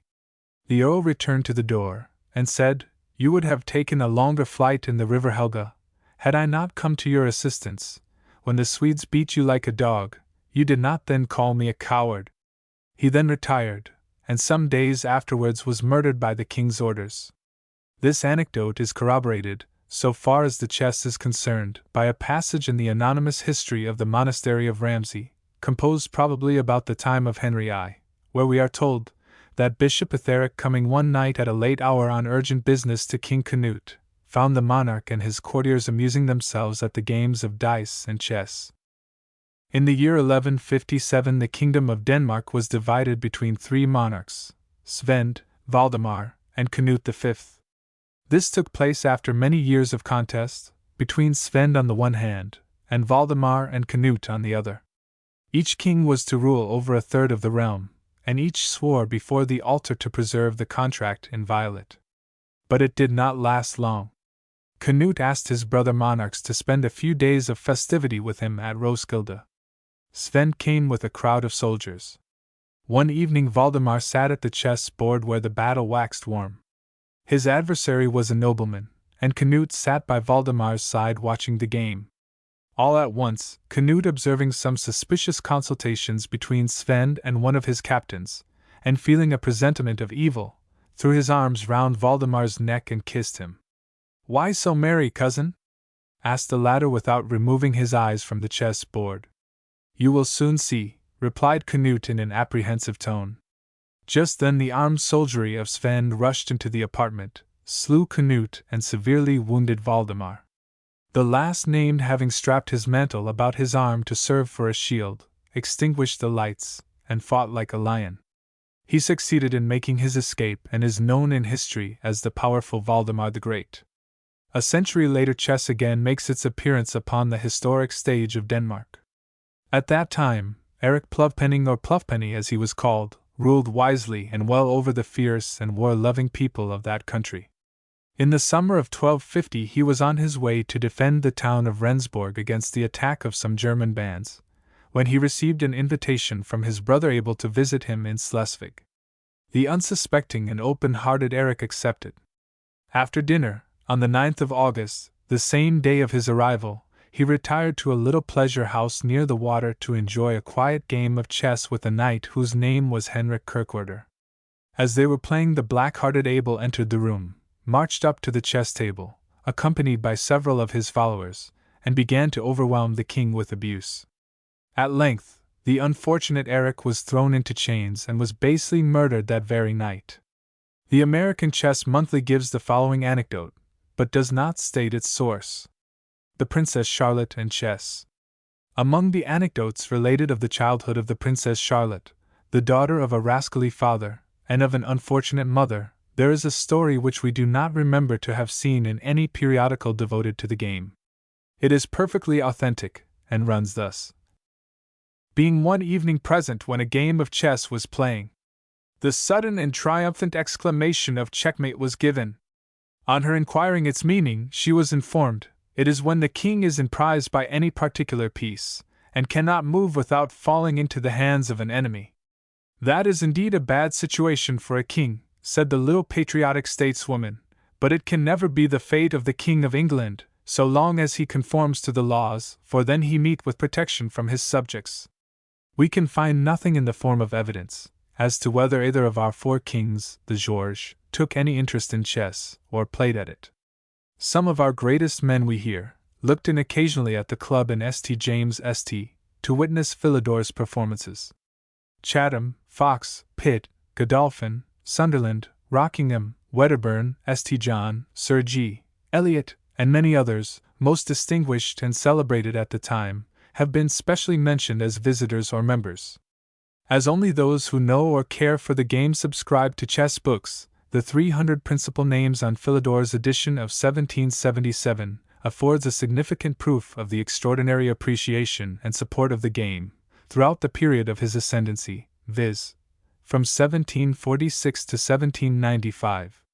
26 ladies of title graced that list, which contains a large proportion of the nobility, cabinet ministers, men distinguished in science, and at the bar, and on the bench, and several eminent divines. Prince Leopold's support of chess, and encouraging remarks concerning it at Oxford, in Scotland, and at the Birkbeck, had much to do with the taste for the game which sprung up among the humbler working classes, and which happily has been continuously though steadily progressing. One of our most genial and reliable chess editors has recently informed us, on very high authority, that even our most gracious Majesty Queen Victoria has at times shown an appreciation of chess. 3 years after the commencement of her reign, the first County Chess Association was formed in Yorkshire.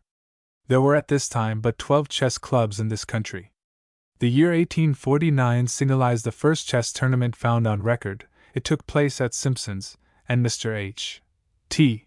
Buckle, writer and author, the best amateur at this time, came forth first. This was 2 years before the first World's International Chess Tournament of 1851 was held in London, of which the Prince Consort was patron, Since then 34 national tournaments and 48 country meetings, and 20 university matches between Oxford and Cambridge have taken place. It is now reasonably estimated that there are quite 500 clubs and institutions where chess is practiced and cultivated, and near 150 chess columns, and both press notice and chess clubs are continually on the increase. The 19th century. Simpson's renowned establishment was opened by Mr. Samuel Rise on its present site 100 and 101 Strand in 1828. It was soon found to afford the most admirable facilities for the quiet and comfortable enjoyment of chess, and hence became greatly appreciated and proportionately patronized, and has always been regarded by the best and most impartial friends of chess with sentiments of extraordinary partiality. Its influence on the practice and development of chess has been of a very remarkable character, and of the first and highest importance, and notwithstanding the migration of some of its members on the occasions of the formation of the ill-fated Westminster and West End chess clubs in 1867 and 1875, and again on the institution of the present British Chess Club in 1885, its popularity is maintained to this day. The chess events, anecdotes, and reminiscences of Simpson's must ever form a most interesting chapter in the English or national history of chess for the 19th century, and is intimately linked with that of the whole chess world. As the arena of the finest and most brilliant chess play, Simpson still stands, and has ever done so, preeminently first, from the time of A. Macdonald of Belfast, and L. de la Bourdonnais of Paris, and their first appearance there in 1828 and 1829 to the present day, and it is there, and there alone, that can still be witnessed in this country a competition or tournament open to all comers conceived in the spirit of pure enthusiasm only, and it is to Simpson's that lovers of the game must still resort if they wish to see really fine contests between the recognized greatest players. It was here that H. T. Buckle, the writer and author, in 1849 gained leading honors in the first tournament ever held on British soil, or so far as is known, on any soil.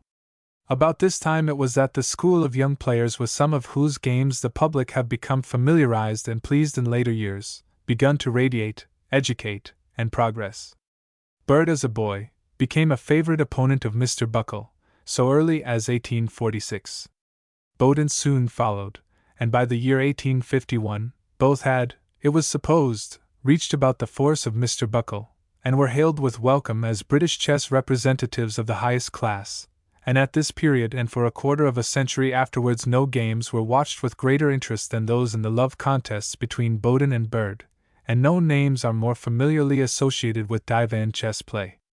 The former has departed this life, but the latter still plays, having within the past year or two, twice secured first prize in Simpson's tournaments, and first position in 1889 and third in 1890, though his forte is rather for rapid and lively play, which he cultivates now rather more than in his younger days. Otherwise his style of 1848 and 1852 compared with 1873, 1889 and 1892 remains the same in its characteristic features. Bird's games with Anderson in 1852, his best performance, with those against Morphy in 1858, Steinitz in 1866, and Whisker, British champion, in 1873, rank among the most notable encounters at Simpson's. Among the most recent events of the greatest interest at Simpson's have been the visit of Dr. Teresch, of Nuremberg, after his great international victory at Manchester, the splendid performance of young Lohman, the Dutch champion, in Simpson's spring tournament, following his grand City of London successes and that in Holland.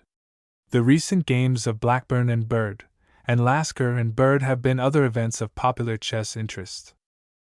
To return to old times, to boyhood days, it was during the years 1844 to 1850 that English ascendancy in chess first became universally recognized. As noticed in the history of chess elsewhere, the supremacy of chess in past ages back to the 6th century, when Persia, as well as China, received chess from India, has alternately rested with Arabia, Spain, Italy, and France, while the question of the hour now is whether Germany or England is best entitled to claim possession of the chess scepter. The famous series of contests in 1834 at the old Westminster Chess Club in Bedford Street, Covent Garden, between MacDonald and de la Bourdonnais may certainly be regarded as the inauguration of the spirited matches between individuals and representatives, both international and national, which have since become so popular. The following was the result of this great conflict: La Bourdonnais won 41, MacDonald 29, and there were 13 drawn. The Evans attack, which had been invented by Captain W. D. Evans in 1830, was played 23 times. The attack won 15, the defense 5, and 3 were drawn. These memorable contests are generally considered to have given the first great impetus to international chess competition, which became further cemented and consolidated by the match between the champions of England and France, Staunton and St. Amant in 1843, and the first World's Tournament held at the St. George's Chess Club rooms in Cavendish Square, London, in 1851. Staunton maintained his title to the British Championship until this great international event took place, which was signalized by the decisive victory of Professor Anderson, of Breslau. Staunton made no real effort to recover his laurels afterwards or to in any way reassert English claims to supremacy. The foreign players, after the tournament, Sen, Lowenthal, Kieseritzky, Mayet, Jenisch, Harwitz and Horwitz frequented Simpson's and Anderson, like Morphy 7 years later, greatly favored the place, and readily engaged in skirmishes of the more lively, enterprising, and brilliant description, in which he ever met a willing opponent in Bird, who, though a comparatively young player, to the surprise and gratification of all spectators, made even games. This young player, who it seems had acquired his utmost form at this time, also won the 2 only even games he ever played with Staunton, and also 2 from Sen, which occasioned yet more astonishment, the last named having been regarded by many deemed good judges the best player in the world before the tournament was held, and even in higher estimation than his fellow countryman Lowenthal, and considered not inferior to Staunton himself. Judging from the success of this, the youngest player, who was certainly not superior if equal to Buckle or Bowden, it is not unreasonable to conclude that Staunton, with his greater experience and skill, had he possessed the same temperament as Bird, and at the slow time limit which suited him as well as it has Steinitz, his exact counterpart in force and style, would have regained his ascendancy for Great Britain. It is undoubtedly owing to the opportunities at Simpson's that Bowden and Bird so rapidly acquired first rank, and the partial withdrawal of the former, and the entire relinquishment of chess by the latter from 1852 to 1858 was unfortunate for English chess renown, for on the appearance of the phenomenon, Paul Morphy, and Staunton's default in meeting him, there was no English player in practice able to do honor to Morphy over the board, except a newcomer, Barnes, and Bowden and Bird, but acquiesced in a general wish, albeit an equal pleasure to themselves, in revisiting Simpson's to play with the subsequently found to be invincible Morphy. Simpson's divan was naturally the first resort of the incomparable Paul Morphy, and he greatly preferred it to any other chess room he ever saw. He even went so far as to say it was very nice, which was a great deal from him, the most undemonstrative young man we ever met with. Certainly nothing else in London, from St. Paul's, Westminster Abbey and the Tower to our picture galleries and Crystal Palace, not even the Duke of Wellington's equestrian statue, elicited such praise from him as very nice, at least as applied to any inanimate object. Louis Poulsen, arriving from America in 1861, at once visited the divan and played 12 games blindfold simultaneously there against a very powerful team amid much enthusiasm, it being the earliest exhibition among us on so large a scale. Morphy had in 1858 played 8 games blindfold both in Birmingham and Paris. This was 63 years after Philidor's exhibition of 2 games blindfold, and 1 over the board, a performance then thought marvelous, and which it was predicted would not be believed or attempted in any future generation. However, we read of A. MacDonald playing without seeing the board and men in 1830. Bilger in like manner did so some time before his death in 1841. La Bourdonnais in 1842, and Harwitz at Hull in 1847, but neither more than 2 games. Poulsen in the West of America June 7, 1855, was the first to accomplish 10 or 12 games blindfold, which he did with very marked success. Steinitz from Prague, who for 22 years, from 1867 to 1889, has been regarded as chess champion of the world, at the usual slow time limit, is now residing in Brooklyn, New York. Soon after his arrival from Vienna in 1862, he became a tolerably regular attendant at Simpson's, and it was through this that his appointment of chess editor to the Field arose, as well as that of Mr. Hoffer, who superseded him in that post. Mr. Walsh, chief editor of the Field, had been for many years a constant visitor at Simpson's, and the column for a long time was not favorable to our chess interests. Foreign influence and views became far too conspicuously manifested. The great English chess players were of a retiring nature after the disappearance of the powerful Staunton and Captain Kennedy, and the retirement of the genial Macdonald. Bowden was as reserved as Buckle or as Morphy. Bird cared only for his game. Such eggs of chess patronage as continued to exist, somehow or other always found their way into one and the same basket, to which no British master could have access. No eminent English player had any voice in chess management, and though the Jubilee Year's proceedings bid fair to balance matters on a more cosmopolitan basis, the facts remain that for the three last German tournaments at Frankfurt, Breslau, and Dresden, either Lee nor Pollock, the youngest, nor Bird, the oldest master, could on either occasion manage to participate. Small, but very enjoyable first-class tournaments have been held at Simpson's, which have always evoked a considerable degree of enthusiasm, and at times stimulated energy in the constituted authorities, and been productive of tournaments on a larger scale elsewhere.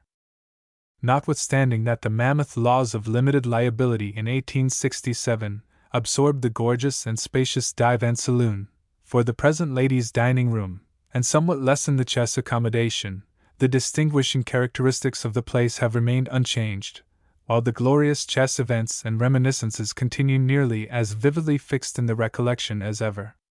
The interest felt in the associations of Simpson's have in fact continued unabated from the days of the supremacy of La Bourdonnais, Staunton, and Morphy, to the time of Steinitz's appearance in 1862, and to the triumphs of Blackburn, Cap, Mackenzie, and Gunsberg in our own days, and Bird, the winner of the tournament just held there, who has frequented the room for 45 years, still plays the game, with a vigor equal to that displayed against the greatest foreign players in 1852, and with scarcely less success. The transactions in chess connected with Simpson's for the last quarter of a century would fill a good-sized volume, only including events of the greatest interest to chess players. The lapse of the British Chess Association of 1862, and the wane of the less successful BCA of 1885, during a period when chess has been making such rapid strides that clubs have more than doubled, is a very remarkable feature in modern chess play and its management. The 7 years' operations and accounts of the present British Chess Association, though it had the advantage of such names as Tennyson, Ruskin, Churchill, and Peel on its presidential list, have not resulted in one half the patronage accorded to the tournaments of 1851 and 1883, mainly promoted by one single club, the St. Georges, at times when no association of a public kind, ostensibly for the support, improvement, and extension of worthy chess, existed. The eminent masters of the art of chess, registered in the list of the British Chess Association of 1862, numbered 30. Now there are but 10. Such has been the effect of the management of a game yearly and daily increasing in favorable estimation, and the practice of which, judging from the increase of chess clubs, press notice and favor, sale of chess equipages of all kinds, and other indications conclusively prove, must have increased at least tenfold in the present generation. Simpson's has done most to assist in cultivating force and style in chess, and to prevent it becoming the idle amusement which at least one great philosopher has told us it is not, and ought not to be, and the only 3 recognized new masters which have risen up in the metropolis during the present generation can be directly traced to its opportunities and influence. This same period has witnessed the rise and fall of 2 chess clubs, the Westminster, formed in 1867 at Covent Garden, and the West End in Coventry Street in 1875, both wonderfully successful at first, having lamentably failed through the predominating card influence and lack of undivided fealty and devotion to their legitimate and avowed objects, viz., the chivalrous practice and earnest cultivation of the noble and royal game of chess. Cards and social pleasures, so-called cliquism, with the principles of mutual admiration so strongly enforced there, have already seriously undermined the constitution of the British Chess Club, or the British Club as it is now more properly called, and the fate of this third combination from its original avowed point of view, that is for chess purposes, may be considered as virtually sealed. Unless chess be at once restored to something nearer approaching its acknowledged true position. At Simpson's of our own countrymen, A. MacDonald in 1829, and Howard Staunton in 1842, each first in fame of his time, and the two greatest British chess players who ever lived mostly practiced. Steinitz admits that his preeminency in chess is greatly due to the facilities of Simpson's, and the courtesies of his early opponents. The luxurious couches, tables, and mirrors. Note. When Bird first visited Simpson's and was playing his first game, he became uneasy at finding so great a mirror at his back, and was greatly troubled at the bare possibility of his coming in contact with it. He was, however, completely reassured by John, who solemnly informed him that the glass was thicker than his head, and much less likely to crack. With the splendid light afforded, tempted many visitors who played not chess to resort there for pleasing converse, combined with ease and comfort, and a record of the distinguished men who have been seen in the divan, would make an illustrious list. H. T. Buckle, already referred to as most eminent of amateur players, in his chess references, calls Simpson's a favorite half-holiday resort, for an occasional change and striking relief in a game of chess, so different from his usual meditative pursuits, and the arena and play of chess has been so regarded by eminent men of all grades and branches of knowledge. Among other English chess players of the past and present generation, that have come into front rank there, are Bowden and Bird, the most successful of the young rising players during Staunton's 10 years' chess reign. No games on record seem to have occasioned more interest than the contests between these two favorite opponents. Unfortunately, neither made any practice of recording games, which is rather a subject of regret, for they were much in request by chess editors in England as well as in America and Germany. The few on record owed their preservation mostly to lookers-on, who took them down. Bowden and Bird were never known to play for a stake, not even for the time-honored and customary shilling. In 1852 Barnes, and a few years later Cap. Mackenzie, the Rev. G. A. MacDonald, and Cecil de Vere, began to adorn the first-class chess circle. In 1862 our unsurpassed Blackburn appeared to the front almost simultaneously with Steinitz, and 10 years later the amiable Dr. Zukertort, the winner of the Paris International of 1878, and the great London Criterion Tournament of 1883, came to this country, and was destined to create nearly as much sensation in chess circles as Paul Morphy, who appeared 14 years before him, and 4 before Steinitz and Blackburn, had done, and it may be safely asserted that Dr. Zukertort's play in 1883 has never been surpassed even by Morphy's and Anderson's very best performances, though Anderson excelled both in fertility of invention. The fondness of Dr. Zukertort, like that of his distinguished Berlin townsman, Anderson, the renowned winner of 1851, 1862, and 1870, for Simpson's, and its associations was very great, and increased very much towards the latter part of his life, and the place has always formed a strong bond of union between foreign and English players. Zukertort was engaged in conversation with the writer and others, in his usual genial manner, and spent some happy hours with us on the evening preceding his death.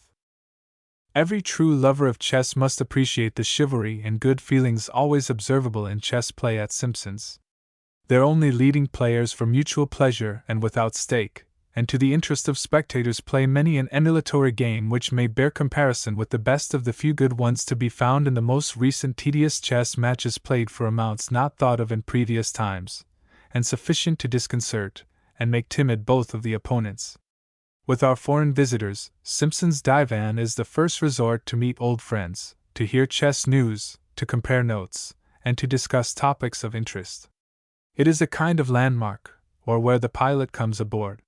When they do not dine at Simpson's, which is regarded as par excellence, but retire to Darmstadter's, the Floric, or the Cheshire cheese for refreshment, the divan is yet the appetizer, or sherry and bitter starting point. In fact, wherever the abodes of our distinguished chess brethren may be, Simpson's is always the center and home of friendly attraction throughout their stay in this country, and so long as harmony and good feeling prevails, it is ever likely to continue so.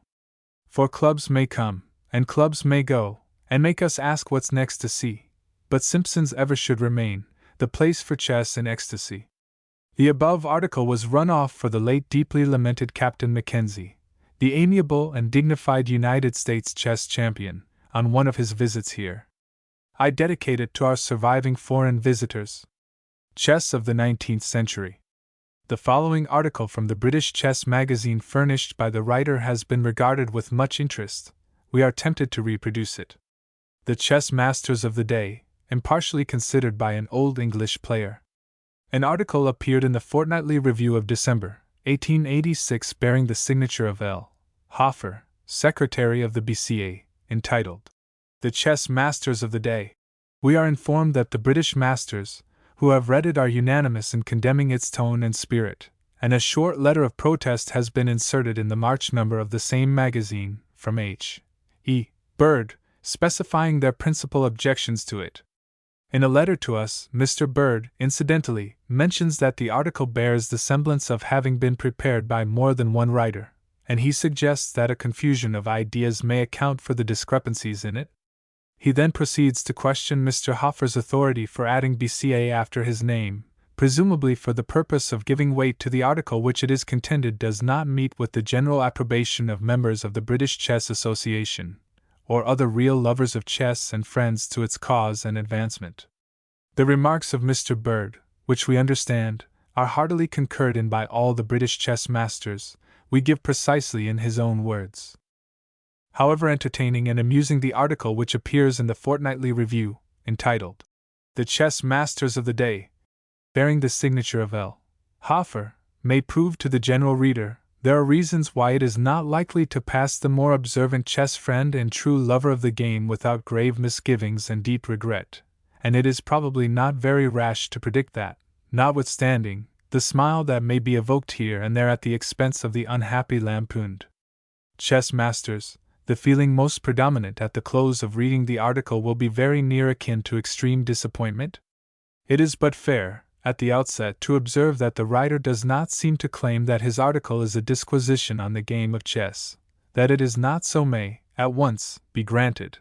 But it is unfortunate that even as a record of what it purports to be, viz., the chess masters of the day, a few lines will suffice to show that it is not sufficiently connected, reliable, or complete to form a chapter in chess history, or to be of any lasting interest from a descriptive chess master's point of view. Having first generalized the main contents of the article, we may then proceed to point out its shortcomings, as well as the more serious objections to it. Of the 13 pages and 533 lines to which the article extends, more than 3/4 are devoted to foreign players, that apportioned, by the author, to panegyric of his present colleague, Zukertort, and to sneers, and personalities bordering on vituperation of his past friend, the world's champion, Steinitz, being about equally balanced. To the English chess masters mentioned, for in number, Blackburn, Byrne, Bird, and Mackenzie, the space allotted is less than a fifth of that given to 4 foreign masters, Zukertort, Steinitz, Rosenthal, and Lowenthal. The writer himself also figuring somewhat conspicuously. The reason for the introduction, and at such length, of the name of the distinguished Hungarian player, Lowenthal, into an article presumably by title intended for living masters, is not at all apparent. He died in 1876. Andersson, far more successful if not far greater as a chess player considered by many, including the writer of this article, as king of all chess players, who lived till 1879, is not even mentioned. The selection may seem to have been made for effect, and for the purpose of reproducing certain too oft repeated jokes and quaint notions commonly attributed to Lowenthal, that highly agreeable and justly popular gentleman having apparently been regarded, if the expression may be permitted, as a very convenient peg on which to hang some funny sayings and ideas. Horwitz, who died in 1884, is also in the article, supplying further pleasantry. There will not be wanting, however, many chess players who will consider a description of Andersson's play, and great championship and tournament victories of 1851, 1862, and 1870 of at least equal interest. Rosenthal of Paris, next to Steinitz and Zukertort, absorbs the largest space among living players, more in fact than all the British masters combined. Here again supposed witticisms and pleasantries open up at the expense of the volatile and amiable Polish player. No other plausible explanation appears to offer for the prominency and length of space devoted to Rosenthal. The name of a much greater though more demure master, happily still in the flesh, von Heidbrand der Lasse, considered by many, including Morphy, as the finest chess player of his time, and certainly one of the most distinguished of foreign writers, is not even mentioned. The Prussian masters are entirely omitted. Paulsen, most modest and distinguished, certainly, one of the greatest players and not second to any but Blackburn as a blindfold artist. Why is he forgotten? Bartleben, winner of the Vizianagram All-Comers Tournament, Criterion, London, 1883, is another unaccountable omission. Where is the incomparable Schalop, the present Prussian champion? His welcome visits from Berlin, and performances unsurpassed for brilliancy at Hereford in 1885, as well as London and Nottingham this year, are still pleasurably remembered by us all. The absence of Paulsen, Bartleben, Schalop, and Riemann, all living masters of the highest excellence, has the effect of excluding Prussia altogether, and makes a portentous void, as it would do in any article on chess. Chigorin of St. Petersburg would probably, at the present time, be equal favorite against any player in the world except perhaps Steinitz. Though behind the champion in tournament record, the young Russian player has been successful against him in 3 out of 4 individual contests. Chigorin is leader of the Russian Chess Committee in the St. Petersburg Chess Club, now conducting the telegraph match against the British Chess Club. His absence from a list of the greatest living masters is a grave oversight, and this most likely is accidental. The omission of the only great Russian chess representative we have had the honor of welcoming to our chess circle could hardly have been intended. Coming to players of the past in our own country, Great Britain is made to occupy a very far back seat, and in this respect at least Russia, Prussia, and England, through their representatives, may join in mutual sympathy and condolence. There can be no jealousy where all are ignored. We are tempted to ask, what can be thought or said of an article which, professing to portray and describe chess masters, devotes near a page to Lowenthal and more to Rosenthal, yet not a line to Staunton or to Buckle? Can the reviewer have forgotten that Staunton and Lowenthal were contemporary? If not, what can be the explanation of such an omission? Howard Staunton's name is certainly not second to any, however illustrious, ever known in chess. He will ever be remembered as the greatest chess player of his day, and was the most vigorous and entertaining of chess writers. Having witnessed his play during 1845 to 1849, when he was still in full force, deep impressions remain with us of his extraordinary powers of combination, his soundness and accuracy. Although comparison of chess players, who lived or were in practice at different times, appear of little use or value, we yet have been tempted once more to compare Staunton's, Anderson's, Morphy's and Steinitz's best games without arriving at any conclusion except that Anderson's style still appears more inventive and finer than any other, while Steinitz is preeminent for care and patience. H. T. Buckle, writer and author, who died in 1862, was for many years the strongest amateur player, mostly considered a shade weaker than Staunton, but regarded by many as equal, like Steinitz in style, sound and safe, running no risks. Exactly the reverse of that of Bird, who became his opponent on equal terms in 1852. All chess admirers, not in this country alone, but throughout the world, would like to have seen the names of Staunton and Buckle, and the more recent ones of Boden and Whisker as much as those of Lowenthal and Horwitz. Less convenient for facetious observation, it is yet more than probable that the grand chess researches, works and sayings of the English champion and Shakespearean editor, and the diary chess extracts of the highly accomplished author of The History of Civilization, in which reference is made to the relief and enjoyment afforded by chess, would have interested the chess public fully as much as the description of Lowenthal's shirt front, Rosenthal's grammar, Winower's inodorous and unsavory cigars, or the fact that the author had played billiards with M. Grevy, the President of the French Republic, and that he was in a position to contradict the statement that Zukertort came over in 2 ships. There are many old players and admirers, and perhaps some young ones, who would have felt both gratified and interested at a brief, descriptive sketch of de la Bourdonnais and MacDonald, and their great and never-to-be-forgotten contests, Staunton and St. Amant's championship match, England v. France, which occasioned more genuine interest and enthusiasm than any other chess event of this century, would also have been a welcome and pleasing addition.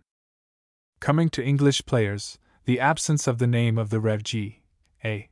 MacDonald, one of the most accomplished writers, experts, and masters of the game, cannot be satisfactorily explained. He is, though rarely practicing, full of vigor. Independently of his skill as a player, he is regarded as a living institution in chess. For a quarter of a century, with the late Mr. Bowden and Bird still living, he has been one of the foremost amateurs.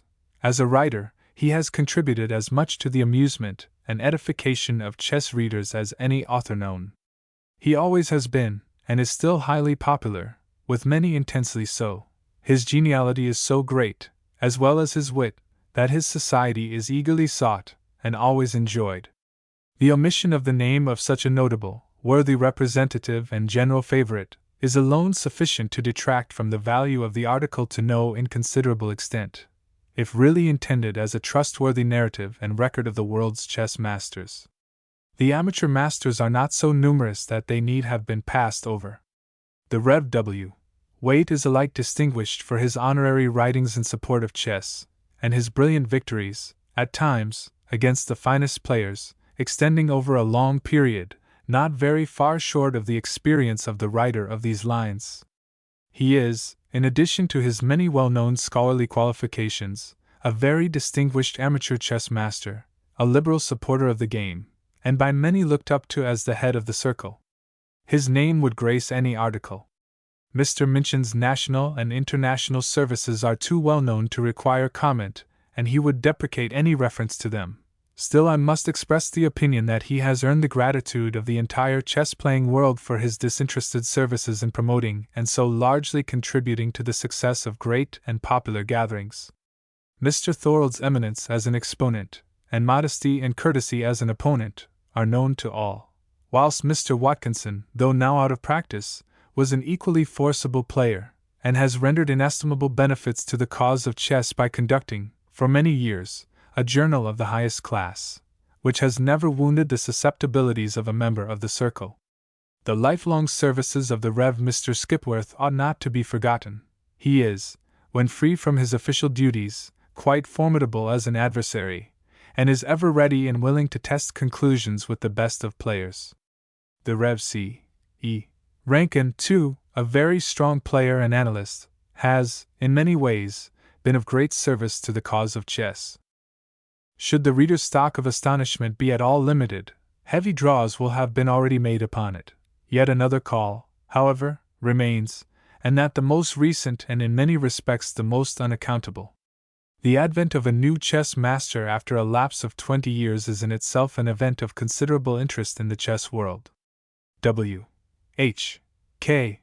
Pollock was early last year admittedly a master, in the opinion of many considered competent to judge. In August of last year he won the first prize in the Irish Chess Association one-game master tournament, winning from Blackburn, Byrne, and 6 leading Irish players. He is most modest and very chivalrous, always ready to play on convenient occasions for pure love of the game, and credit of victory alone. This is truly a strange omission. The author's assertion with regard to Morphy is that he was head and shoulders above the players of his time. What precise degree of superiority that may imply in chess is not easy to define, and must be left to the imagination of the reader.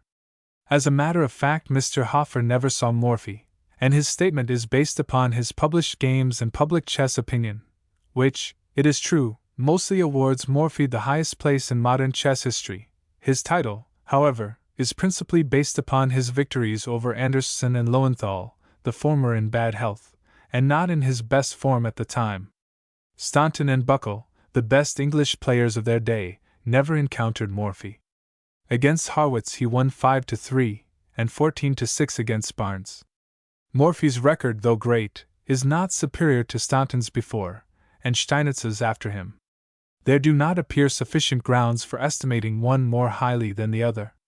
Foreign critics sometimes, as well as English ones, have been apt for purposes of inferential comparison to exalt one player and proportionately disparage another. Thus chess critics, with whom Staunton does not stand in the highest favor in the past, or Steinitz in the present, too often indulge in the most extravagant statements as to Morphy's immeasurable superiority, not based on conclusive grounds, when the games and evidence are closely and impartially tested.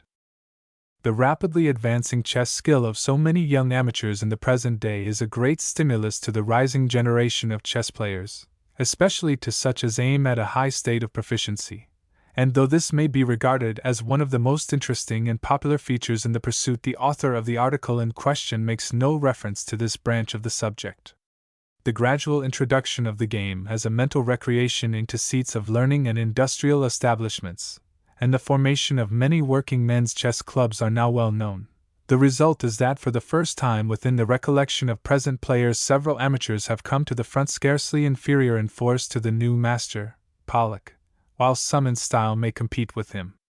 Enger, Donisthorpe, Guest, Hooke, Hunter, Jacobs, and Mills, with the most successful of the past university chess teams, Chepmel, Gatty, Gwinner, Locock, Plunkett, and Wainwright, are names scarcely less familiar than those of the half-dozen older masters left, who formed the remnant of the little band of 20 recognized masters living in 1854. Chess has become far more general than it formerly was because it is better understood. Old-fashioned notions that it was too serious and necessitated an unreasonable absorption of time are passing away. A well-known amateur, whose games please the public much and are greatly admired in Professor Ruskin's letters, has played many of his best specimens within an hour, some in half that time. This same player states that he recurs with great interest, though melancholy in its character, to some games he has played with those afflicted in various ways, on account of the solace and consolation as well as pleasure it has been found to afford him. The excellent contests some blind boys made against him with their raised boards, the enjoyment they expressed and felt, as conveyed to him by the master of the asylum, is vivid in his remembrance. Chess has proved highly beneficial to such of the lower classes as have been fortunate enough to resort to it, in place of more exciting and expensive indoor games. The mental exercise called into play is of the most healthy character, and those who interest themselves in the welfare of their less fortunate brethren may benefit them and society, by assisting to diffuse a better knowledge of its advantages for those at present uninterested in it. There may be something in the author's opinion that no extraordinary mental power is needed for chess excellence, but his views, probably, would have been more valuable if less general, and expressed with such qualifications as the history of its masters suggests. His idea, however, that anyone of average capacity may play average chess, is not in accordance with experience, if, indeed, it is not decidedly in opposition to it. Some of the finest players may appear to Mr. Hoffer to possess but average intellect. But whether he is right or not, one thing is certain, that many with the greatest endowments and known powers of calculation and thought have failed at it, and some have been candid enough to admit that they abandoned the game because dissatisfied with their own progress and skill at it. Buckle, in his opinion given by MacDonald in Life Pictures, the amusing and interesting work of the latter, considers imagination and calculation necessary, but discards any idea of superior mental capacity. It is clear, however, that the qualifications necessary to be met with cannot well be defined. We have never found any successful attempt to do so. Franklin did not attempt it. We find by experience that a likely man fails and an unlikely one succeeds. Stockbrokers have been very successful, mathematicians quite the reverse. 20 or 30 eminent players, barristers and solicitors, may be quoted to 4 engineers and accountants, the latter, however, including one of the masters. The Church has been very prolific as well as medicine.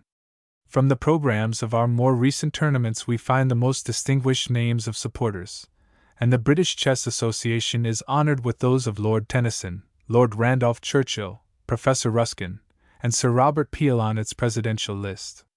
The late Prince Leopold was patron of the St. George's Club, and president of the Oxford University Chess Club. The late J. P. Benjamin, Q.C., and formerly Sir C. Russell were among its admirers and supporters.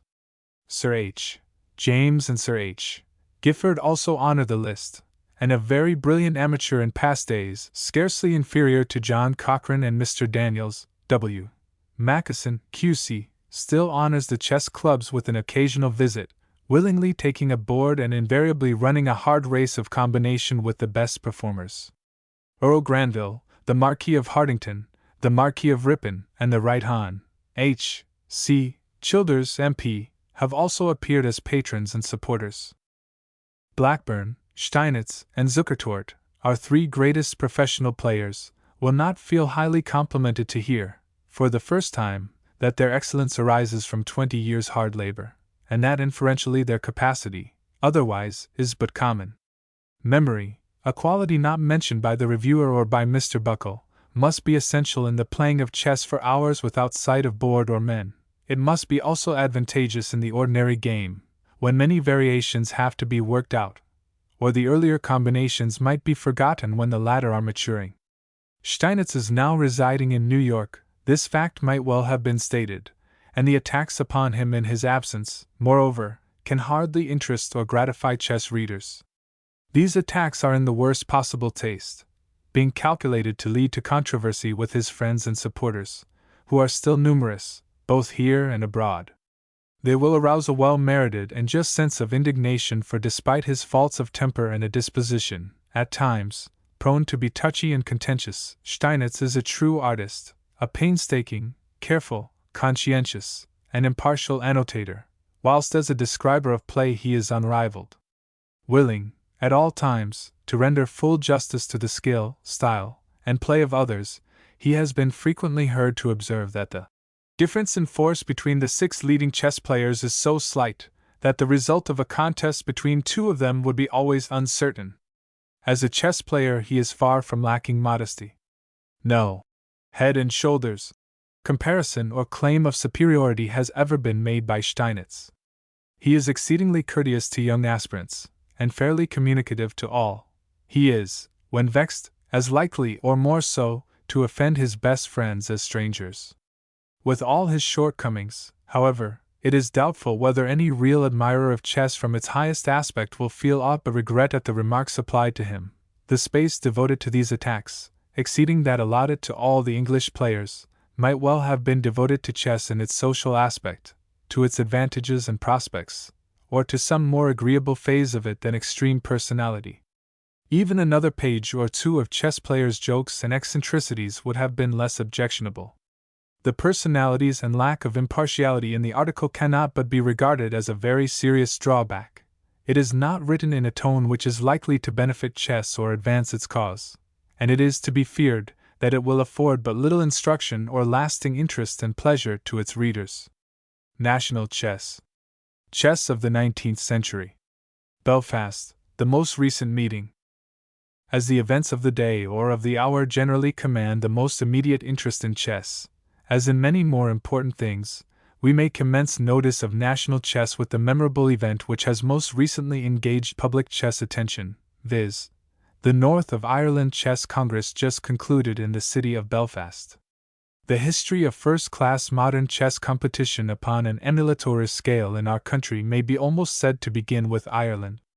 We know that a little band of chess enthusiasts assembled regularly in Dublin so early as 1819, and that the knowledge of it had a material influence on the advance of chess practice at the time, and so far as we can gather the letter from Trinity College, Dublin, in 1850, was the suggestion which first led to discussions which resulted in the World's International Chess Tournament, the first on record, held in London in the succeeding year.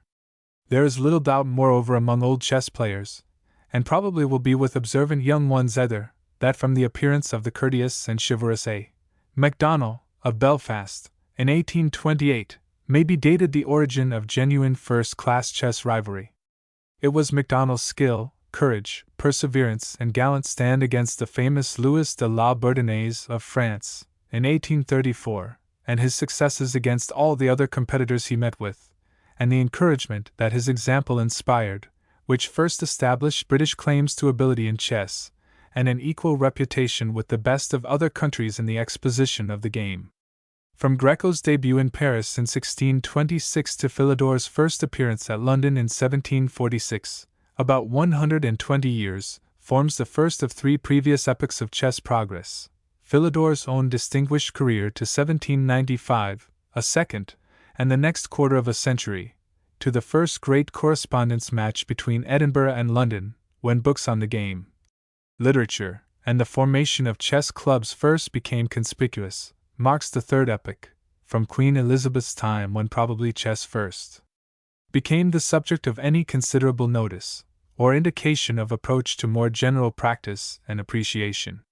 Note: the extent to which the 1851 and 1883 tournaments were aided by Indian feeling and support is another great and pleasing feature. The names of Cochrane and Minchin stand foremost in memory among the inceptors. The wonderful Evans Gambit attack, which has ever in its manifold branches continued so intensely popular, had been invented by Captain W. D. Evans in 1830.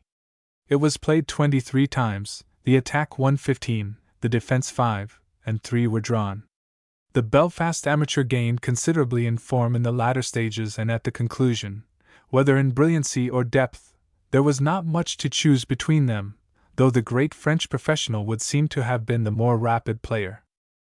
MacDonald died on the September 14, 1834, aged 37, and La Bourdonnais on the December 13, 1840, aged 43, being about 5 years before the appearance in the chess arena of the writer of this article, and who now, owing to the hospitality and liberality of Belfast, has the honor and pleasure of taking part in a national British competition in the native place of one who so greatly contributed to the pioneering of these interesting tests of skill. Note: the match between La Bourdonnais and MacDonald produced games which for originality, enterprise and spirit have never been surpassed.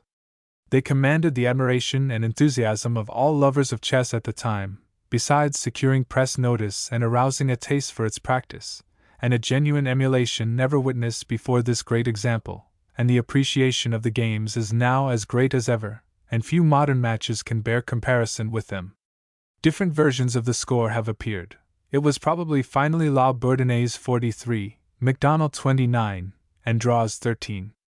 The Chess Congress of the North of Ireland, which will sound yet more familiar to many ears, under the title of the Belfast or Belfast and Holywood Chess Congress, for it is to the spirit and liberality of these two places that the meeting owes its origin, commenced in the Central Hall, Belfast, on September 12, and concluded with one of Mr. Blackburn's marvelous blindfold performances on September 24, an ordinary simultaneous competition of 21 games by Mr. Bird, on September 21, having also apparently afforded some pleasure and satisfaction. The Belfast meeting must, owing to the originality and enterprise of its conception, and the complete success which has attended it, form a unique item in Great Britain's local chess records, and will not form one of the least interesting and significant features in the national chess history of this generation.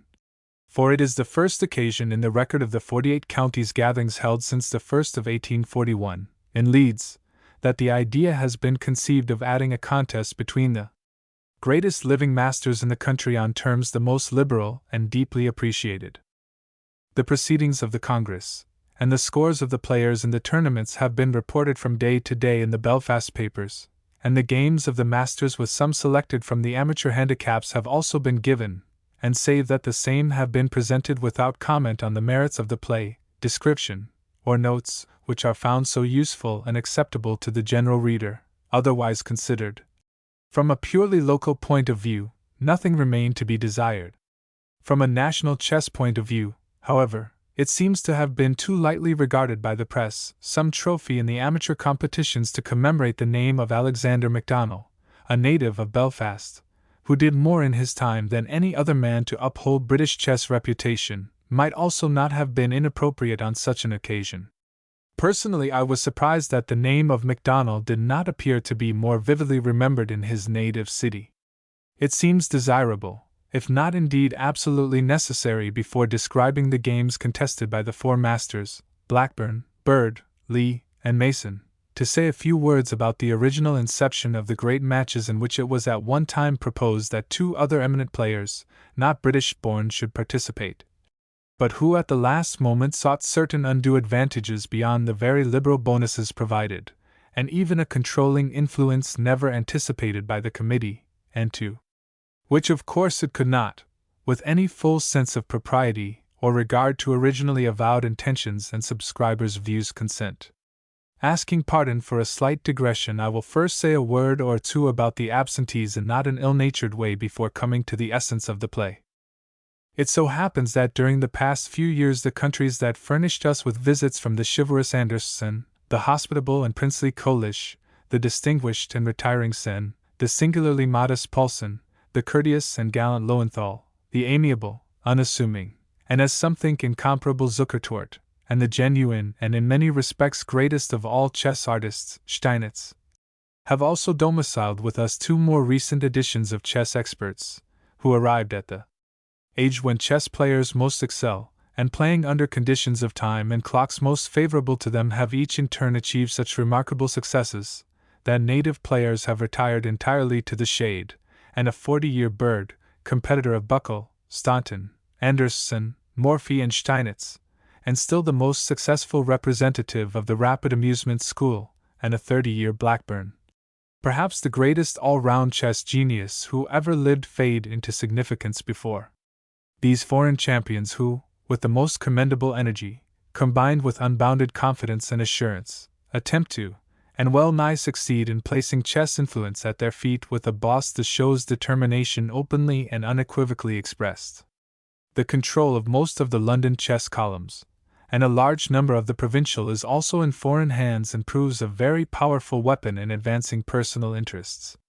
Note: the chess of the Daily News, Evening News and Post, Standard, Field, and Telegraph, and nearly all the provincial papers are conducted by German players. No leading British player has a regular chess column. Gunsberg, the elder of the two, slightly it is feared on the wane though still champion of many columns, and Lasker, 24 years of age, still at his height, are both wonderful performers, and enjoy a vast popularity among their race, and in certain circles. But in the long run it is not unlikely that either will feel extremely dissatisfied if he can maintain for half the time the sustained reputation of the oldest English players who so contentedly and modestly at present occupy their retired back seats, and there are not wanting reasons to believe that both Gunsberg and Lasker became most anxious to enter for the prizes in the Belfast competition at the very time when it was finally determined to confine it to 4 leading national representatives. North of Ireland, Belfast, Chess Congress, Masters Competition. The proceedings opened at the Central Hall, Rosemary Street, Belfast, on Monday, with an admirable address from Dr. Barnett, who wished the players a happy and harmonious time and extended to them a hearty welcome. Number 1. Bird against Blackburn offered an Evans Gambit. This game was the only one played without clocks. Both players seemed at ease, and glad to be free from the formality and encumbrance of time regulators, and it is a happy omen that it proved one of the most interesting in the program.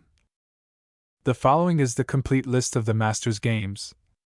J. H. Blackburn H. E. Bird T. J. Lee and J. Mason. 1 Bird Blackburn Evans declined 64 moves drawn 2 Lee Mason Petroff 75. Mason 3 Bird Lee Queen's Pawn Counter 47. Drawn 4 Blackburn Mason Vienna 44. Blackburn 5 Lee Blackburn KTKB 3 PQ4 48. Blackburn 6 Mason Bird KP and QP 62.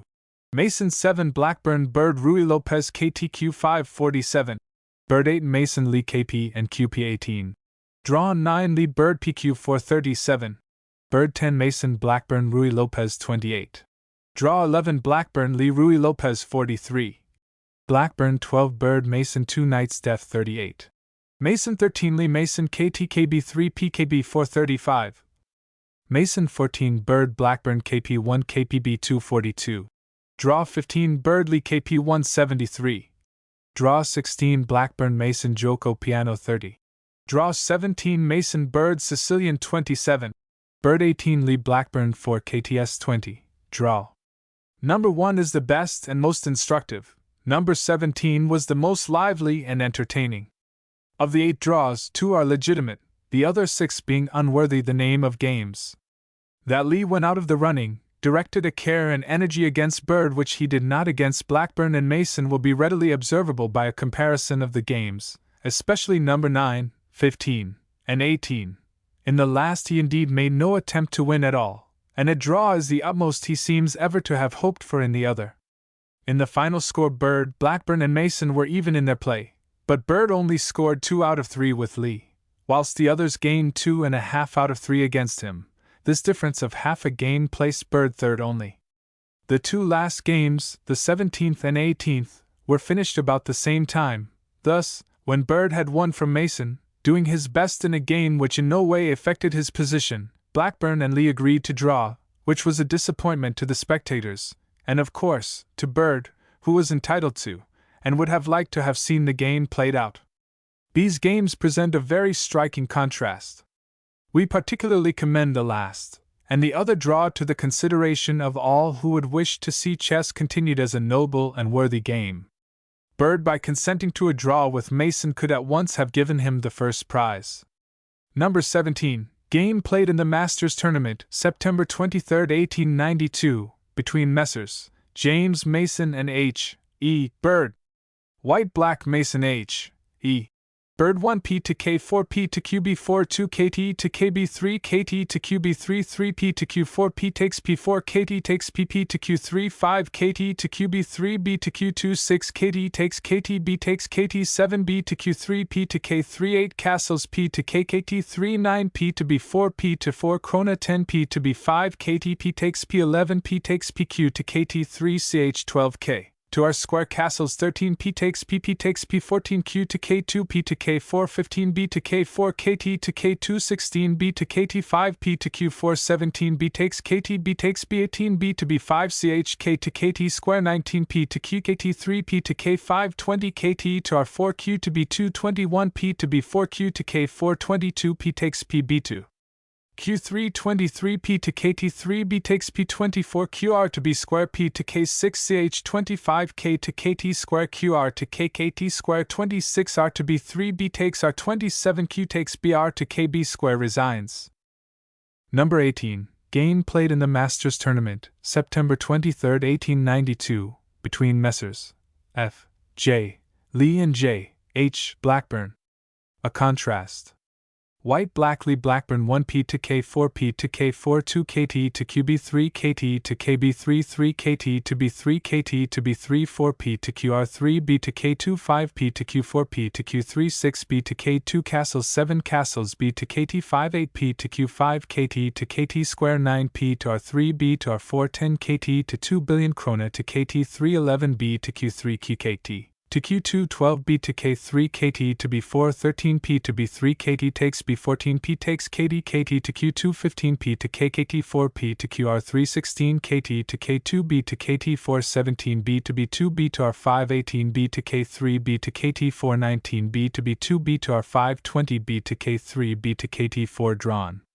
Games at the Belfast Chess Congress in the quadrangular competition between J. H. Blackburn H. E. Bird F. J. Lee and J. Mason, September 12 to September 23, 1892. Of the 18 games competed for by the above, 8 are worthy to be placed in a first-class collection. They are, number 1. Evans' Gambit declined. Bird v. Blackburn, which is thought in some respects the best, as illustrating the styles and resources of the two players, besides containing many instructive phases. Number 4. A Vienna Opening, between Blackburn and Mason, was a game of considerable enterprise and interest, though the latter missed an ingenious and promising opportunity, which would have given him a considerable advantage, sufficient for so careful and reliable a player, who seldom misses chances, to have won. Number 7. A KT to Q5 defense to the Ruy Lopez, a form not approved by the authorities, condemned once more by Mr. Hoffer, in the field, but passed without comment by Mr. Mason in the B. C. M. was a popular game with the spectators and was won by Bird, defending against Blackburn, who also succeeded in number 17 on the last day against Mason with a Sicilian in a short and decisive game. Pleasing and amusing to the lookers-on who like to see a lively and decisive game. Number 9. A Queen's Pawn Opening, produced fine combinations and critical positions and a brilliant finish, Bird scoring from Lee. Number 11. A two-knights defense, terminated in a clever and meritorious victory for Mason as second player over Bird. The above 6 games were the most entertaining of the series, viz. L. 4, 7, 9, 11, and 17. Number 5 Lee and Blackburn, KT to KB3, and number 12, Blackburn and Lee, Arui Lopez were steady, but rather dull, but furnished excellent specimens of Blackburn's skill and masterly conduct of end games. Next to the foregoing 8 games in order of interest were number 3, Bird and Lee. Counter Queen's Pawn Opening and number 13, Bird and Blackburn KP1. These, though both drawn, were steady, well played and instructive games. In number 2, Lee and Mason, a Petrov, the former should have drawn, but lost on his 75th move. In number 6, Mason was at a decided disadvantage with Bird, who committed an ingenious suicide in a game he could have drawn. In number 13, a KT to KB3 opening, PKB4 reply. Lee had much the better game with a pawn more against Mason, but made a palpable blunder at his 34th move and resigned. Number 8, a tame draw in 18 moves, Mason and Lee 10, Mason and Blackburn, 28 moves, not much better 16, Blackburn and Mason 30 moves, of no interest, and number 18, the last game 20 moves between Lee and Blackburn, from which something was expected, but which baffles polite description, and cannot be dignified by the name of, or as a game, completes the list. This was a 4-knights game, 15 Blackburn and Mason a giuoco piano 30 moves was a lamentable specimen of wood shifting. The following game presented some very instructive positions towards the close. Game played in the Masters Tournament, September 16, 1892, between Messrs. H. E. Bird and F. J. Lee.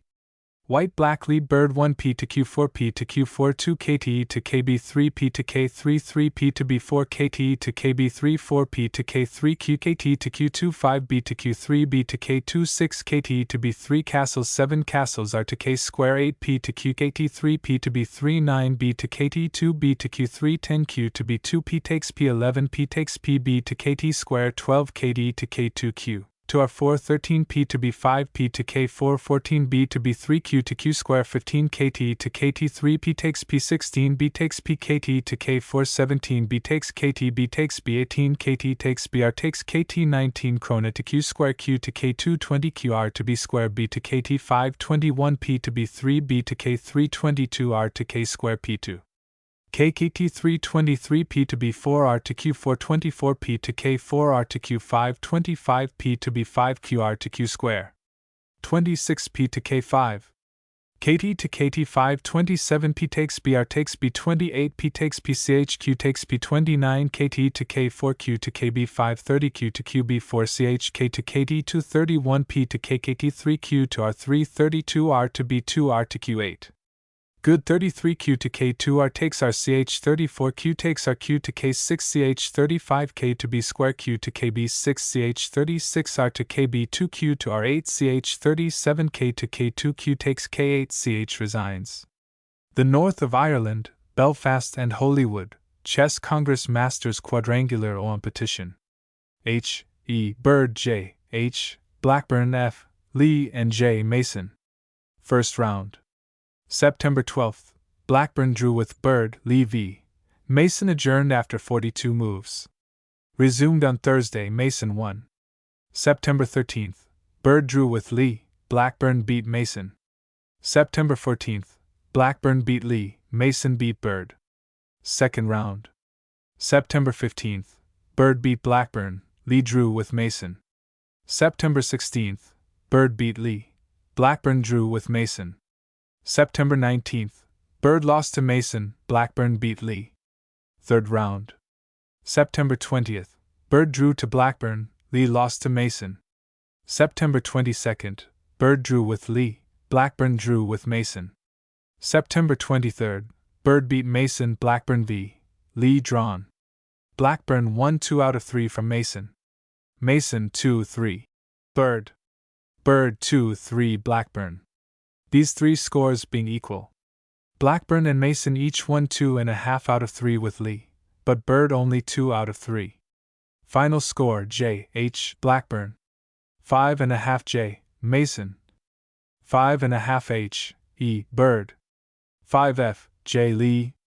218. Game number 7. Ruy Lopez attack. KT to Queen's 5th defense, Bird. Note: this defense is condemned by all authorities. The following was considered the game of the tournament, and must be admired. White black Blackburn Bird 1 P to K4 P to K4 25 P takes PB to B5 2 KT to KB3 Q KT to B3 26 B to K2 B takes B3 B to KT5 KT to Q5 27 R takes BP to Q4 4 KT takes KTP takes KT 28 P takes PR takes R5 P to Q3 P to 4 Krona 29 KT takes RP takes P 6 P to QB3 B to B4 30 KT to Q4 R to K square 7 castles P to QB3 31 P to B5 R to K5 8 B to R4 P to Q3 32 KT to K6 CHK to Q3 9 Q to K square Q to B3 33 KT to KT7 R takes P10 K to R square KT to R3 34 P to B6 KT to B2 11 P to KB3 P to R5 35 KT to B5 CHK to K4 12 B to B2 B to Q2 36 KT takes PP to Q5 13 P takes PB takes P 37 KT to KT6 CHK to K5 14 KT to B3 castles QR 38 K to KT square R to KT7 15 B to K3 QR to K square 39 P to 4 Krona P takes PN PA 16 B takes BQ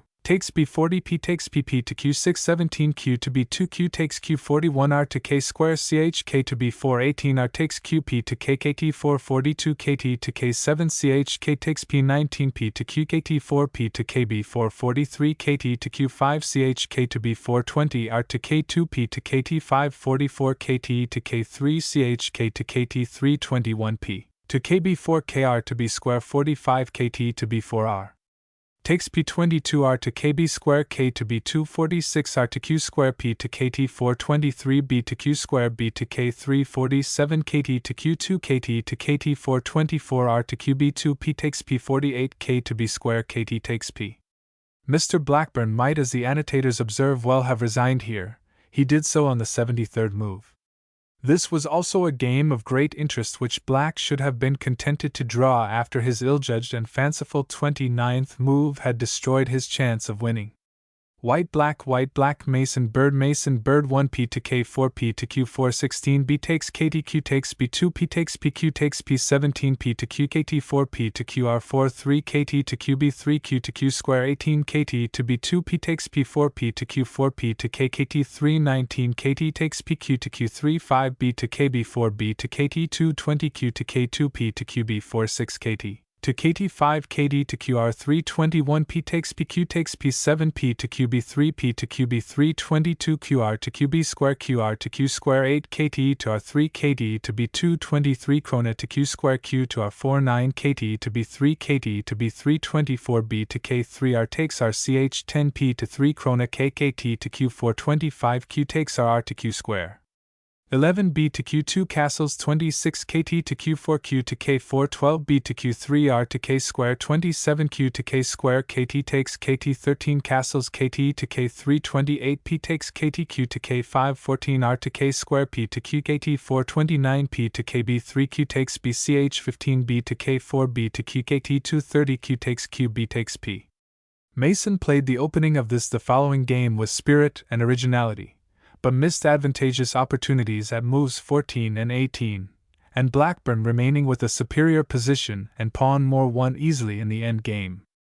White black Blackburn Mason 1 P to K4 P to K4 11 QKT to B4 B to R3 CH2 KT to QB3 KT to KB3 12 P to Q3 QR to K square 3 P to B4 P to Q4 13 P to KKT 3 Q to KT5 4 BP takes P KT takes P14 K to KT2 R takes P5 Q to B3 P to KB4 15 P takes KTQ. takes QCH6 KT to R3 KT to QB316 K takes QP takes PCH7B to KT5Q to R5 CH17K to KT2P to KT48K to BB to B418 KT takes PR takes KT9 KT takes P castles 19 KT to R3R to KT310B takes KTP takes B20B to B4B to K7.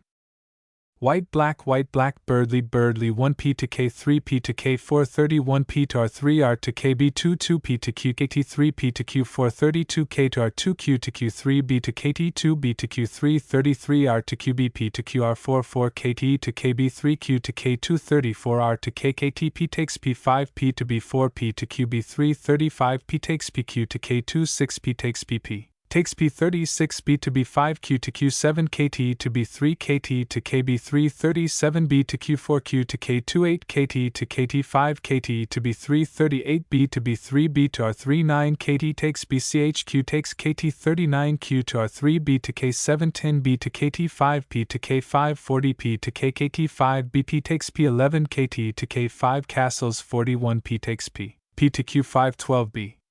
Takes KTP takes B42B takes PR takes B13R to QBB to KT243P takes RP takes P14 castles KT to Q244R to B2P to KT515P to B4 KT takes KT45Q to KT3B to B616B takes KTQ to K246R to QRR takes P17B to Q4KR to K47R. To R8CHK to R218Q to KT4P to B348K to KTQ takes P19R to B5P to QR349Q to R4CHK to KT320 krona to QBQR to B50R to 8 krona P to KT621P to B5K to R51Q to R7CHK to B322R to KBR to B252Q to R4CHK. To KT323R to KB4Q to B253Q to R7CHK2. B324Q to R3R to KB54Q to R4CHK to KT325P to KKT4K to KT55Q to R7CHK to B326Q to KT3P to R356Q to R4CHR to KT427P to KT4R to Q257Q to B4CHK to KT328R to QBR. To QR58R takes BP takes R29P to 4 krona Q to K259Q to K4CHR to B430R to B5R to KB60Q to K6CHR to B3. Lee for once in this tournament worked his very hardest and his 41st move was of the highest order. Bird's attack seemed irresistible. And the game was drawn after 73 moves. The games in the amateur competitions for spirit and liveliness contrasted in many instances with some in the Masters tournament, and we would gladly have given a larger selection of them had they reached us a little earlier. The proceedings of the North of Ireland Congress and its play were worthy of a special work. White black R, S, Gamble R, Boyd R, S, Gamble R.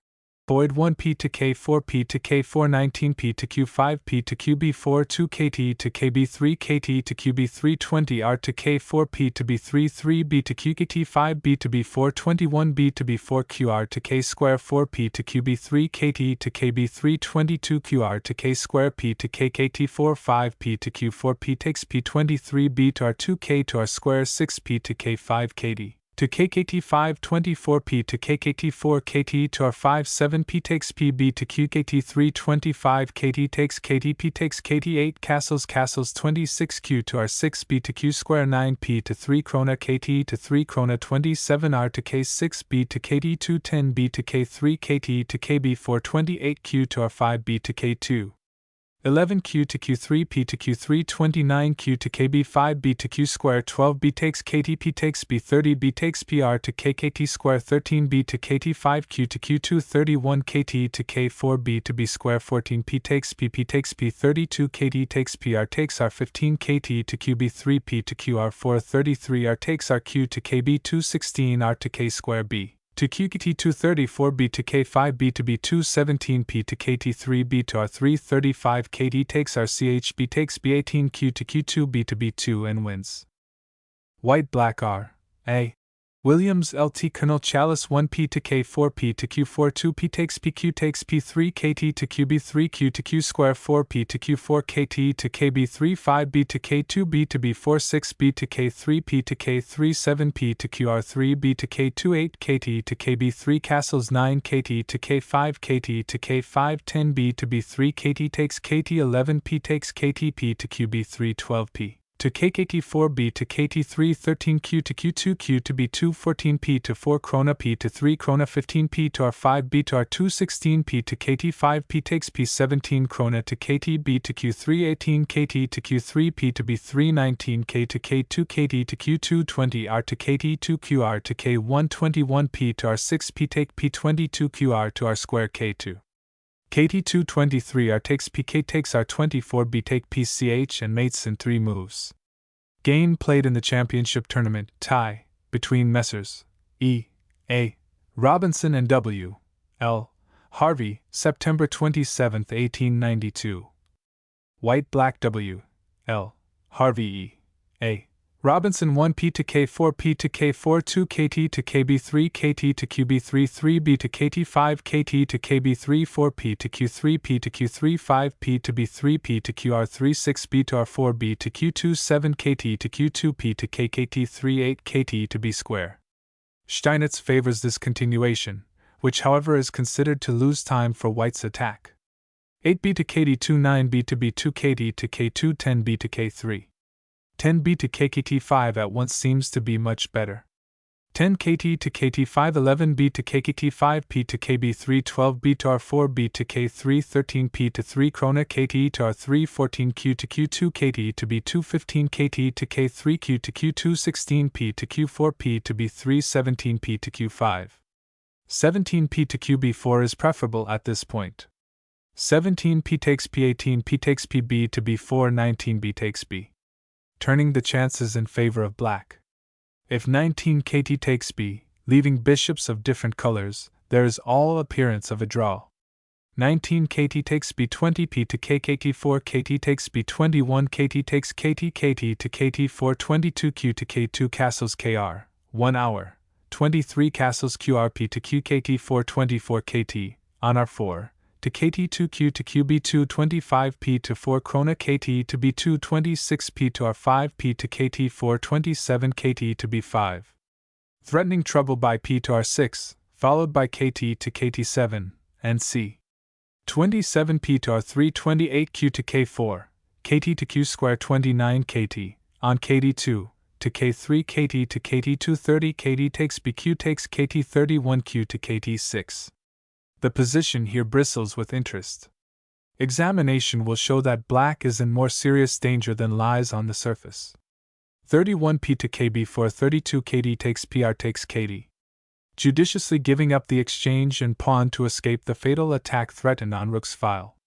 33P takes R to B square 34R to R2 R to B3 35Q to K8 CHK to R2 36P to KB4 KTSP takes P37R, on R2, to R square. The other R to R square, doubling, seems much stronger. If then R XP, 38Q to KT6CH. From this point White plays a weak game. 37R takes P38Q to KT6CHQ takes Q39P takes QCHK takes P40P to QKT4P to K541R, QSQ, to KTSQCHR interposes 42K to Q2KT to Q square 43R takes RCHP takes R44R to R8. After this it is only a matter of time. The pawns cannot be stopped. 44KT to B245R to KT8CHK to R246R to K8P to K6CH 47K to K2K to KT348R to K6CHK to B449R to K7KT to K450R to K8P to KT551R to B8CH. Driving him where he wants to go.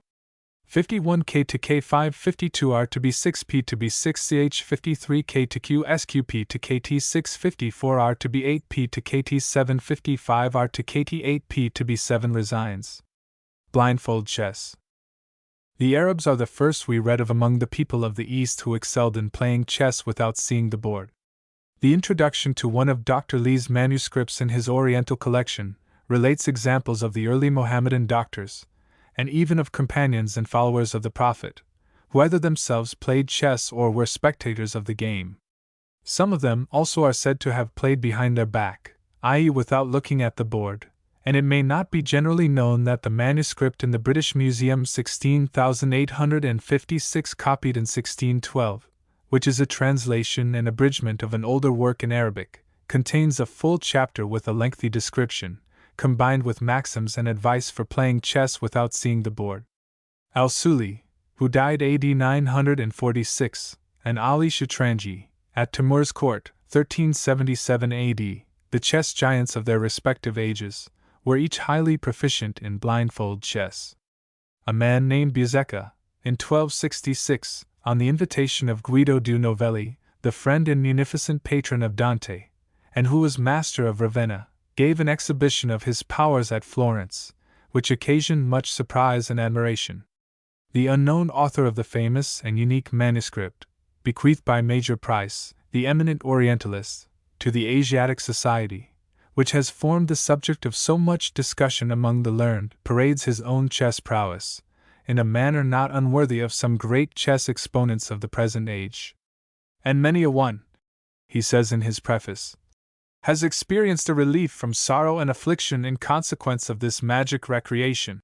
And this same fact has been asserted by the celebrated physician Muhammad Zakaria Razi, in his book entitled The Essence of Things, and such is likewise the opinion of the physician Ali bin Firdaus, as I shall notice more fully towards the end of the present works, for the composing of which I am in the hope of receiving my reward from God, who is most high and most glorious. The philosopher continues, I have passed my life since the age of 15 years among all the masters of chess living in my time, and since that period till now, when I have arrived at middle age, I have traveled through Iraq Arab, and Iraq Ajam, and Khorasan, and the regions of Moira el-Nar, Transoxania, and I have there met with many a master in this art, and I have played with all of them. And to the favor of him who is adorable and most high I come off victorious. Likewise in playing without seeing the board I have overcome most opponents, nor had they the power to cope with me. I, the humble sinner now addressing you, have frequently played with one opponent over the board, and at the same time I have carried on 4 different games, with as many adversaries, without seeing the board, whilst I converse freely with my friends all along, and through the divine favor I conquered them all. Also in the great chess, I have invented sundry positions as well as several openings, which no one else ever imagined or contrived. Notwithstanding the accounts and allusions to blindfold chess here referred to, it would seem to have been generally unknown to us at the time when Philidor performed his intellectual feat of playing 2 games blindfold, and 1 over the board, on several occasions at the St. James Street Chess Club, about a century ago. The club, which was held at Parsloe's Hotel, was formed in 1770, and its members comprised many prominent, celebrated, and distinguished men: Pitt, Earl of Chatham, C. J. Fox, Rockingham, St. John, Mansfield, Wedderburn, Sir G. Eliot, and other well-known names are recorded among the visitors and spectators there. Whilst the players who contended against Philidor at the slightest shade of odds included Sir Abraham Janssens, the Hon. Henry Conway, Count Brull, Mr. George Atwood, mathematician and one of Pitt's financial secretaries, Dr. Black, the Rev. Mr. Bodler, and Mr. Cotter. Stamma, of Aleppo, engaged in London on works of translation, and who was one of the best chess players, was matched against Philidor, but won only 1 out of 8 games. These contests took place at Slaughter's Coffee House, in St. Martin's Lane, long a principal meeting place for leading chess players. Philidor does not seem to have tried more than 2 games blindfold, but such was the astonishment they caused at the time, that doubts were expressed whether such an intellectual feat would ever be repeated, and certainly from the tenor of press notices of the event, and Philidor's own memoranda, it seems that it could not have been contemplated or conceived that performances on the scale we have witnessed in our days by Louis Paulson 1, Paul Morphy 2, J. H. Blackburn 3, and Dr. J. H. Zukertort 4 would become, comparatively speaking, so common in a future generation. The following article, from a newspaper of the period, was thought to reflect with tolerable accuracy the general impression prevailing at the time in regard to these performances. The World, a London newspaper in its issue of the May 28, 1783, makes the following remarks upon Philidor's performance of playing 2 games simultaneously without sight of the board. It scarcely, however, comes up to our American cousin's views of Morphy in 1858, just 3/4 of a century later. It says, "This brief article is the record of more than sport and fashion, it is a phenomenon in the history of man, and so should be hoarded among the best samples of human memory, till memory shall be no more. The ability of fixing on the mind the entire plan of 2 chess tables without seeing either, with the multiplied vicissitudes of 32 pieces in possible employment on each table, is a wonder of such magnitude as could not be credible without repeated experience of the fact." Philidor himself notes, also, being of opinion that an entire collection of the games he has played without looking over the chess board would not be of any service to amateurs, he will only publish a few parties which he has played against 3 players at once, subjoining the names of his respectable adversaries in order to prove and transmit to posterity a fact of which future ages might otherwise entertain some doubt. During the years 1855 to 6 and 7, Louis Paulsen at Chicago, and other cities in the west of America, first accomplished the feat of playing 10 games at chess simultaneously, without seeing the board or pieces, now familiarly called blindfold chess, and at Bristol, in 1861, and at Simpson's Divan, London, in the same year, he repeated the performance. On the last occasion meeting 12 very powerful opponents. The phenomenon Paul Morphy, from New Orleans, when 20 years of age only, conducted 8 games blindfold at Birmingham, in August 1858, losing 1 to Dr. Salmon of Dublin, drawing with Mr. Alderman Thomas Avery, and winning the remaining 6. Morphy at Paris, in March 1859, repeated the performance, and won all 8 games. His play was superb, and all agree has never been surpassed, if equaled, and drew forth press notice even more gushing than that bestowed upon his predecessor Philidor. J. H.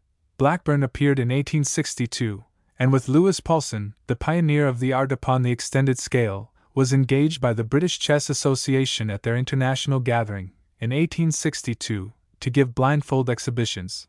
Each played 10 games with great success, amid much appreciation. Mr. Blackburn's subsequent 30 years blindfold chess is too well known to require comment. He is admitted to be second to none in the exposition of the art.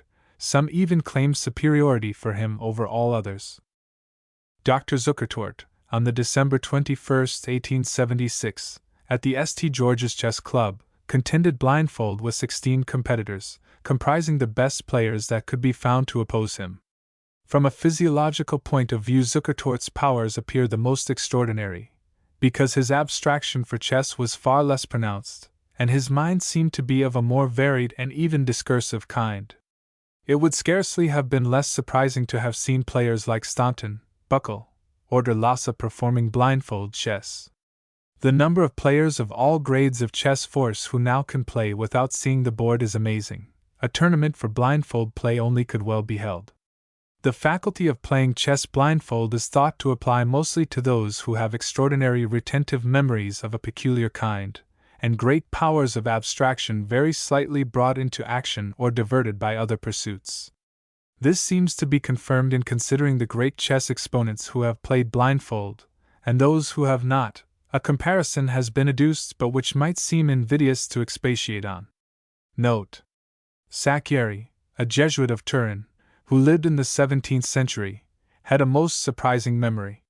He could play at chess with 3 different persons without seeing one of the 3 boards, his representative only telling him every move of the adversary. Sacchieri would direct him what man to play, and converse with company all the time.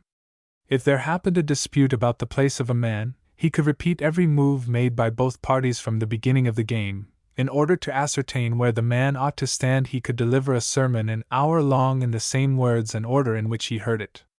This is very remarkable, as the Italian sermons are unmethodical and unconnected, and full of sentences and maxims. Blackburn does the same.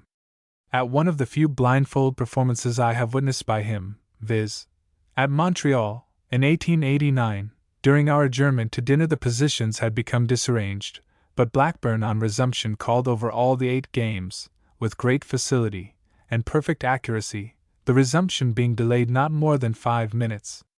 The Razi referred to above, called by our medieval writers Rhasis, was a celebrated physician of Baghdad, where he died about AD 922. The author of the British Museum MS says, "Some men from long practice have arrived at such a degree of perfection in this art as to have played blindfold at 4 or 5 boards at one and the same time, and never to have committed a mistake in any of the games." He further tells us that some have been known to have recited poetry, or told amusing stories, or conversed with the company present during the progress of the contest. In another sentence he says, "I have seen it written in a book that one man played blindfold at 10 boards simultaneously, and gained all the games. He even corrected many errors committed by his opponents and friends in describing the moves. It was a saying in the East, 'He plays at chess like Al-Suli,' so that many believed him to be the inventor of this game, but erroneously. The Arabians say that a certain great man showed one of his friends his garden, full of fine flowers, and said to him, 'Did you ever see a finer sight than this?' 'Yes,' he replied. 'Al-Suli's game at chess is more beautiful than this garden and everything that is in it.' Al-Suli died a.d. 946. The writer is not enamored of blindfold play, preferring not to attempt to do that without his eyes, which he can do better with. Blindfold play, the term used nowadays, or playing behind your back, as one of the old Arabian manuscripts has it, seems not the most happy expression for the art, playing, sans voir, or without sight of chess board or pieces clearly expresses it.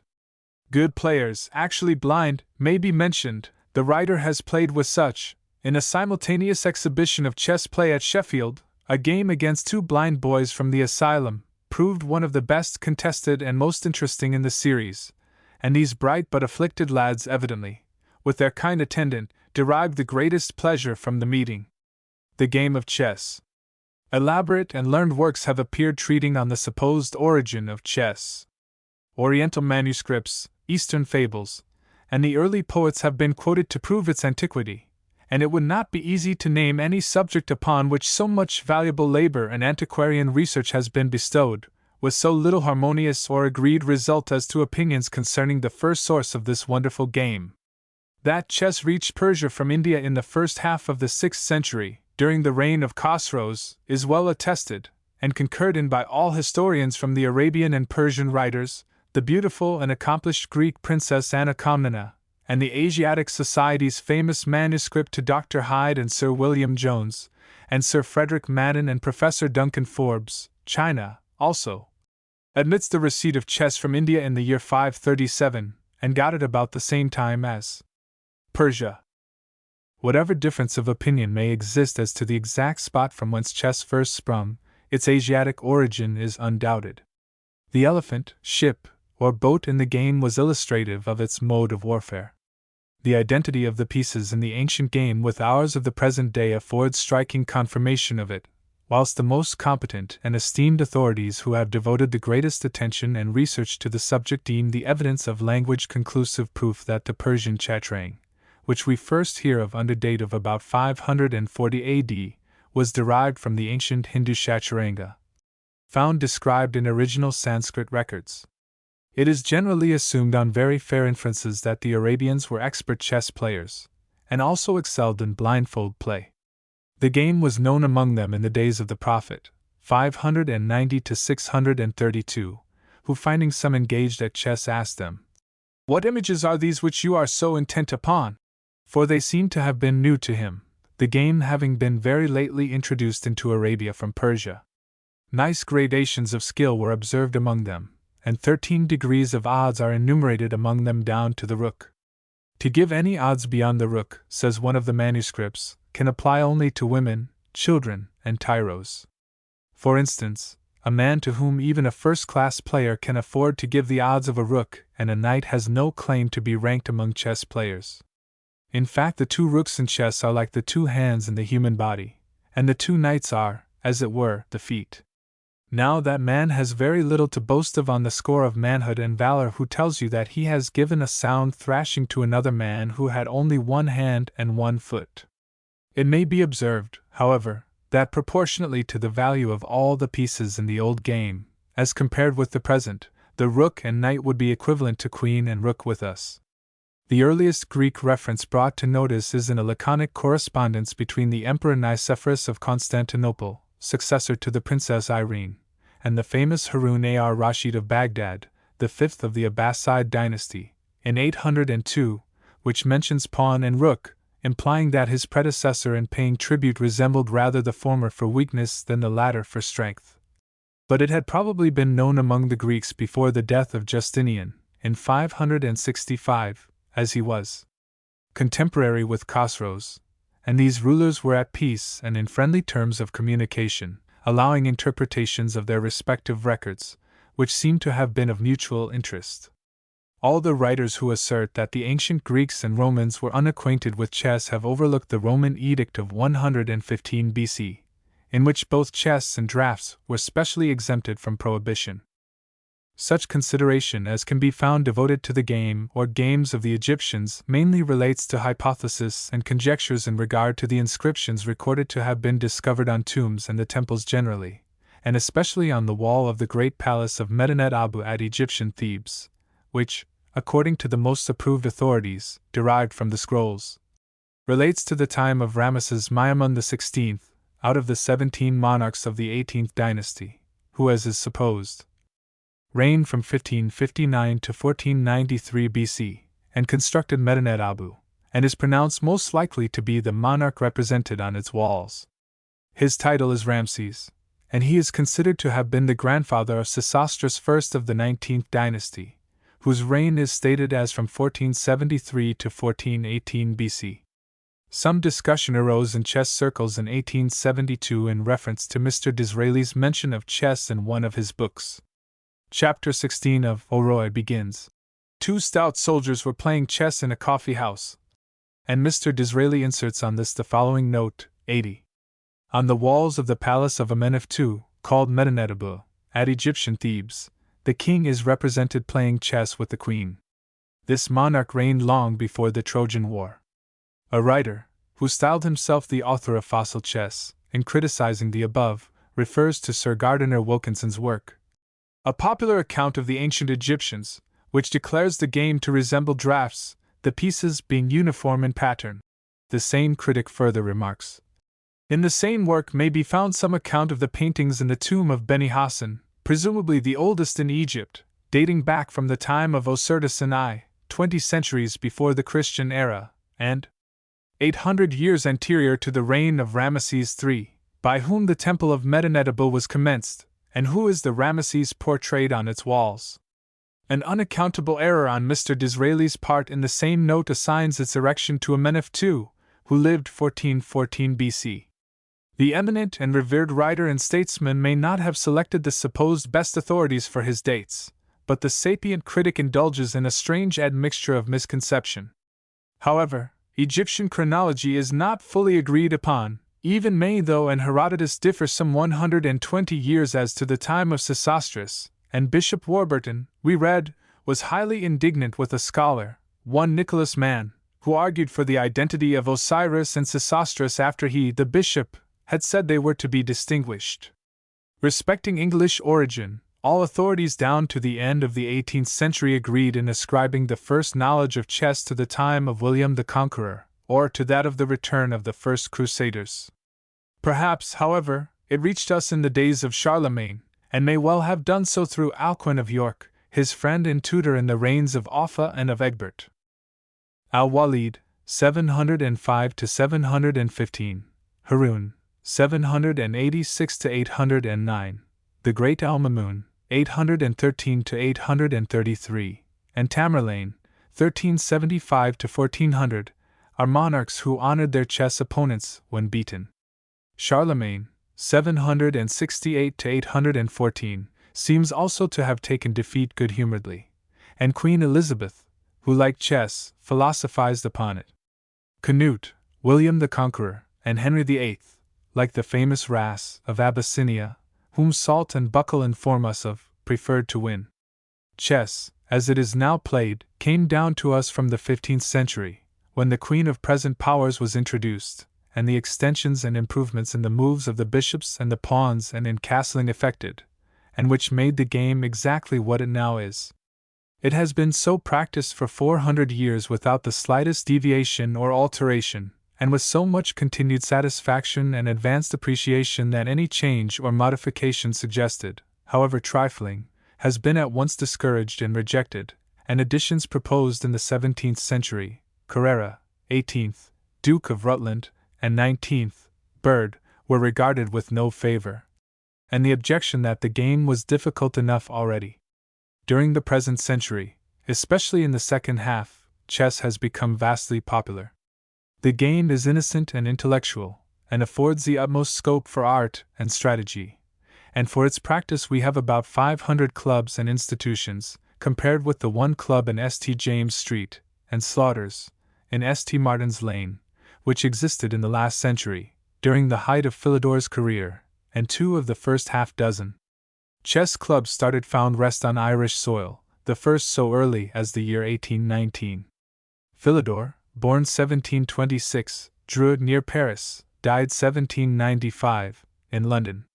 Philidor's ascendancy and popularity in the last century, owing to his remarkable and perhaps unprecedented supremacy combined with the liberality of his treatment, and the chivalry and enthusiasm of his opponents, tended to create an entirely new era in chess and its support. An interest became aroused of a most important character, unknown in any previous age in England, and which, though not fully maintained after his death, and least of all among the higher classes who rank so largely among his patrons, was yet destined to have a marked and lasting influence on the future development and progress of the game, most apparent at first in England, but later nearly equally manifested in Germany. Since in America and other countries, and not exclusively confined to any country, class, or creed, several auspicious circumstances had greatly contributed to aid Philidor in his London career, prominent among which were his introduction to Lord Sandwich at The Hague, his patronage through the same source by the Duke of Cumberland and the never-ceasing liberality of General Conway, the inestimable Count Bruhl, the Dowager Lady Holland, and the gallant Sir Gilbert Elliot of Gibraltar fame. Of the players who encountered Philidor, Sir Abraham Janssens, who died in 1775, seems to have been the best. Mr. George Atwood, a mathematician, one of Pitt's secretaries, came next. He was of a class which we should call third or 2 grades of odds below Philidor, a high standard of excellence to which but few amateurs attain. Some indication of the varied and important character of Philidor's patronage is afforded by the names on the cover of his edition of 1777, dedicated to the Duke of Cumberland. 26 ladies of title graced the list, including the historic chess names of Devonshire, Northumberland, Bedford, Marlborough, Rutland, with upwards of 300 male names comprising heads of the church, men illustrious at the bar and on the bench, statesmen, politicians, cabinet ministers, and many most distinguished in science, both in England and in France, with a long list of our nobility. Devonshire is the earliest name mentioned in old chronicles connected with English chess. Algar or Orgar, Earl of Devonshire, is recorded to have been playing chess with his daughter Elstreth or Elpida when King Edgar's messenger Athelwold arrived to ascertain the truth of the reports of her extraordinary beauty. Northumberland is mentioned 2 centuries later as a house in which chess was played. Caxton's Book of Chess, Bruges 1474, said by some to be the first book printed in London, was dedicated to the Duke of Clarence. Rowbottom's, 1561, to the Earl of Leicester. Lucy, Countess of Bedford, accepted dedication of A. Saul's quaint work, 1597, and in Barbier's edition of the same, 1640. The early love poem of Lydgate, emblematical of chess, was dedicated to the admirers of the game, and the Duke of Rutland in the last century took sufficient interest in it to devise an extension of chess. Note: the names of the subscribers on Philidor's Analysis of Chess, 1777, include Lord Sandwich and the Duke of Cumberland for 10 and 50 copies respectively.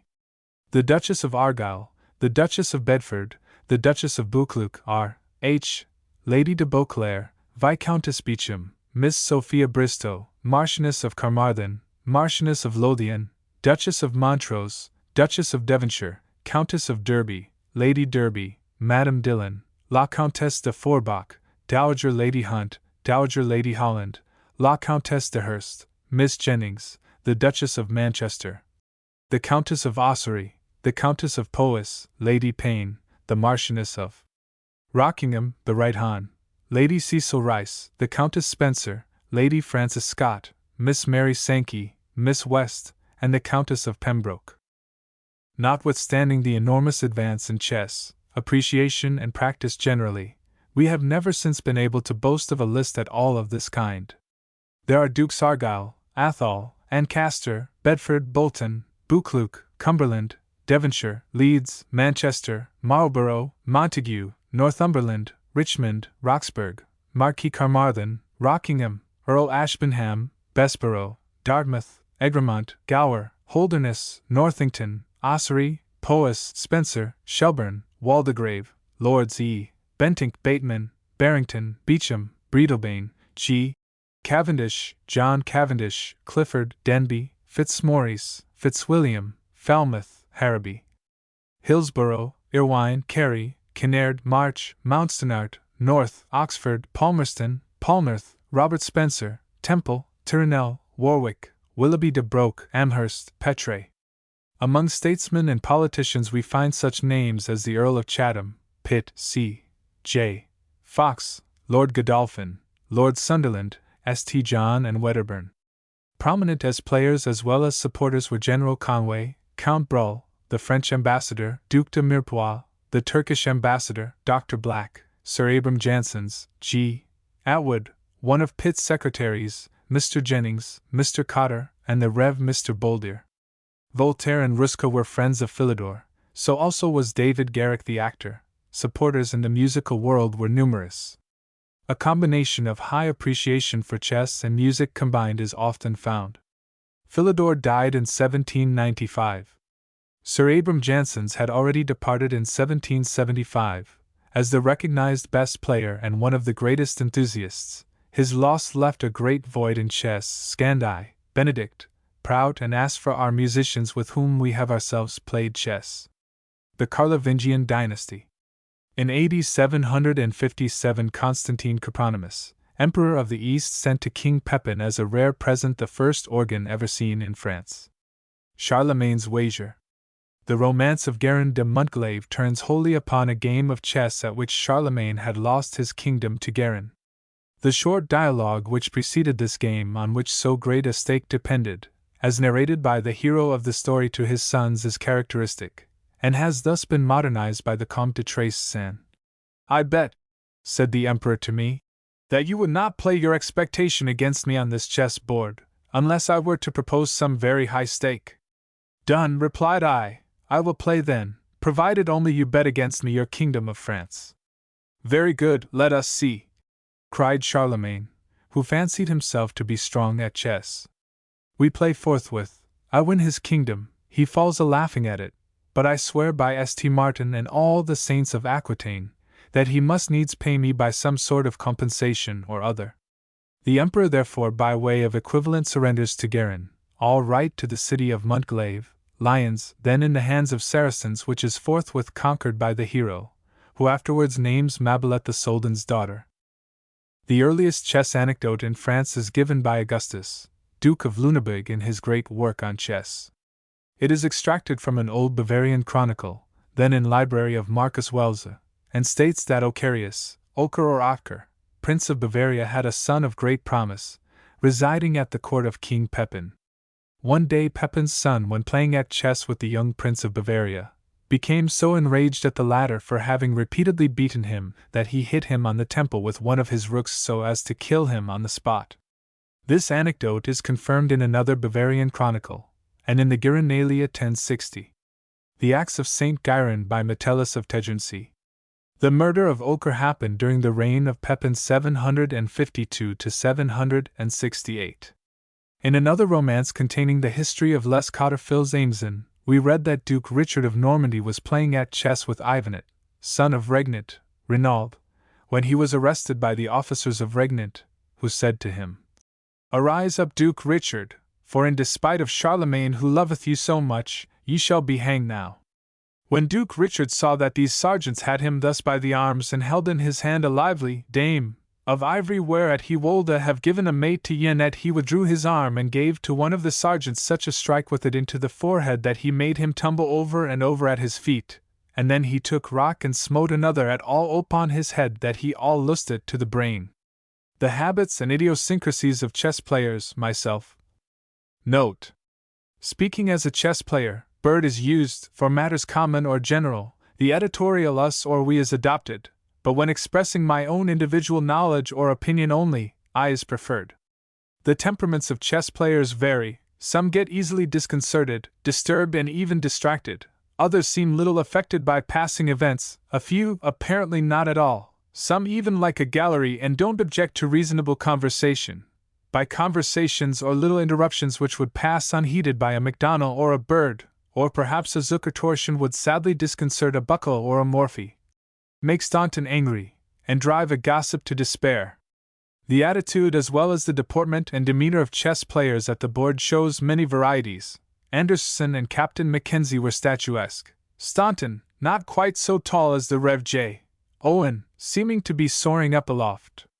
Harwitz not quite so small as Gunsberg, seemed sinking to the ground, but the story that he once disappeared overawed by Staunton's style and manner of moving, and was, after a search, found under the table, is a mere canard of Staunton's which need not be too confidently accepted.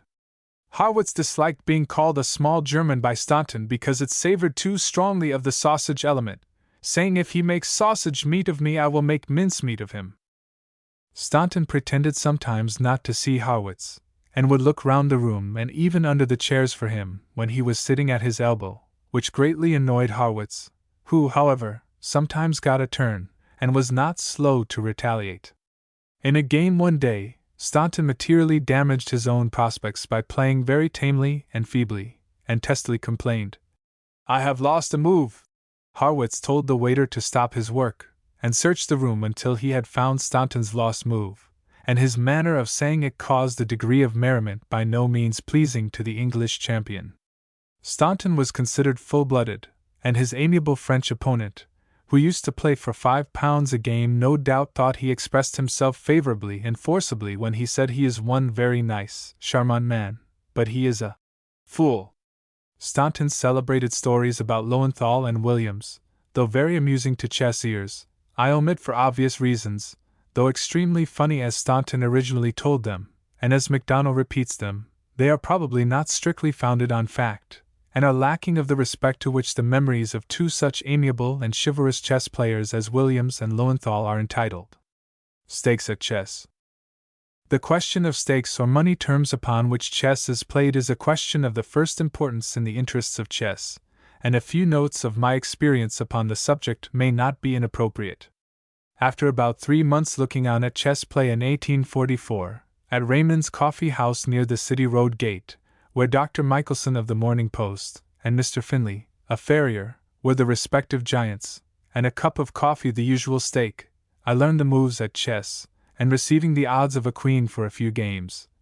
I happened one day to hear with astonishment that the gentleman conceding me the odds was not, as I supposed, the champion of the world, but that better players could be found at Good's, Ludgate Hill, and Simpson's in the Strand. To the former I soon resorted and found Kling, Kuiper and Muckle, the principal professionals there, a nominal fee of 6p being the charge per game, and Staunton, the champion, had played many games at that rate. It was some weeks before I mustered resolution to visit Simpson's spacious and handsome hall, but once arrived there, I made myself at home. Lo, Williams and Finch were the attendant players there, and extensively they were supported. From each received the queens, soon improving to the odds of the knight, and then playing even with them. Buckle alone, who did not mind hard work, essayed to give me pawn and move, but for a short time only. 1 shilling a game has always been the recognized stake at Simpson's, and also at St. George, the principal London chess club, but there have been exceptions, John Cochrane and Bird, the Rev. G. A. Macdonald and Bird, and S. Bowden and Bird never played for anything, and these ranked among the most popular of games, and the players were favorite opponents. In 1873, Whisker was holder of the British Chess Association Challenge Cup, but had never seen or played with Bird, who had been for 6 years out of chess. An accidental meeting by them, and the presence and intervention of Lowenthal and Bowden, led to the Whisker and Bird 4 matches, the first for £5, and the other for credit of victory only. Anderson and Bird always played 5/ a game, Zukertort and Bird February 6, Steinitz and Bird's first 16 games were without stakes, their match of 1866 7 for £25 only. Before the year 1866, £10 or £20 a side was a convenient and common stake for a match. Staunton and Horwitz, Morphy and Anderson, Steinitz and Blackburn, Steinitz and Zukertort, and Falk Beer and Bird were all within these figures. The championship match in 1843, England and France, between Staunton and St. Amant was for £100 a side, but the English player had to go to Paris, and the match was a long one, and it was hoped even at that time that future matches would be mainly for the honor of victory, and that the entire money in the case would be a reasonable sum to liberally cover the player's time and expenses. Morphy reluctantly played for £100 a side in 1858, but his matches with Anderson, Horwitz, and others were for merely nominal stakes. In 1866 a bad example was set in the case of Steinitz and Anderson, when £100 a side was played for, and although Steinitz and Blackburn, and Zukertort, and Blackburn were matches for £60 a side, the stakes were only thus limited to the amount which could be conveniently obtained from backers at the time. So stakes progressed until Steinitz and Zukertort actually played for £400 a side, a sum either party could afford to lose, even though they could tax their chess supporters for it. Any chance of a return match which Zukertort so much desired became impossible, hence the extraordinary depression of the great chess victor in 2 of the most important internationals ever held, viz., Paris in 1878, and Criterion, London, 1883. There is too much reason to fear that the result of this match, and Zukertort's sensitiveness to supposed coolness towards him afterwards, mainly contributed to cause his premature break-up and untimely end. I always advised him before the match, in justice to himself, to stipulate for a time limit of 20 or 25 moves an hour, and not to play for more than £100 a side, the previous extreme maximum for the greatest matches, happy for him if he had observed this rule, as he himself admitted.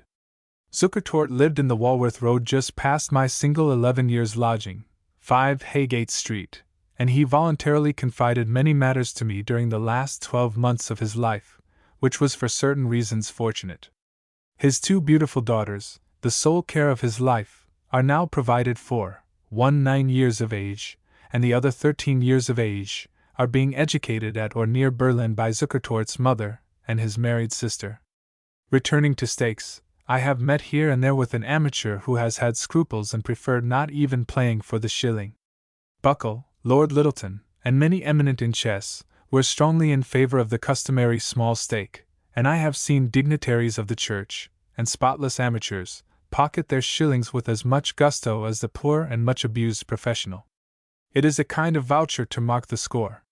Professor Ruskin and others who have referred to this question saw no objection to the time-honored stake, and it has been the rule at the greatest clubs, for, by fixing a custom, it was hoped to keep the stakes within prescribed limit.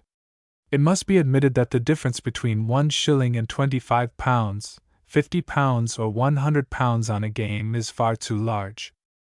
Since the growth of the foreign demands for stakes, not thought of in the days of Philidor, La Bourdonnais, MacDonald, Staunton and Morphy, squaring between players, has been asserted, viz. In 1878, 1885, and 1887, besides which it has always seemed to me that as the stakes go up the play goes down.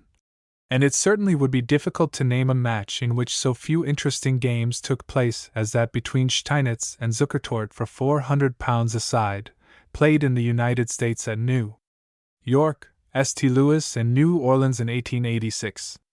A sedate and rather severe-looking stranger challenged Bird to a game of chess once, just when Bird had finished a long sitting with a strong player, and was in rather a lively mood. "A stake, I suppose?" said Bird. "No, I don't like stakes," said the stranger. Then suppose we say a chop, or even a basin of soup, fried sole, or box of cigars. The stranger looked awful for a moment, but dismayed by the good temper of his vis-a-vis, suddenly relaxed and conformed to the usual rule, and as the love tales conclude was happy ever afterwards. It is best to understand that the stake on each game is a shilling, not to say simply we play for a shilling. Once, after an 8-hours sitting, a countryman after losing 20 games blandly handed Mr. F. 1 shilling for the sitting, and could not be induced to part with more. Stakes at chess must not be confounded with the favorite. Comestible. Missing word calls it by that name. Meat is sometimes pronounced by some we know almost like mate.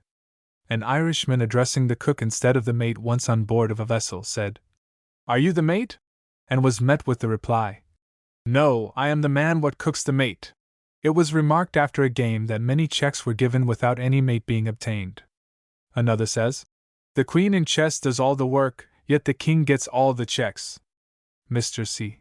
B., the well-known enthusiast, but not always successful chess player dining with a friend at Simpson's one day, the latter recurred to the changes which had taken place there and expressed regret that the grand chess divan had been transformed into a dining room.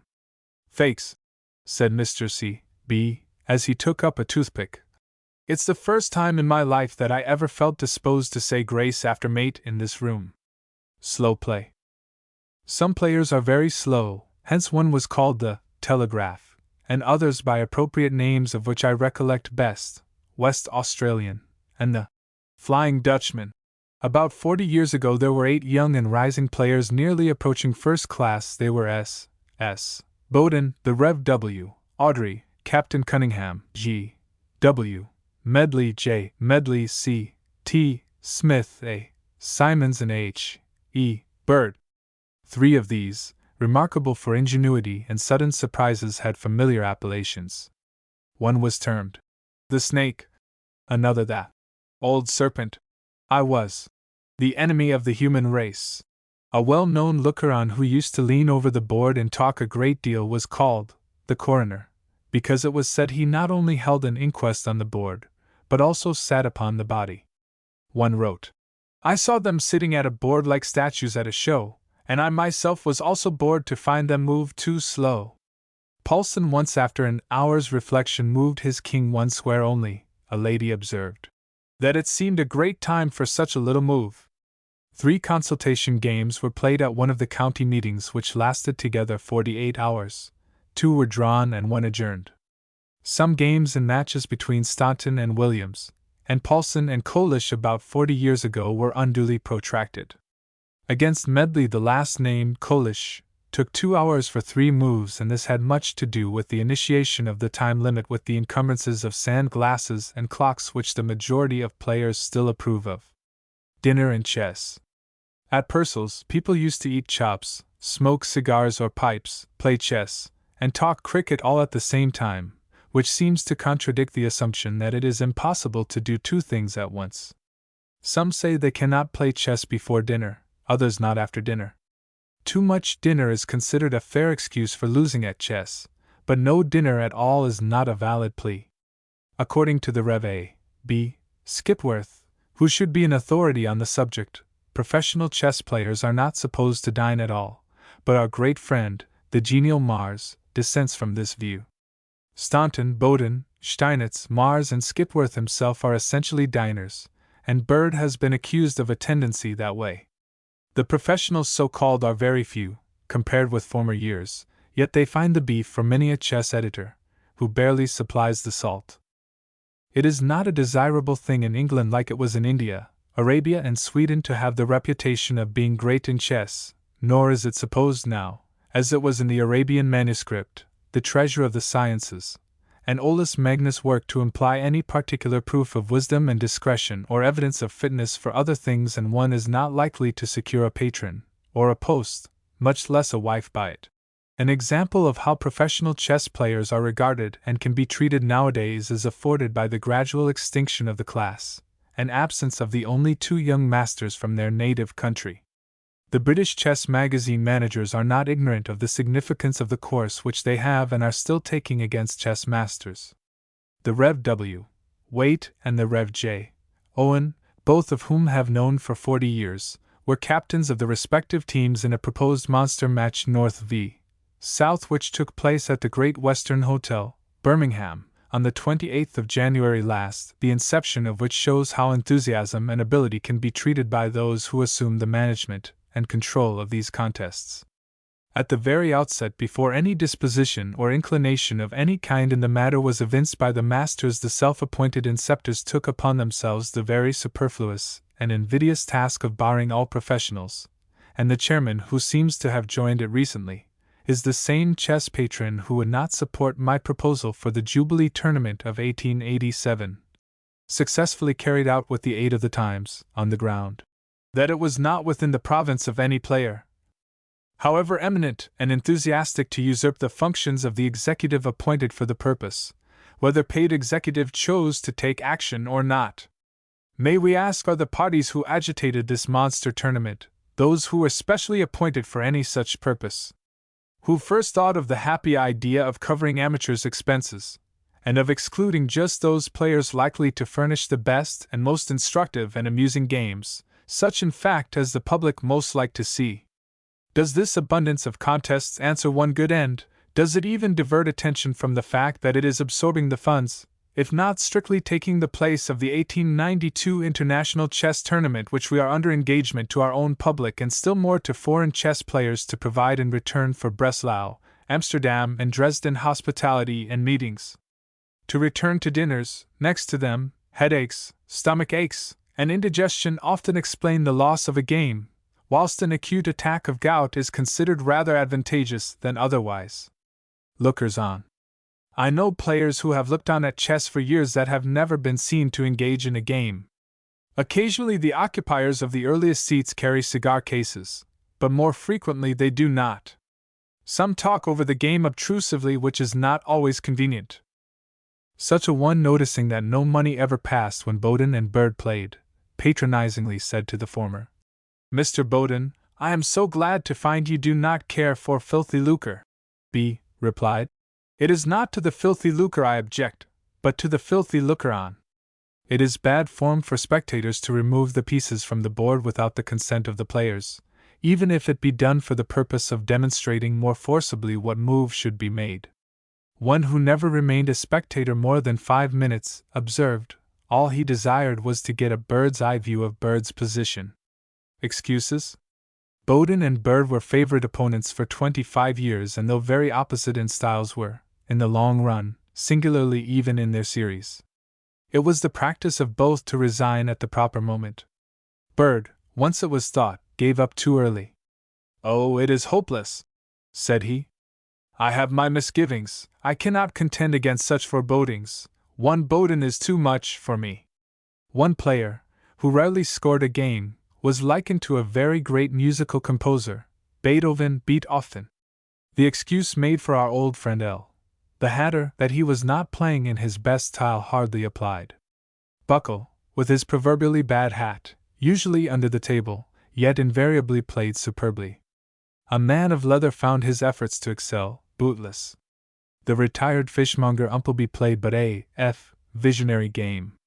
The tailor complained that he played more like a goose than a bird.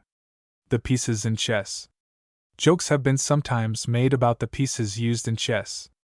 Even the calm and serene Mr. Lamb could not refrain from being facetious in reference to the conversion of a pawn or private soldier into a queen. Another remarked that the queen works very hard for a lazy king who alone gets all the checks.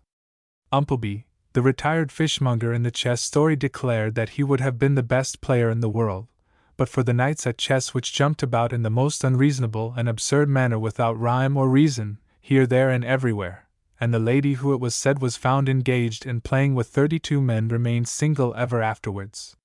A rather boasting player once said, "I must win, I have a piece, of head."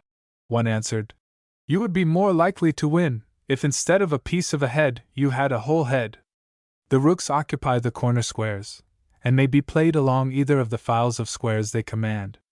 Mr. Sergeant Dry Tong, whose legal acumen was acknowledged by all parties, was also distinguished for a pretty wit and great skill in our royal game.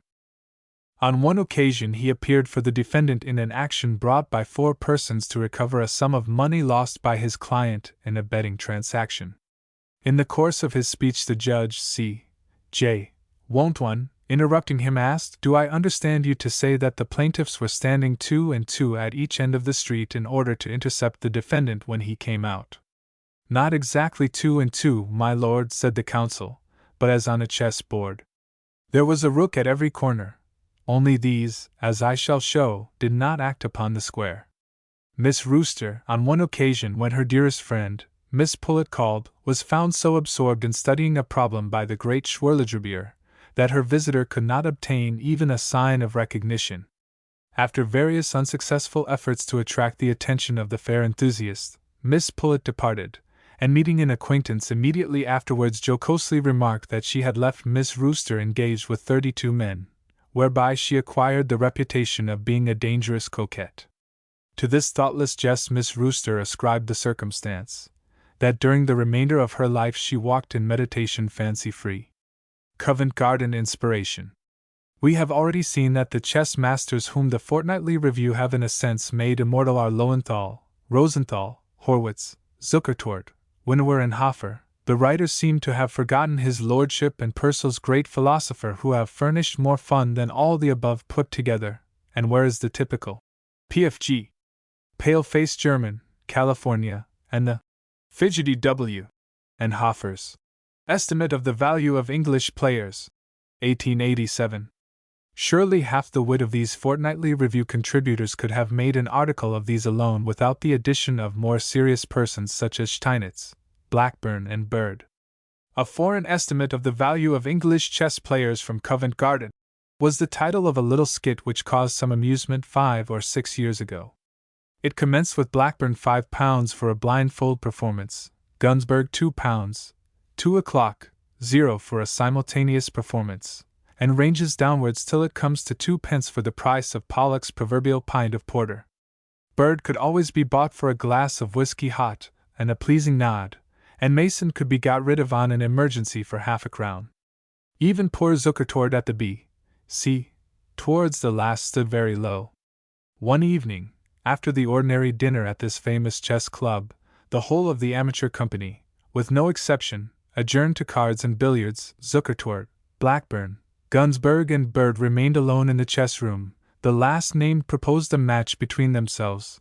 The others, less enthusiastic, did not fall in, and after a desultory conversation of half an hour or so the little band dispersed. The article about fleas and nits, which well nigh led to the extinction of the Chess Monthly, emanated from Covent Garden, and was aimed at Mr. Steinitz. Steinitz has perhaps been the subject of more jokes than any other chess player.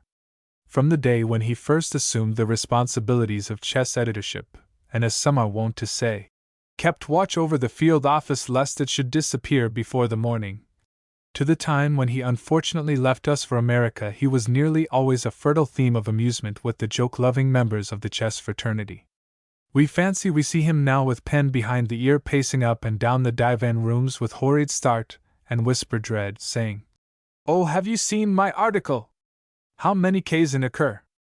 And is there more than one H in editor?" He has improved since then, and is a match for Hofer.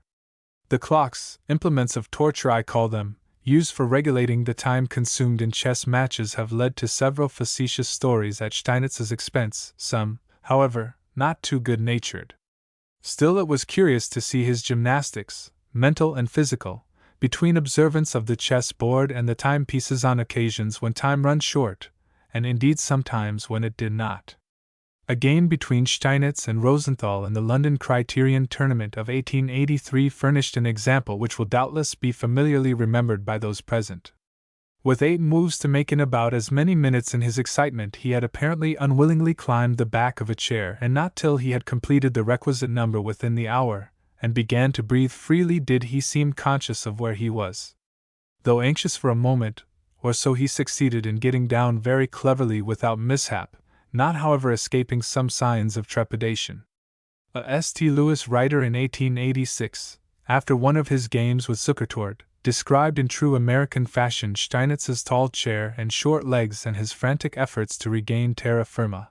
As the writer described it, to reach the American hemisphere. Steinitz's high appreciation of proficiency in the game and what is due to one who attains it was once illustrated before a great man at Vienna, who rebuked him for humming whilst playing at chess, saying, "Don't you know that I am the great banker?" The reply was characteristic of Steinitz. "And don't you know that I am the Rothschild of chess?" A beautiful chess position with Steinitz beats any work of art, as Al-Salih's chess, in the opinion of the Caliph, 1,000 years ago far excelled the flowers in his most beautiful garden and everything that was in it. More than this, prime ministers and lord chancellors, liberal and conservative, come and go, but there is but one first lord in chess, says Steinitz. Steinitz was so much gratified with the reminder of mine at Simpson's, that 3 of the greatest minds ever known have had the same initials, that he will pardon the little addition joke from Paternoster Row.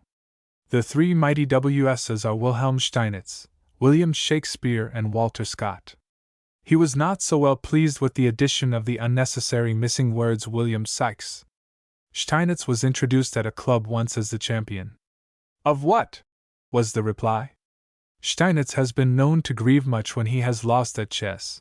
At Dundee, for example, in 1866, after his defeat by De Vere, his friends became alarmed at his woe and disappearance. Again, after his fall to Rosenthal in a game he should have won at the Criterion in 1883, news were brought that he was on a seat in St. James Park quite uncontrollable. Steinitz is liberally disposed to others in mind and purse. The following brevities on chess are known to have been much admired by him. I therefore append them for his artistic eye. So old and enthusiastic a chess player as Bird, and one who has traveled about so much professionally, and on chess, has naturally been the object of many pleasantries and bon mots, although he escaped the Fortnightly Review writers, being regarded, at least by one of them, as a very serious person, l'anglais comme il faut of the Vienna Neue Freie Presse. The despised Britisher of custom house officers, who always chalk him away, hardly deigning to examine his luggage even.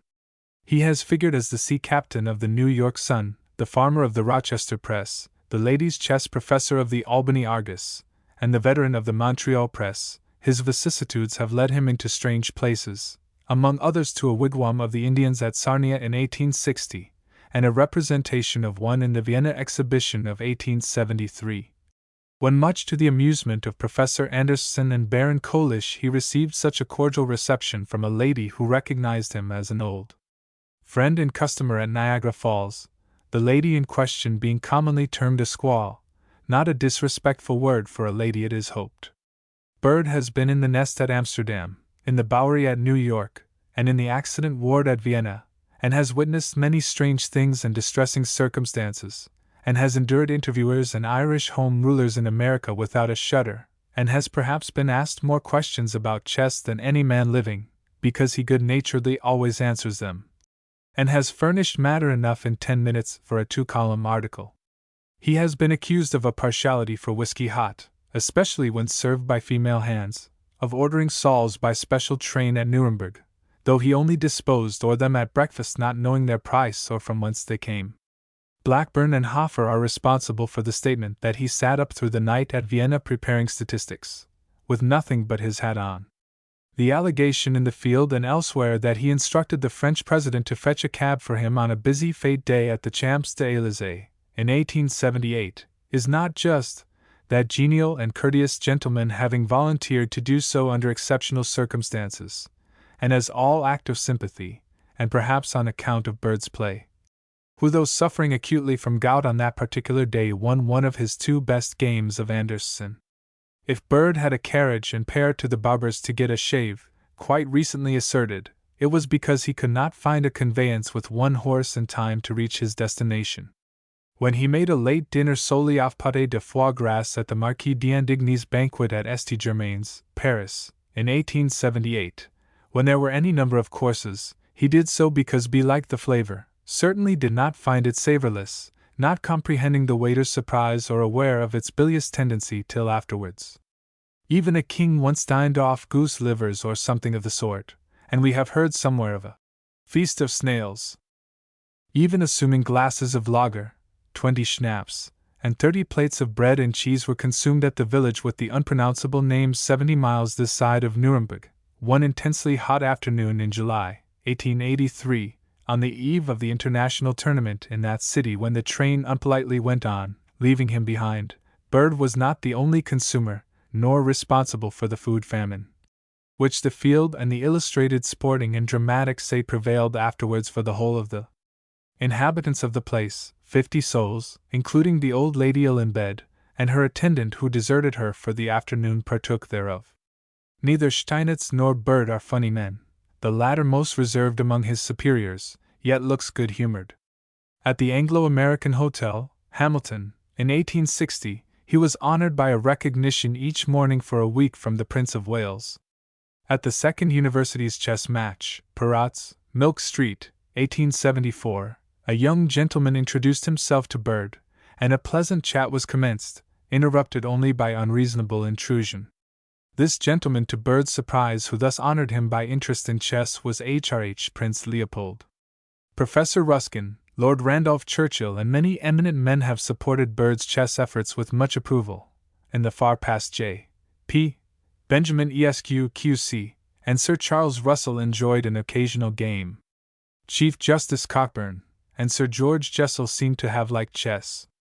The list of highly distinguished men reported to admire the game is varied and significant. Many working men have sought wrinkles from Bird. The late Mr. Bradlaugh, at intervals extending over 30 years, has ardently played occasionally chess or draft skirmishes with much zest. He was singularly agreeable and good-tempered and a moderate player at both. Bird knew much of Ireland and the people 20 to 30 years ago.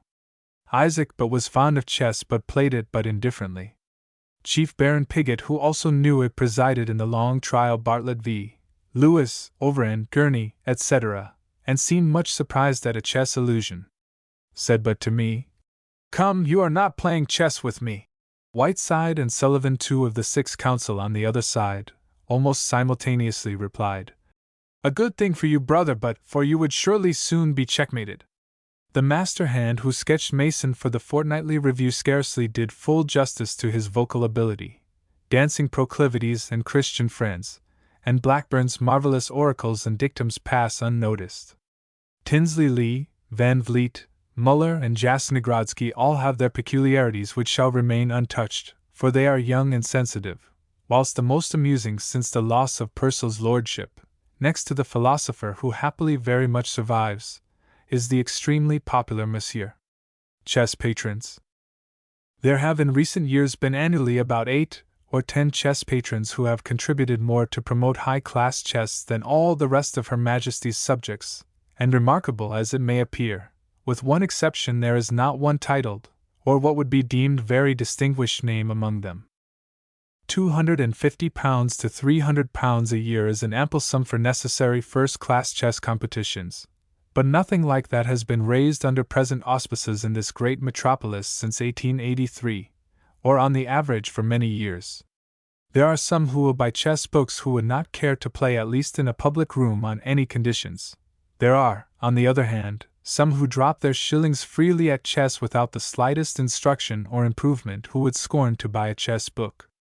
Even California, who greatly desired to improve and apparently cared little about expense, and with his double or quits propensity in play would not deign to notice a chess book. One said that this amateur possessed all the requisites of a loser, playing very fastly, very badly, and risking very rashly. One morning about 12 before chess hours at the Café International, New York, whilst writing, I was accosted by a tall and fashionable-looking American whom I had seen once or twice before playing with Mackenzie or Mason, but had never spoken to. "I see you are busy," said he. "It is not particularly pressing for the moment," said I, placing my work aside. He then commenced to interview me concerning Morphy, asking my opinion and description of him in every conceivable manner. Staunton, Buckle, Anderson, Steinitz, and Blackburn followed in rapid succession. All things temporal have an end, and a welcome pause came in this case. Taking up a chess book lying by my side, which happened to be a gilt copy of Chess Masterpieces, just out, he said, "How much might that book be?" "Oh, about $1, said I. He replied, "I guess that's a pretty tall book, but times are bad and I guess I cannot invest $1 on that 'ere book." I found he was one of the non-purchasing class but had the gambling element. "I will play you a game for $1 if you will give me the odds of a rook." "I cannot give it you," said I, "but we'll try the knight for the usual quarter." He would take nothing less than a rook and for $half, so I made the attempt, and he seemed to play far too well for the odds, kept his advantage for a time while and my prospects, or the prospects of my $half, were not encouraging. The game toughened, however, and I got a passed pawn. It was as Monsieur would say, nothing, but it seemed to bother him immensely. He brought 4 pieces to stop that poor little pawn when one would have done, utterly ignoring the policy of economy of force. His game consequently got disarranged and he lost, after about an hour's fighting, number 1. He proposed another, played wretchedly, and lost number 2. Worse and worse, he played, always wanting to increase his stake, but I remained true to the classics and would not deviate from the time-honored stake. As it was, I had to draw $7, which my opponent parted with most pleasantly, asked me to have a cigar and a nerver, and said I was a wonderful player. He felt that he had a fair look in. Had he bought the book, the bare possibility of an injudicious purchase might have preyed upon his mind. The book, however, was fairly priced. In New York, the $10 game arose in this way. Receiving rook, pawn, and 3 moves, I lost on balance 10 games, $5, and demanded double or quits, which I was forced to comply with. Passed pawns bothered him also. I was New York Sun chess editor, and not a chess book investor. Some have been known to accumulate chess libraries which frequently get dispersed. A copy of Lolly sold for £5, another equally good for 2/6. The difference between 2 pence and £170 for Caxton represents the largest profit yet recorded on a chess book. A copy of Mr. Christie's little work on the Greek and Roman theory, 1799, should be valuable. Style in chess. Some chess players make more lively games than others, and more interesting to watch, and it is curious what different styles can be discerned in the play of the greatest masters of assumed equal ability, a proof of the great versatility of the game. Anderson was remarkable for ingenuity and invention, Morphy for intuitive genius and grace, Zukertort for scientific development, and Staunton, Buckle, Steinitz and Mason for patience, care and power of utilizing to the utmost the smallest advantages, winning by hair's breadth merely. The above represent distinctive schools at chess. Blackburn's play shews little resemblance to that of Bird. Tarish and Chigarin are quite different in style, the former most learned and profound, the latter most enterprising. Lasker's play partakes somewhat of the characteristics of both. Byrne and Gunsberg have each a style of their own, and Mackenzie was particularly grand and irresistible in his attacks. Bird is sometimes called the best player of bad games, and he often makes a capital middle and splendid end game from an unscientific and erratic beginning. One enthusiast observed that there were only 3 parts of the game he could not play, viz., the beginning, the middle, and the end. The following is an illustration of 4 styles of play. The reader can supply real names to satisfy his own taste and imagination. Style at chess. After a slumber of 4 years, Bangs the fresh, the growing, the vigorous, has risen from his lair, and shaking the dew from his mane, has given utterance to a roar that no champion of chess can hear without a shudder. There is no doubt that he has gained at least a pawn in strength since 1868. Dr. Hooker, too, the lightning player, now gives where he once received a castle. Beach has returned to his native heath rich with the experience of Morphy's old haunt, the Café de la Régence. Hall has toughened his sinews by many a desperate tug with the paladins of New York. Mackenzie himself has felt the force of his genius and gazed on his moves with astonishment. Between the styles of these 4 great players there is a notable difference. Bangs, like the lion, tears everything absolutely to fragments that comes within the reach of his claws. Hooker, like the eagle, soars screaming aloft sometimes to such a height that he loses himself, but only to return with a desperate sense which Bangs himself can hardly withstand. Beach, more like the slow worm, insinuates gradually into the bowels of the enemy, making his presence only felt by the effect, while Hall, on the contrary, rushes right onward like the locomotive, scattering obstacles to right and left, and treating his antagonist with no more ceremony than if he were a cow strayed accidentally upon the track. Buckle's Chess References. Buckle's Chess References, which are not so full as we could wish, contain the names of Gerbert, Pope Sylvester, 992, 1003, Cranmer, Wolsey, Pitt, and Wilberforce, as chess players, but do not refer in any way to Beckett, Luther, or Voltaire, names mentioned in Linda. Either think of Alcuin, or consider the chess probabilities of the contemporary reigns of Offa, Egbert, Charlemagne, Haroun, and Irene. Van der Linde assigns the 13th century for first knowledge of chess in England, and places it under the head of Kriegspiel, but on what grounds, or what he conceives this Kriegspiel to be, or how it differs from chess does not clearly appear in his book, his space being rather devoted to sneers or dissent from the statements and conclusions of previous writers, than at advancing any distinct theory of his own. He labors much to cast doubts on Charlemagne's knowledge of chess, and to infer that the chess men preserved and considered to have belonged to him, reported upon by Dr. Hyde, F. Dowse, and Sir F. Madden, are of comparatively recent date. Einhard, the historian of Charlemagne, he says, does not mention chess. Cranmer, Wolsey, Pope, Pitt, Chatham, Fox, Wilberforce, and other well-accredited names which interest us are absent from his list, which is surprising, considering his mass of petty detail. More than 2/3 of these volumes are devoted to descriptive catalogues of books and magazines from Jacobus de Cecilis, the first European work devoted to chess in the 13th century, down to the various editions of Philidor, Serret, Allgaier, W. Lewis, G. Walker, the German handbooks, and Staunton's popular works. Interdictions of chess. Al-Hakam by Amri La, or Abu Ali Mansur, 6th Caliph of the dynasty of the Fatimites or Obadites of Egypt, 996-1021, according to some authorities interdicted chess. Mr. Harkness in Notes to Living Chess implies that he had some put to death for playing it. Sprenger, Gayangos, and Forbes do not mention or confirm this. Besides, though this caliph did not much regard the Quran, kept dancing women and singers, indulged in all sorts of frivolous pastimes, and was very much addicted to drinking, as well as cruelty and tyranny, he was not a bigot.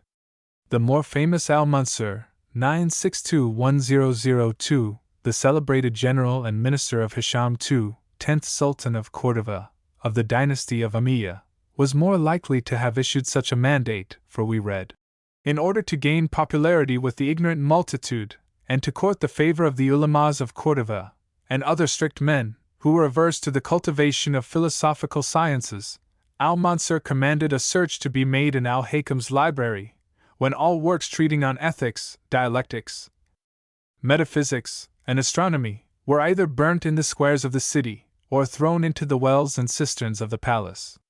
The only book suffered to remain in the splendid library, founded by Al-Hakam, II, 4th of Cordova, 822 to 852, the enlightened, humane, and just Rahman, II, were those on rhetoric, grammar, history, medicine, arithmetic, and other sciences, considered lawful.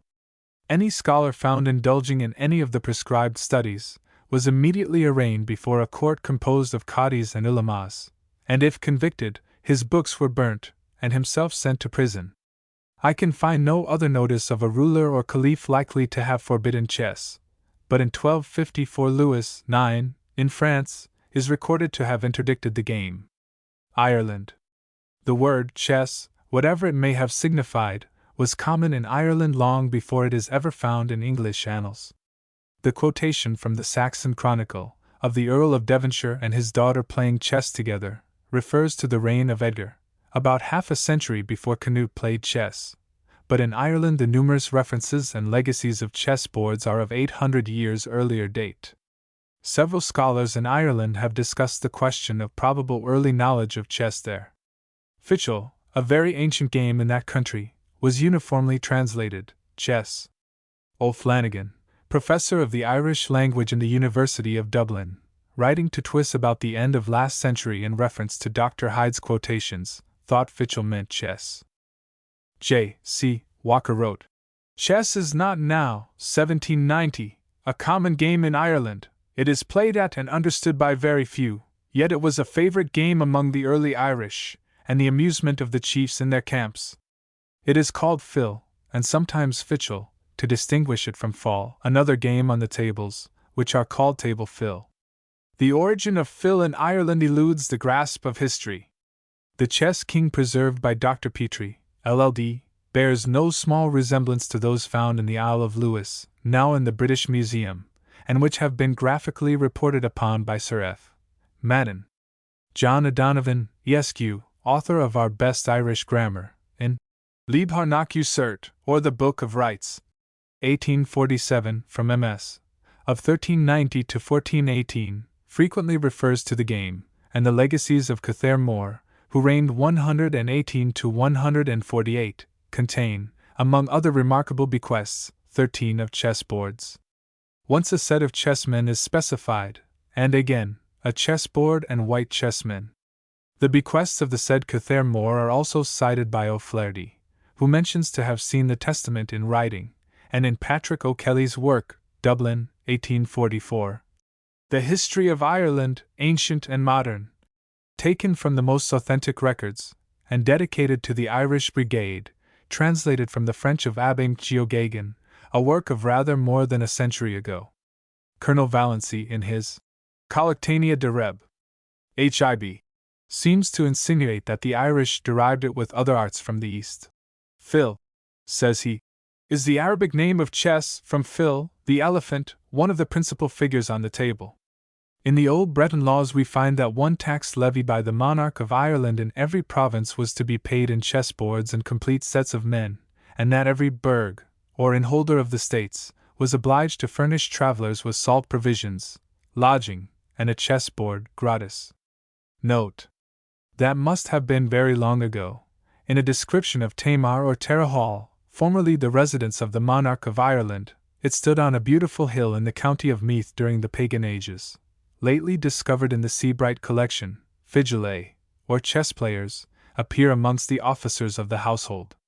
Langsverder Findung, says Linda, and again. When die gans gestic von Erlandia and solches Ludgen Trugweb ist, wie das Fidsel Gefassel ist sie wirklich keltisch. The German chess theorists. Dr. A. van der Linde's great work, Berlin, 1874, following Weber, Berlin, 1872, Der Lasse and others, containing 1,118 pages, 540 diagrams, 4,098 names, and 2,500 catalog items. In Linda's book, no less than 500 of the 540 diagrams are on the 8x8 square board, with the 32 pieces used in modern chess, i.e., examples of the game with positions or problems thereat as we understand it. It is also curious as affecting Linda's consistency, that Al-Suli and Adali, whose problems he gives at chess as we now play it, were dead before the time he assigns for the first knowledge of the same. His own pet authority, Masudi, 890 to 959, gives the story of Al-Suli's chess, to which nothing could be compared without declaring it to be any other game, pages 58 and 59. Italy. Opposite Italianish Linda has 1,348 to 1,358, but the story of the rebuke of the Bishop of Florence by Cardinal Damianus, for playing chess in a tavern when he should have been at prayers, given by Forbes and repeated by Linda, is of earlier date, 1061, Biazecca's blindfold play at chess on the invitation of Dante's patron. The Master of Ravenna, before a distinguished company, is attributed to the year 1266. Kriegspiel. To Sanskrit Skacharanza, Column 1, under the head of Kriegspiel. 8954, is affixed to Arabish, Column 10, the same year 954 appears. Note. To this date of 954 I cannot help adding for once a query mark like those in which Linda's book abounds. To Persich, Column 7, 1000, Francifich 12 JHT, English 13 JHT, Spanish 1283, Italian 1348 to 1358. To Tskynsic, Japanish, Siamesic, Burmasic, and Tibetish, under El Test datum columns, 2 to 6 unbeckoned appears as well as to Tskacharanga column 1, notwithstanding the date of 954 in another place. And the above are under the one head of Kriegspiel. Schachspiel. Under this head Italianish is 1512, Latianish 1525, Franzifich 1560, English 1562, Deutsch 1606, Danish 1752–1757, Swedish 1784, Ungarish 1861. Dr. van der Linde has nothing about the Roman Edict of 115 BC, or the other 3 points, which first caused our desire to invite a little more attention to the subject of the probable origin of chess, viz. 1. Alcuin and Egbert's contemporary records, with Pepin, Charlemagne, Haroun, the Princess Irene, and Emperor Nicephorus, the humane, enlightened, and glorious Al-Mamam. With his treasures of learning, Arabic, Persian, and Sanskrit translations 2 and 3. Fortunately for the encyclopedia writer of 1727, and the poet Pope, their articles have escaped his notice. We naturally try to discover what Brettspiel and Nerdspiel was, according to Linde's own notions, and when they ceased and chess began, both chess and Nerdspiel had been heard of and were terms used before Al-Masudi and Ibn Khaldun wrote. Why does not Linde attempt to explain why Haroun, Walid, Razi, Al-Suli, the Caliphs, and others up to the Shahnameh poem, Anakamina and Ibn Ezra call it chess, and nothing else?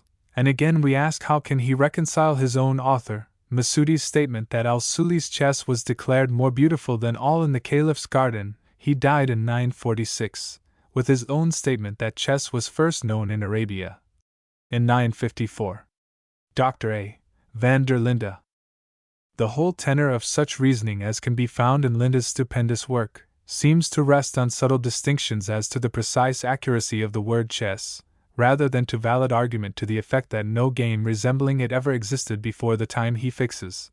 Yet his diagrams of the Tskacharanga, which comes volume 1 following page 423, is exactly in accordance with the game as explained to us by Sir William Jones and Professor Duncan Forbes, though Linde seems to call it by the name of Indisches Würfelwirrschach or Indisch Kriegspiel, and there is not a single diagram of what the German writer conceives it to be other than the real Tskacharanga. Note: from such an assumptive writer, one would like to ask whether he had looked through the pages of Livy, Polybius, and Tacitus, or explored the treasures in the Fihrist, or the Eastern works referred to by Lamb, Bland, and Forbes, as well as Dr. Hyde and Sir William Jones. Forbes in the body of his work roughly estimates the Tskacharanga at 3000 BC, but at page 13 of Appendix he says, "The first period of chess is altogether of fabulous antiquity, that is, of 3 to 5,000 years old." In fact, he seems to have been rather loose in his estimation, and not to have sufficiently distinguished between the supposed antiquity of the 4 sacred Vedas, the epic poems, the Ramayana and the Mahabharata, and the Puranas. Professor Weber and Dr. van der Linde assume a much more recent date for the Bhavishya Purana, from which the account of the Tskacharanga is mainly taken, than that assigned to it by Sir William Jones and Professor Duncan Forbes. The 4098 name index already referred to includes Adam 10 times and even Jesus 3 times, used, as it appears to me, rather for the purpose of irony, rather than valid or useful argument. When Forbes gives the earliest chess position, known from British Museum, Mrs. Linde says Adam was the first chess player, to Sir F. Madden about 1150, for the time when Gamer wrote, quoting the incident of the Earl of Devonshire and his daughter being found playing chess together, Edgar's reign 958 to 975. Linde says Madden about it, "Keinen Pfifferling worth." In another place he says, "Forbes nat der Freischüt, insolence, impudence, audaciousness, boldness." It is not pleasing to English ears to be told that George Walker is a humbug and a snob. Professor Duncan Forbes the same, and William Lewis something worse, and to find notes of exclamation and of queries, instead of argument opposed to the statements of such writers as Dr. Hyde, Sir William Jones, the Rev. R. Lamb, Sir Frederick Madden, and Mr. Bland. Linde's dealing with Forbes' statement concerning his examination of the copies of the Shahnameh in the British Museum puts a crowning touch on his arbitrary and insulting style and furnishes an example of his notions of courtesy and argument. Forbes, in a reply to Alpha, having pledged his truth and honor that the account of the moves and pieces in the copies of the Shahnameh were precisely as he had given them, Linde after honor has. Forbes' statement runs as follows. November 9, 1855, 1860, page 56, Zu Antwerpen. My answer to Alpha is that the MSS from which I made, not derived, my translations describing the moves of the pieces are precisely those I mentioned, viz., number 18188 and number 7724 preserved in the British Museum. At the same time, I briefly consulted some 9 or 10 other MSS of the Shahnameh in the British Museum as well as Macon's printed edition. Yet more, I consulted the so-called copy of great antiquity alluded to by Alpha before it came to the museum. Well, in all of these, with, I believe, only one exception, the account of the moves does occur exactly as I have given them, always excepting or rather excluding a couplet about 2 camels, die namlich nicht and die Bedetakenspielers past den es weiter unten, und nun get es echt versuetisch weiter. Alpha denies the existence. I had in Gegentheil I, page 63 Sittert, of the account of the moves in every copy of the Shahnameh. I, on the other hand, pledge my truth and honor, Linda, that the account of the moves does occur in every one of the manuscripts as well as in Macon's printed edition, VGL. At p. X. Lin. 6 unt. The misconception on the part of Alpha arose from a very simple, smiley face circumstance. In Ferdowsi's account of the game, the story happens to be interrupted, smiley face, in the middle of the insertion of 2 other long stories, as we often see in the Arabian Nights. In matters of this sort, it is only the truth that offends. Man wirklich hier nach sein Schnapserklärung der Weisheit der Büserschmier, page 54. Forbes also adds page 56. And I am quite ready to point out the passage in all of them to any gentleman and scholar who may have the least doubt on the matter. Historians of the 7th, 8th, and 9th centuries who lived before Masudi deemed the game worthy of notice and recommendation. Razi and Ferdowsi thought so too, and Hippocrates and Galen before them refer very favorably to its advantages, describing it as beneficial in many ailments, and we may reasonably assume that they at least, as well as the poets and philosophers before them, back to the 5th century BC deemed the game passing in their minds, and the invention of which they were wont to speculate on, as one of some interest, beauty, and significance, and worthy of appreciation then as it has been in succeeding ages. Once more, no example is given of his Kriegspiel, Nerdspiel, Wolfrevierschach, Trick-Track, or any spiel or game implied under the word Brettspiel, the last name being moreover a general term for games played on a chess board, rather than a distinctive appellation for a particular species of game or indication of the pieces or value of forces employed in it. Nerdspiel. Masudi, born at Baghdad 870, died at Cairo in 959, is Linda's great authority. Linda quotes or deduces from him the following. Die alten Hindus walten einen König über sich Buremin dieser regiert, bis starb, 366, sick, jar, sein Nakamin, Heisen Brahmanen sein Sohn et ba but unto dessen Regierung das Nerdspiel, Gildemeister übersetzt duodecim scripturum ludus, ein Blas auf Zufall und nicht auf Scharfsinn Berahens Glücksspiel erfinden Word regiert Lujar, and ihr Segen. Das Asdischer IBN Balek das Nerdspiel erfund. Again. Ardischer IBN Balek, der Stammvater der letzten Persischen Dynastie, erfund das Nerdspiel, das daher Nerdischer, also Nerdardischer, Genanut Word.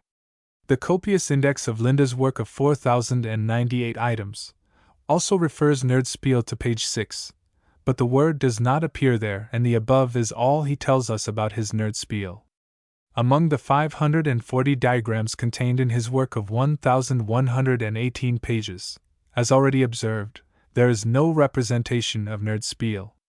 The writer hopes to submit an analysis of these diagrams, and of the contents and conclusions of Linda's work in a supplemental pamphlet of 64 pages, price 1 shilling, in order to notice the manifold inconsistencies contained in it, as well as the wholesale aspersions upon the English historians. Linda's book.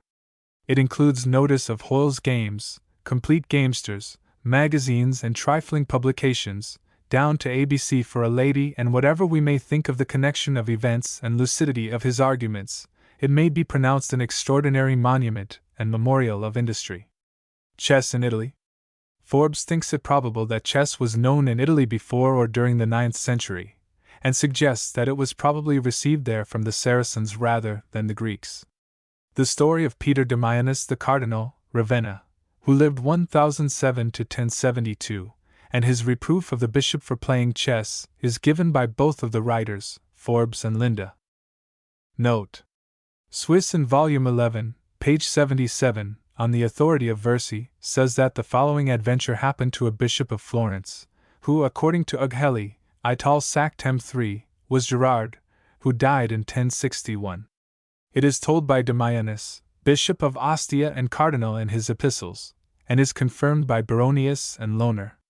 These two prelates were traveling together, and on a certain evening when they arrived at their resting place, Damianus withdrew to the cell of a neighboring priest, in order to spend the time in a pious manner, but the Florentine played at chess all night among seculars or laymen, in a large house of entertainment.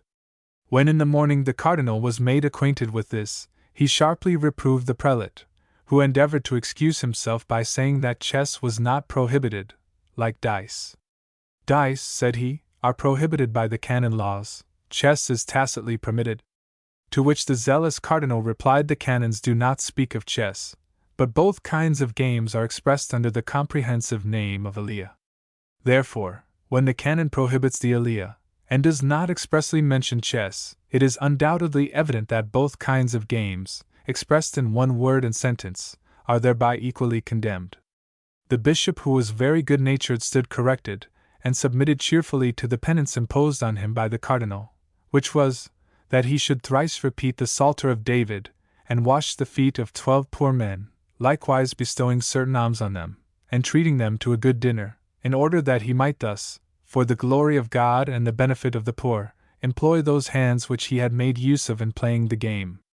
It must have taken some considerable time before the game became so common as to be played at houses of entertainment by seculars or laymen.